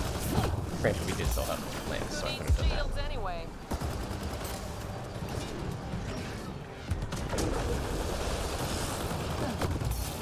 Incoming.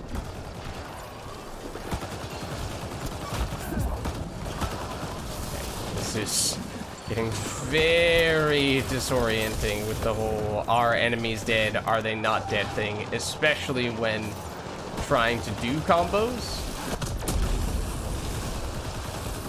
Because don't want to waste a skill on somebody who's already dead and then have to wait for the cooldown on that ability, as was the case there.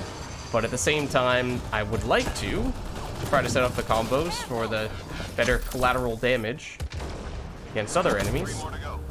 Like that. Sensors clear for now. Great shooting.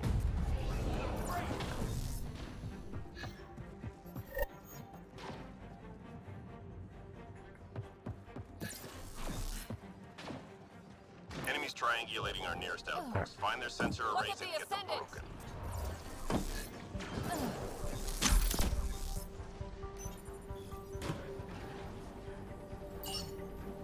Go. One device down.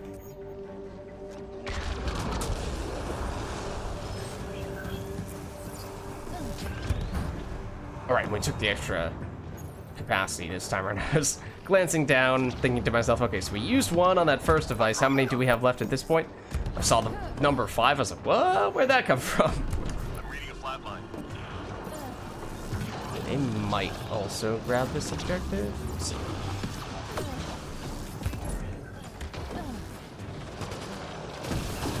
Might proactively run this way in anticipation of, yep, the next device.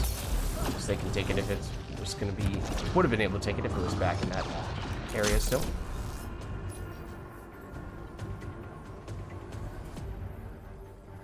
All enemy devices are now offline. Our health regeneration is actually, for the first time ever, noticeable. At least it was when we were close. Do we have a buff for our health regeneration rate when we're in stealth grid? I was not expecting to see that.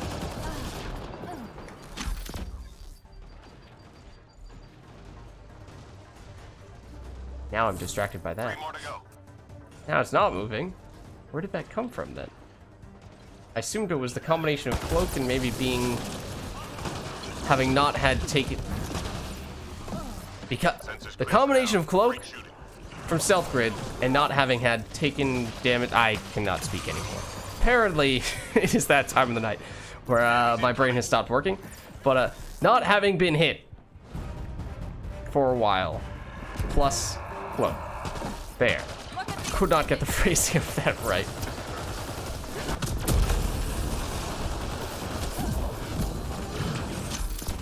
Oh, well that's, it is an ascendant.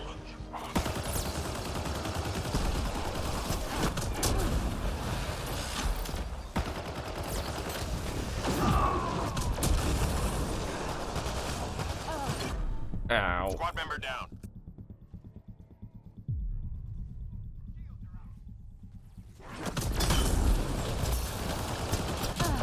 Reading a flat line. We almost went down there as well.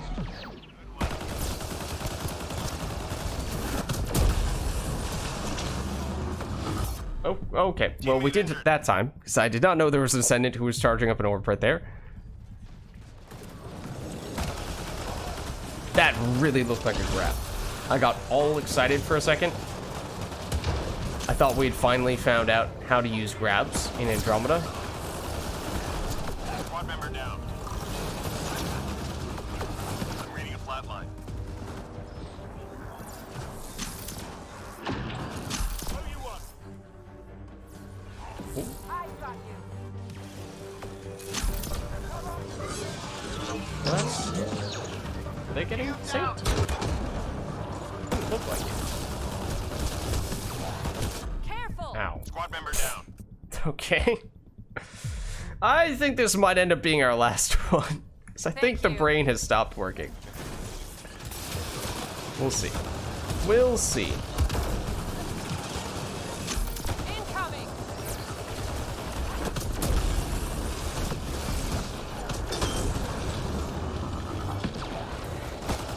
Reload. Go get him.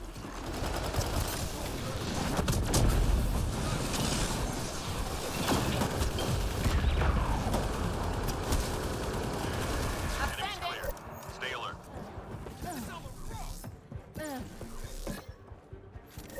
We've got major enemy targets nearby. Let's take them out. Can do. Okay. Targets. I mean, might not be bad. I mean, usually that'd be one of the better ones. Although when we have two Scratch one target. of the Huntresses, it's almost like we actually prefer some of the ones that would usually be considered more difficult of objectives. Let's head over here. Heads up. Shield's gone.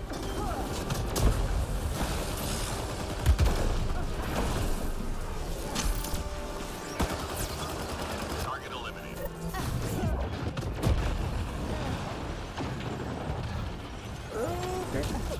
Okay.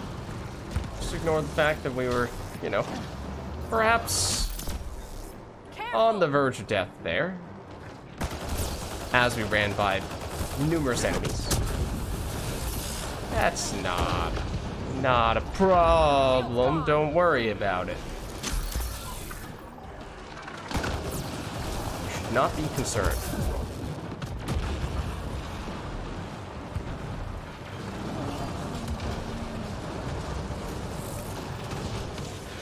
Hello, target. Hello, power cells that we currently lack. Still tracking it. Hello, cover. We are flipping through.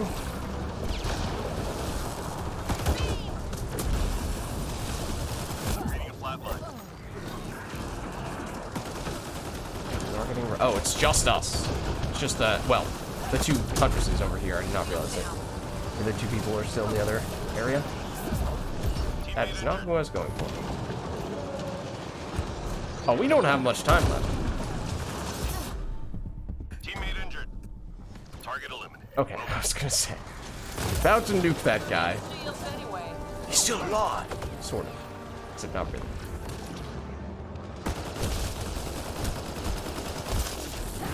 Oh, well that's Lance for you. I assume that enemy is actually dead. But this enemy is not.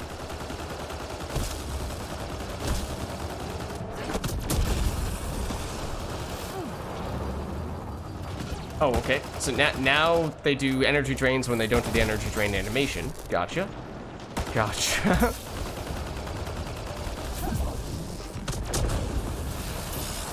You're still lower. Okay. Oops. Shield's down.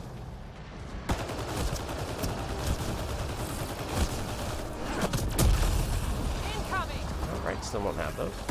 Fair enough. Good. Stay sharp.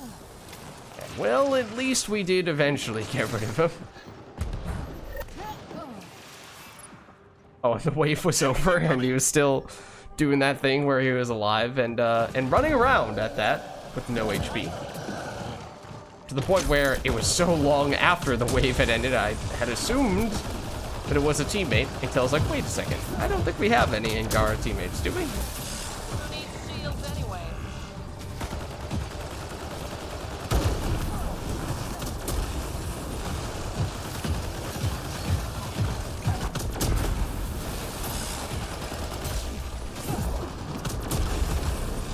Incoming.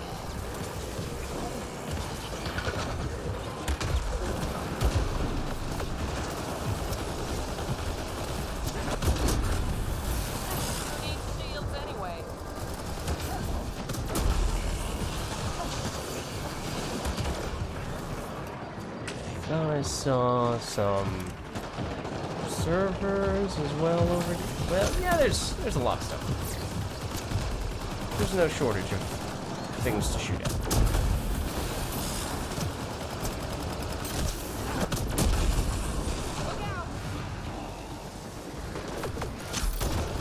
Ow.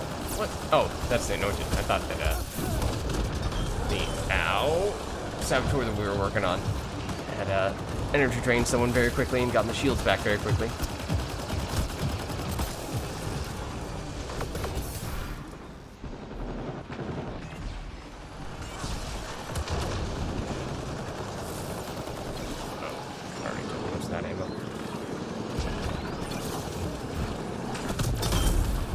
Whoever else did that priming.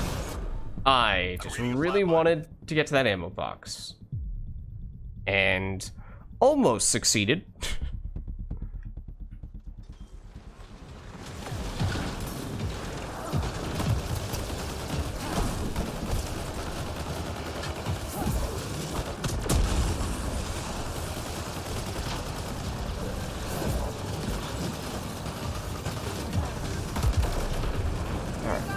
Hyper down. Oh, yep. Oh, there's some back here.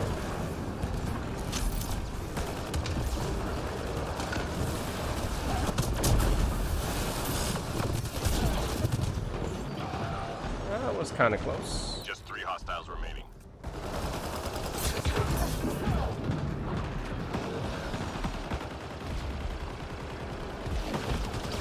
That hurt them. Be ready.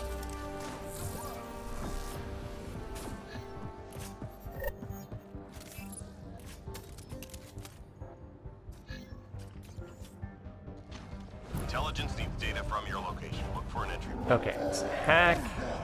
So, probably would prefer if this were just the Huntresses, although technically we can hook teammates.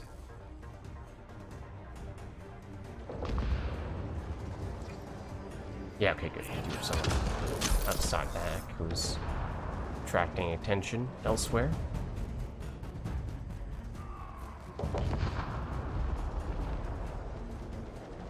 In fact, now 2 people, including one of the Huntresses.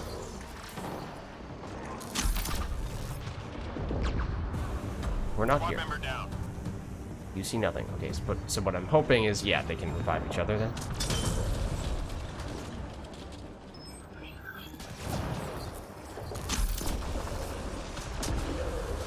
Stand still. Stand very still. So there you go. That is technically the specialty of this character. He is to sit in objectives, like that hack, spam the stealth grid, and try to be invisible for the entire duration of that objective, which we did. And because we had a teammate who was more or less standing right next to us, we could actually have multiple people float for the entire duration.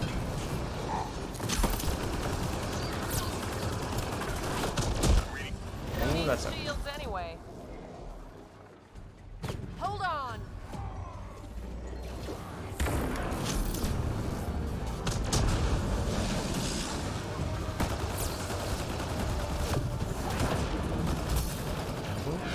Yeah, I thought there was an enemy there that I had primed.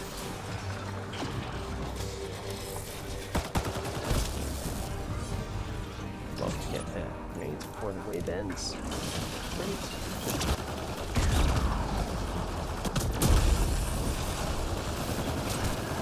That's where the headshot damage definitely made a difference. Enemies cleared. Stay alert. That 2 damage, yeah, hard to say though. Not sure about that. Look at that, already at extraction. Shuttle incoming. Get to the extraction zone.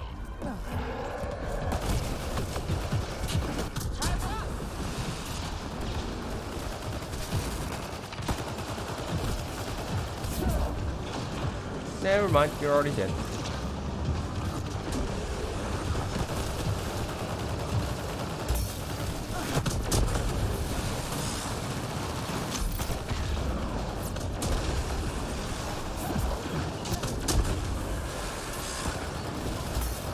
Whoopsie daisy. Fortunately, we did choose a great spot to go down, right next to multiple allies. Nice save.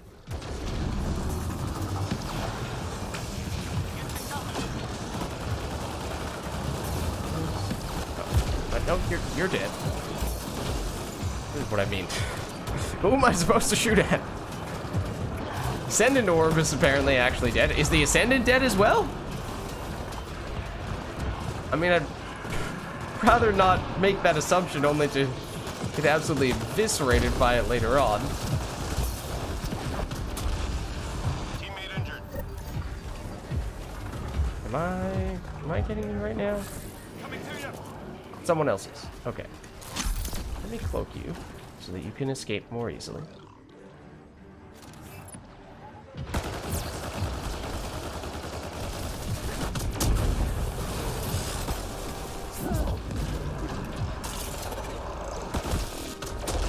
Pretty sure you're actually dead?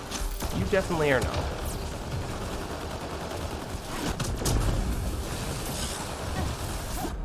Oops. Daisy. Okay, I'm probably gonna gel. I'm pretty sure that Hydra is actually dead.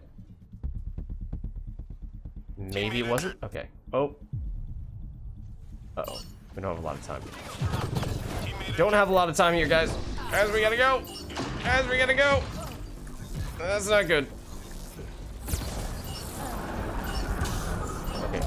Granted, we made it here more quickly than I expected. Maybe boats, but I think everyone else is here. Targets down, everyone's standing. Okay. Drinks are Whew. Maybe a bit of a close call at the end there, which, you know, might have all happened initially because we died. But we made it work.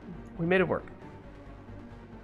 And I think the interesting thing there was that we had a very good example of exactly what, in theory, we want to have this character designed to do, which is in platinum matches, being able to just sit in a hack and or an upload, potentially with teammates, and keep them cloaked as well, and just make it so that you do not have to defend the hack / upload from a whole bunch of enemies. Wow, this is saying something. This does not happen very often. Extraction, support score, objective score, nothing else. And oh man. Well, it's, you know, perhaps an indication of what it is like when we aren't dealing that much damage. When we are attacking enemies, we are not sure if we're actually attacking real enemies or ones that are zombies. Oh. Trying to do another one. I mean, on one hand, part of me feels like, well, we have a team here that can consistently do the platinum Apex mission. Now, we're not getting additional bonuses for it being an Apex mission for doing it multiple times in a row. It just functionally, rewards-wise, counts as a normal platinum match for these additional runs, but still feels like, oh, well, you should do it just because it's, you have the plat set up, so why not try to get the most out of it? But that last one was tough. Solaritan, no, Solar Titan. Oh, cool name. So normally yes, however, we've been going for a while, and I was going to have that be the last match, except that maybe I can power through one more. For what it's worth, what with the current state of... Oh, and now they're already... one moment. With the current state of Mass Effect Andromeda, I cannot send you any invites. If you search for the public... If you search a public lobby for Platinum, you should find our lobby. Theoretically. See what I did. Ammo, so let's do power capacity again, I guess. It felt like we were never in desperate need of the full number of the grenades. seems like maybe this is sort of we've passed the threshold of where it becomes sort of a bottleneck. But then again, play it a little bit safe, I guess. So yeah, if you search for a platinum mission, you will probably find our lobby. It is the Apex mission. Though the other thing is that apparently Andromeda multiplayer has also recently become region locked. Is that the right way to describe it? Where basically, apparently, you can only be in a lobby with people who are on the same continent as you. So it's platinum, it's North America. If those are the things you're looking for, if you are in North America and you're looking for a plat match, then theoretically you should find our lobby. However, that was interesting. However, if you're not from North America, then I think you are not going to be able to find us.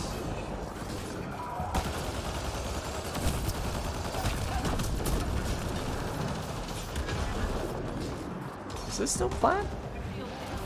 Got it? Okay, yeah, I do see someone who just joined in. So that might be you then, by the sound of things. But yeah, just as a heads up, this I think is definitely going to be my last one.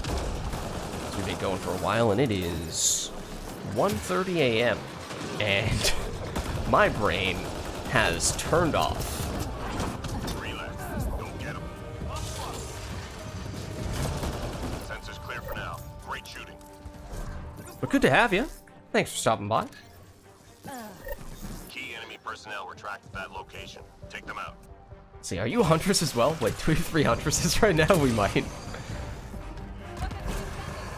I mean, honestly, I'm not really sure that's that out of the ordinary for platinum, but still. 3 Huntresses, and I'm pretty sure our last person is the Juggernaut. Oh, okay, sneak.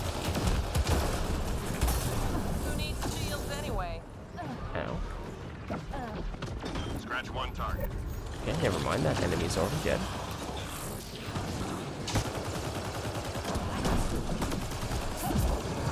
Please detonate. Okay, I got you. Or somebody's got you. There is also, however, yeah. I thought you were getting revived immediately into a sync kill. It really looked like it, because the animation was starting. It might have technically been me, though. Might have been me all along. Ow. Well done. Ow. Okay, which of the enemies is actually still alive? Great question. I wish I knew the answer. That's not great. That's... Oh, there are 2 of them. Squad member down. That might have something to do with why that was happening. I got you. If I don't get stunned. Next one. Squad member down. Whoop. On my way. Except that I accidentally meleeed the enemy instead of reviving it. Don't worry, still got you. Okay. Only it did mean that I also died.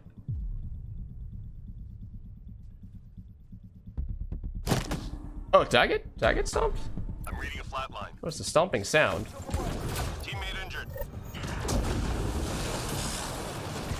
Did you get stomped? Let's get out of here. It sounded like somebody got stomped. Not good. But it looks like everyone's still up. I don't know what that was all about. I don't know. Weird stuff is happening with the lobby as well, which is also perhaps one of the reasons why it might make sense for this to be. This definitely will be our last one.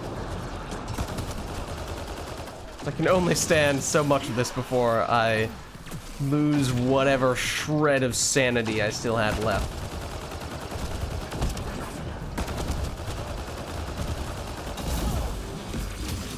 Definitely past the point of making good choices between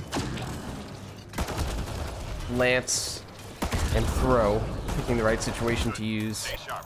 the different ones.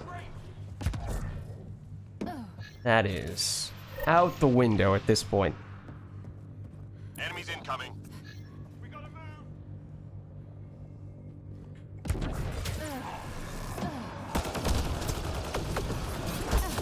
Who needs shields anyway? Excuse me? I'm reading a flat line. On mo- Whoa, wait, if I could get over this ledge. No, someone else has got you.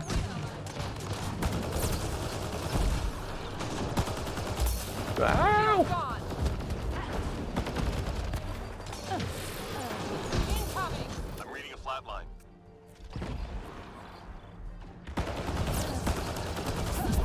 It's not really the enemy I wanted to hit.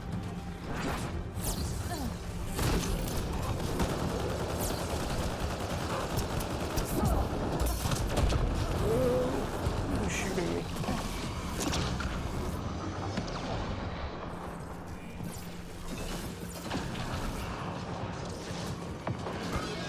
I think I'm hitting.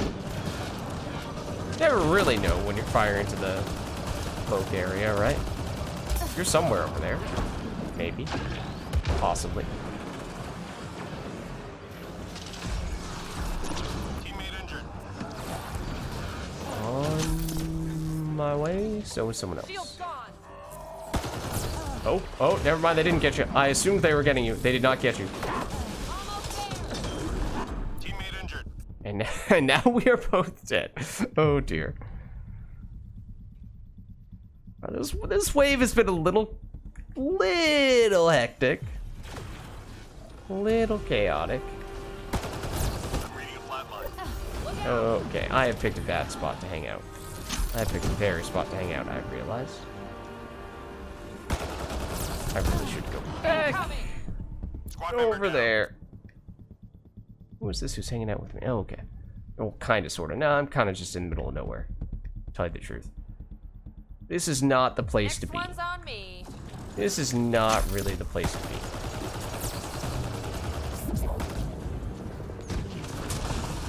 Teammate injured. Are they invisible or are they in the floor? Honestly, at this point, in the floor seems like the more probable answer. And that is, you know, maybe saying something about the current state of affairs. Teammate injured.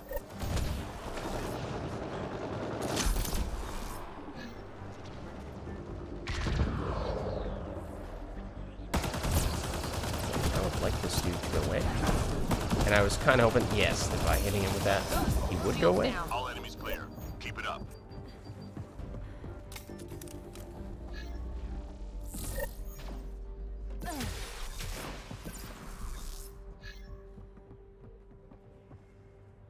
Intel Okay. says the can't let genetics This is our across the secure specialty. area. Let's find and 3 Huntresses.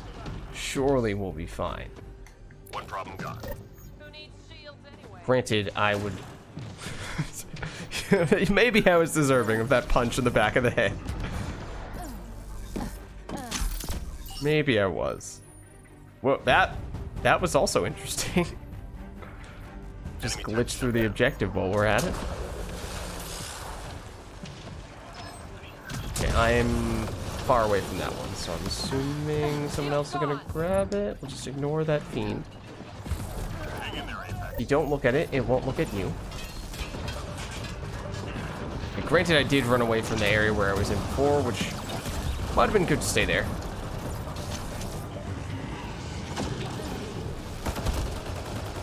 All enemy devices We shut could down. more efficiently finish this objective, Squad but member hey, down. we got it. Nice save. Squad member down. Oh, right, I took incendiary ammo this time. How will I pay you back?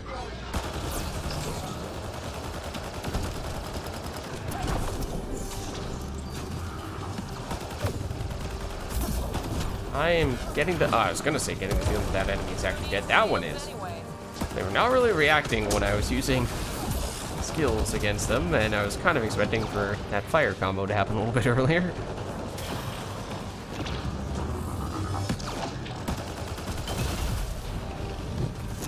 Oh, what? Where did you come from? You might be dead. Just 3 I mean, we'll never really know, right? Like, what? What was that? Sensors clear for now. Great shooting. Shooting at a saboteur. It's like half health. And, trying to take it down, only to realize there's another saboteur that is just standing still right next to it. And, it kind of just didn't do anything because I'm pretty sure it was dead. Who needs But shields anyway? can't really know for sure. Heads up! Story of this match. Also, once again, I probably should not be going over here. It's not like way in the middle of nowhere, but Teammate injured. yeah, Next one's on me. I should be hanging out with the crew.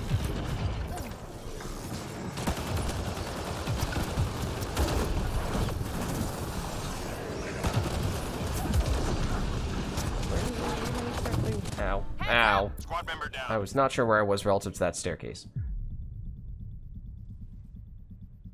Thought that I might have been... Next one's I on thought me. I was right next to it, but I also started to doubt that. Thought I might have been behind it. Let's get out of here.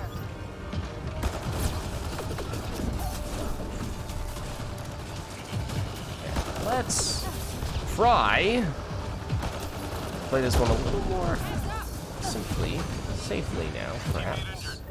Of course, famous last words. Squad member down. Okay, it's starting to get a little crowded around here. It is starting to get a little crowded. Squad member down.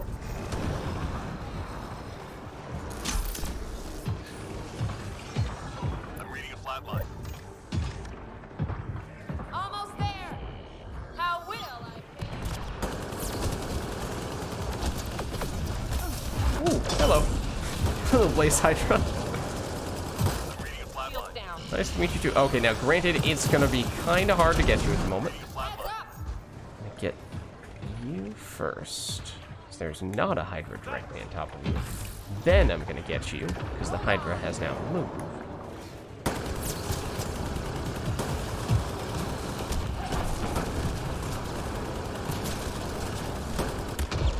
Hydra's now gone. Oh, you are not though. Ow. Ow. Teammate injured.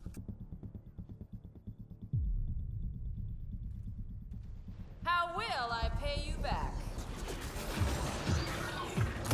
See if I can sneak around to get you. Ooh. Shields are out. Nice save. Beat me to it.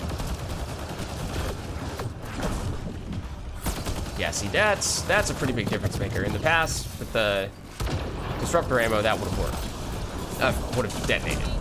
But now I have to get through the shields first. Which just means it takes a whole lot longer before I can detonate combos.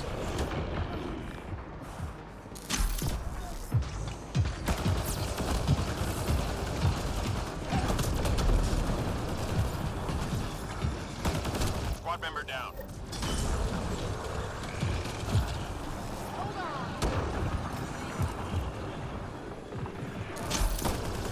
Teammate injured. Here, just a leapfrog over the Hydra. I've got you. Teammate injured. Hold on. Who you want? Oh, you went flying. Hold on.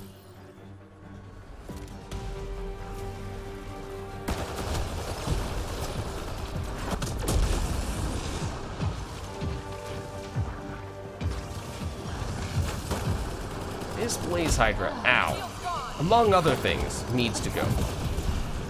3 left. Go get him. Ow. Squad member down. Along with me, apparently.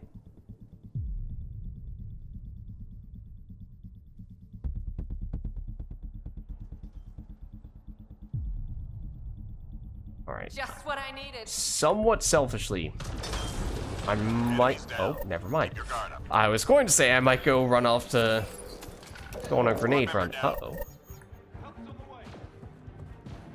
Then the wave ended. Retrieval. Okay.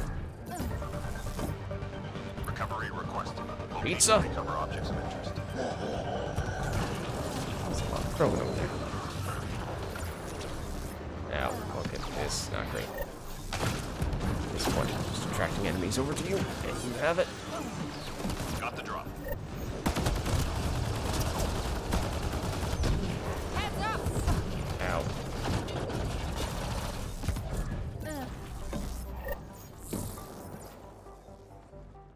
Oh, that was interesting routing. At first, I thought that was, Artifact is secure. you'd already finished the first one, and that was the second one. Okay. There we go. Like this. Nice. Empty runway. Nearly through. Artifact recovered. Just ignore these enemies. Oh, I'm what? reading a flat line. Pretty sure that I died as the game was frozen for a second there, which is a little confusing. Artifact recovery is complete. Nice job. Okay, well, objective done.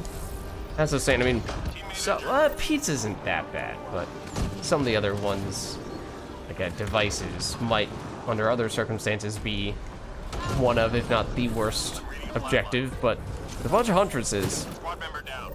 maybe not so. Teammate injured. Okay, I'm getting people.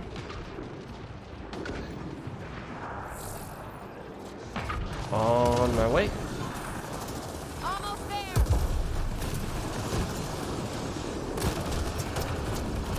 Oh, that's an ascendant that is right on top of me.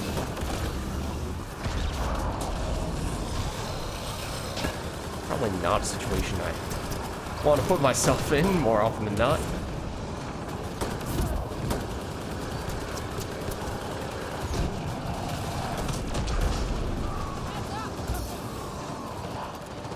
Squad member down.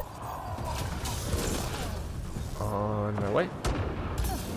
Careful. Just 3 hostiles remaining. Nice save. Basically down.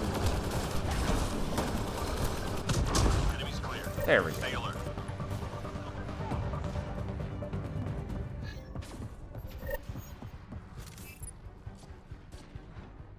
Wait, are you still stuck there? Uh-oh. That's not good. Get to the extraction site. Oh wow, you are very stuck. I am not sure what the solution is to that, as in the past, when I have gotten stuck, I was stuck for good. So, were you stuck before you went down? Look out. It's like, what I'm wondering is maybe if an enemy takes you out, you might fall down and get moved slightly. Otherwise, I don't know how I'm gonna move you. I've tried throwing the box in front of you. It did not move.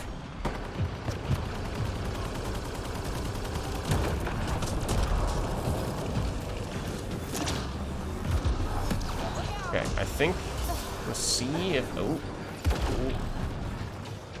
one of these enemies can actually well get me apparently. No, don't fall down there as well. It's cursed.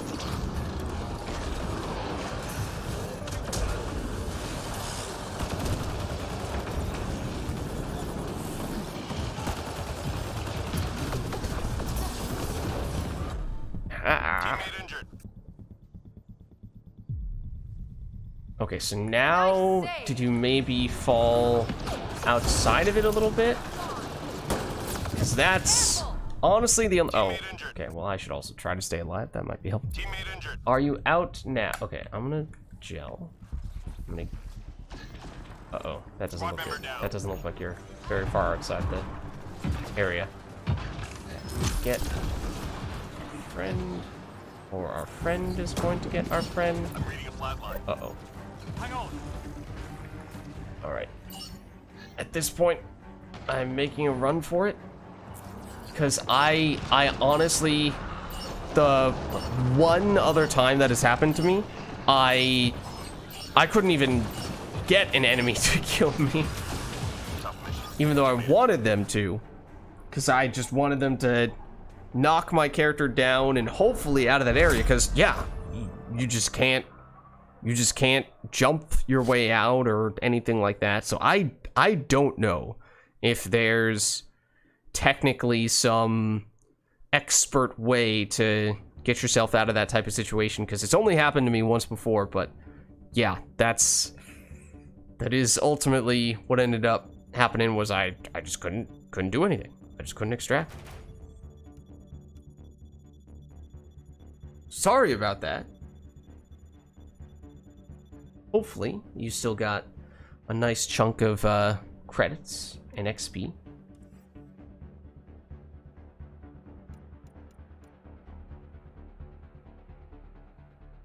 Yeah, unfortunately, just one of those things where it's just bad luck. All right, but I do need to call it a night because I am getting very tired. Clearly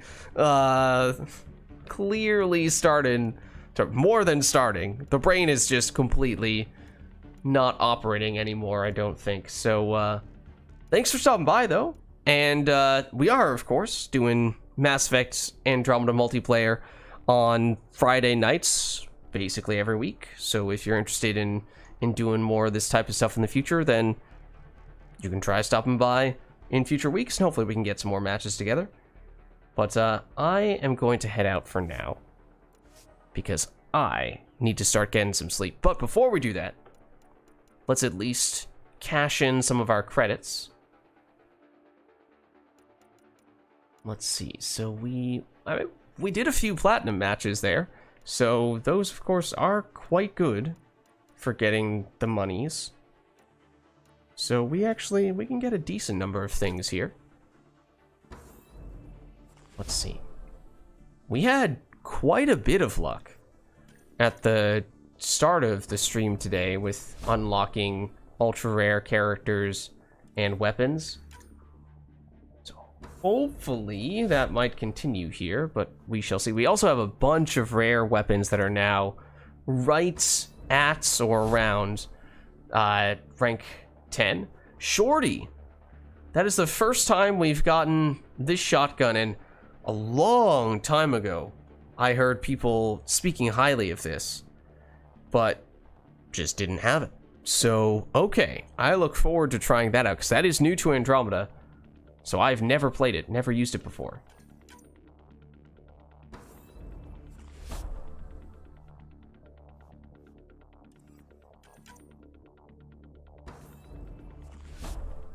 Terran Scrapper.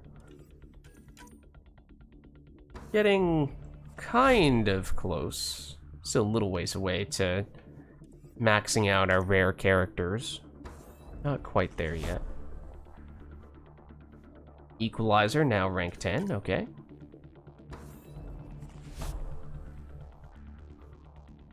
Falcon, now rank 10.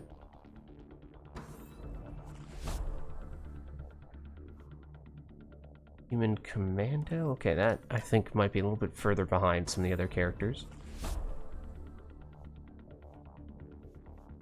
And now it feels like we're going a little bit cold on the ultra rares.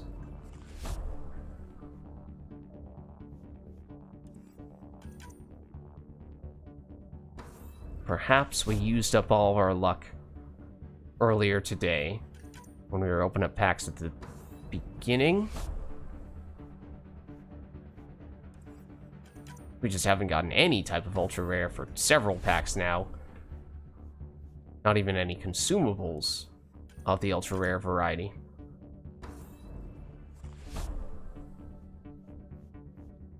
For a while now. In fact, this might be our last pack.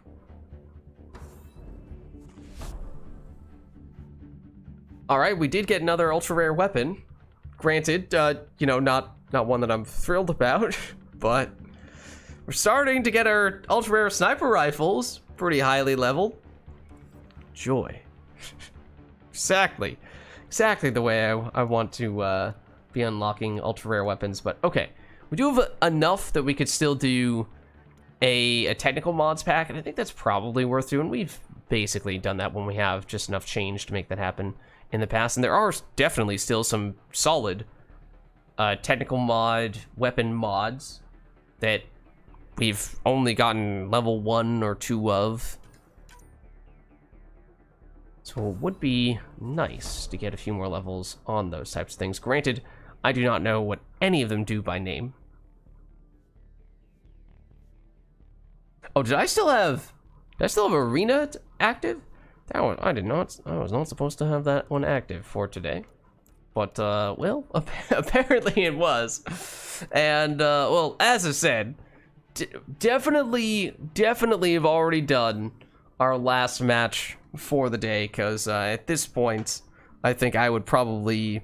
You'd hear this splat sound, or thud, midway through the next match, which would be the sound of my forehead hitting against the keyboard, and then soon thereafter, you'd start to hear some snoring, probably. I would probably fall asleep mid-match. But, yeah, I mean, overall, today we tried the Huntress, which was a character that we've been waiting a long time to use. Oh, I suppose we still have, hold on, still some skill points we could use on her, 12, in fact. So she's level 19, almost maxed out. But yeah, this was a character, possibly the character, more than any other, that we'd been waiting a really long time to use. Let's see, we could get recharge speed, we could get power damage. So yeah, definitely good to finally get the chance to play her. Weapon damage, melee damage, combo radius. There was some question as to whether we might drop 1 or 2 of these to invest a little bit more in Lance. Although, not really sure that's actually the case. I think the recharge speed is actually more valuable to us. Mostly because the value of throw is not coming so much from its damage. Its base damage is low. I think it's more so just from combos. So if we have quicker cooldowns, we can get combos happening more often. So I think we actually do that. Then weapon damage, melee damage versus combo damage, combo radiuses. That is actually a tough one. Because, I mean, the numbers here are much bigger. So in that sense, sure, you could make the case it's just a better upgrade. But weapons damage is very consistent, whereas the combos... I mean, every few seconds we might be able to pull one off, but not all the time, unlike weapons damage here. So consistency over bigger bursts. Guess we'll still go combo damage and radius, although I'm a little on the fence about that.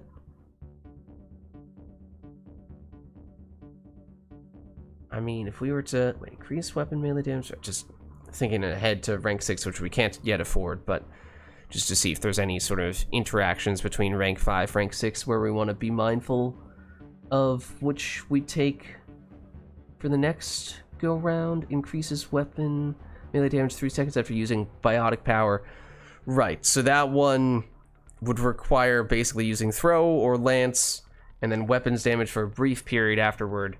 Although usually it's weapon first, lance or throw as a finisher, because that's how we're setting up and detonating the combos. During this time, melee attacks also knock down on... Yeah, I don't really care about the melee for that part. So... I mean, yeah, I don't love rank 6, to be honest with you. This is obviously a big number as well.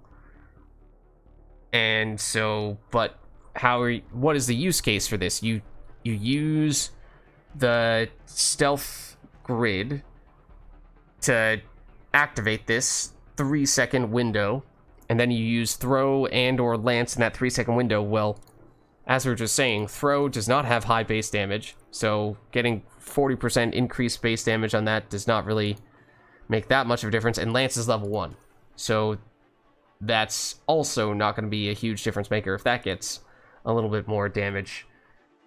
So might we actually prefer to, instead of getting 40% conditional biotic damage and force, I mean, I guess biotic force is still nice for throw, but that's 6 points we would save, so we could get up here for 10% recharge speed on Lance, and we could also get damage and force here as well. Is that better? I mean, I guess you could just look at the numbers and say, well, you can add these up. The answer is no.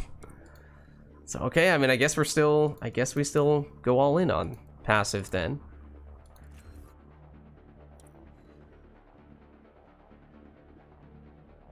Got a human commando too. Let's see, I don't think I've used that character at all.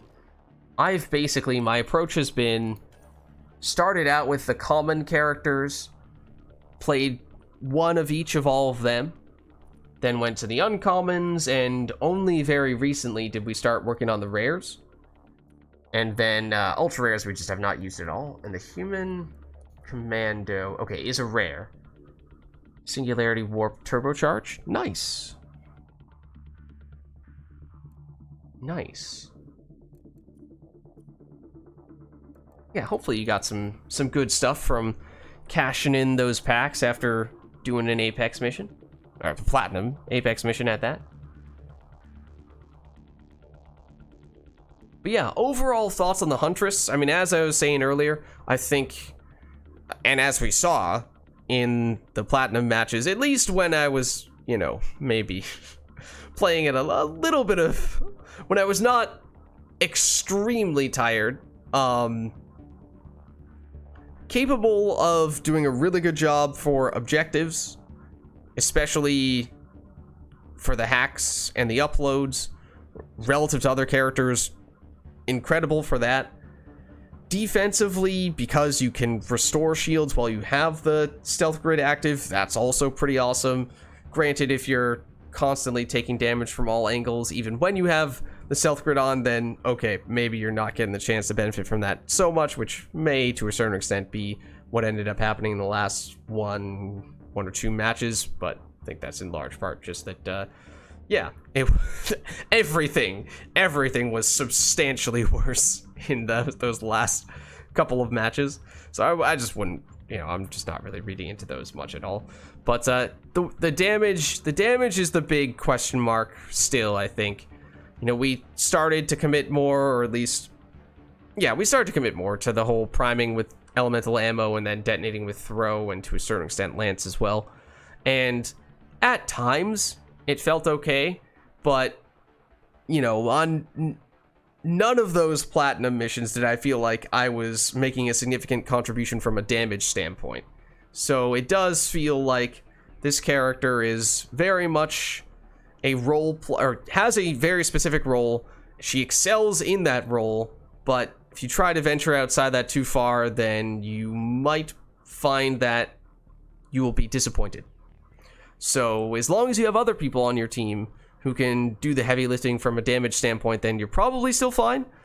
But just need to be a little careful about that. And of course, you know, we further upgrade our passives. We get a little more aggressive with, you know, higher level consumables, using those, and or using weapons like the paw instead of the ghost, which is not a bad weapon, but obviously the paw is the paw. So, you know, though all those types of things, and maybe those collectively add up to just enough so that even offensively, the Huntress starts to feel good as well. How good is the paw? The paw is ridiculous. In short, the paw is ridiculous. So, really good damage. It has basically perfect accuracy, and it's a, rather than having a specific amount of ammo, it basically sort of is a charge up weapon, where if you don't fire it for a little while, then it starts to regenerate its ammo. It basically has a percentage, and after you shoot it, the percentage starts to slowly go down. You don't shoot it for a little while, percentage goes back up. Got in your first pack when you started? Oh man.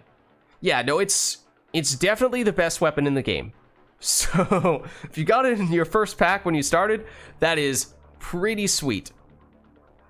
So yes, if you have not tried it yet, I would encourage you to try it. Granted, to a certain extent, at least for me, I feel like it, you know, it's a little scummy to use, or at least I feel almost like I'm cheating when I use it sometimes, which does give me some mixed feelings about breaking it out.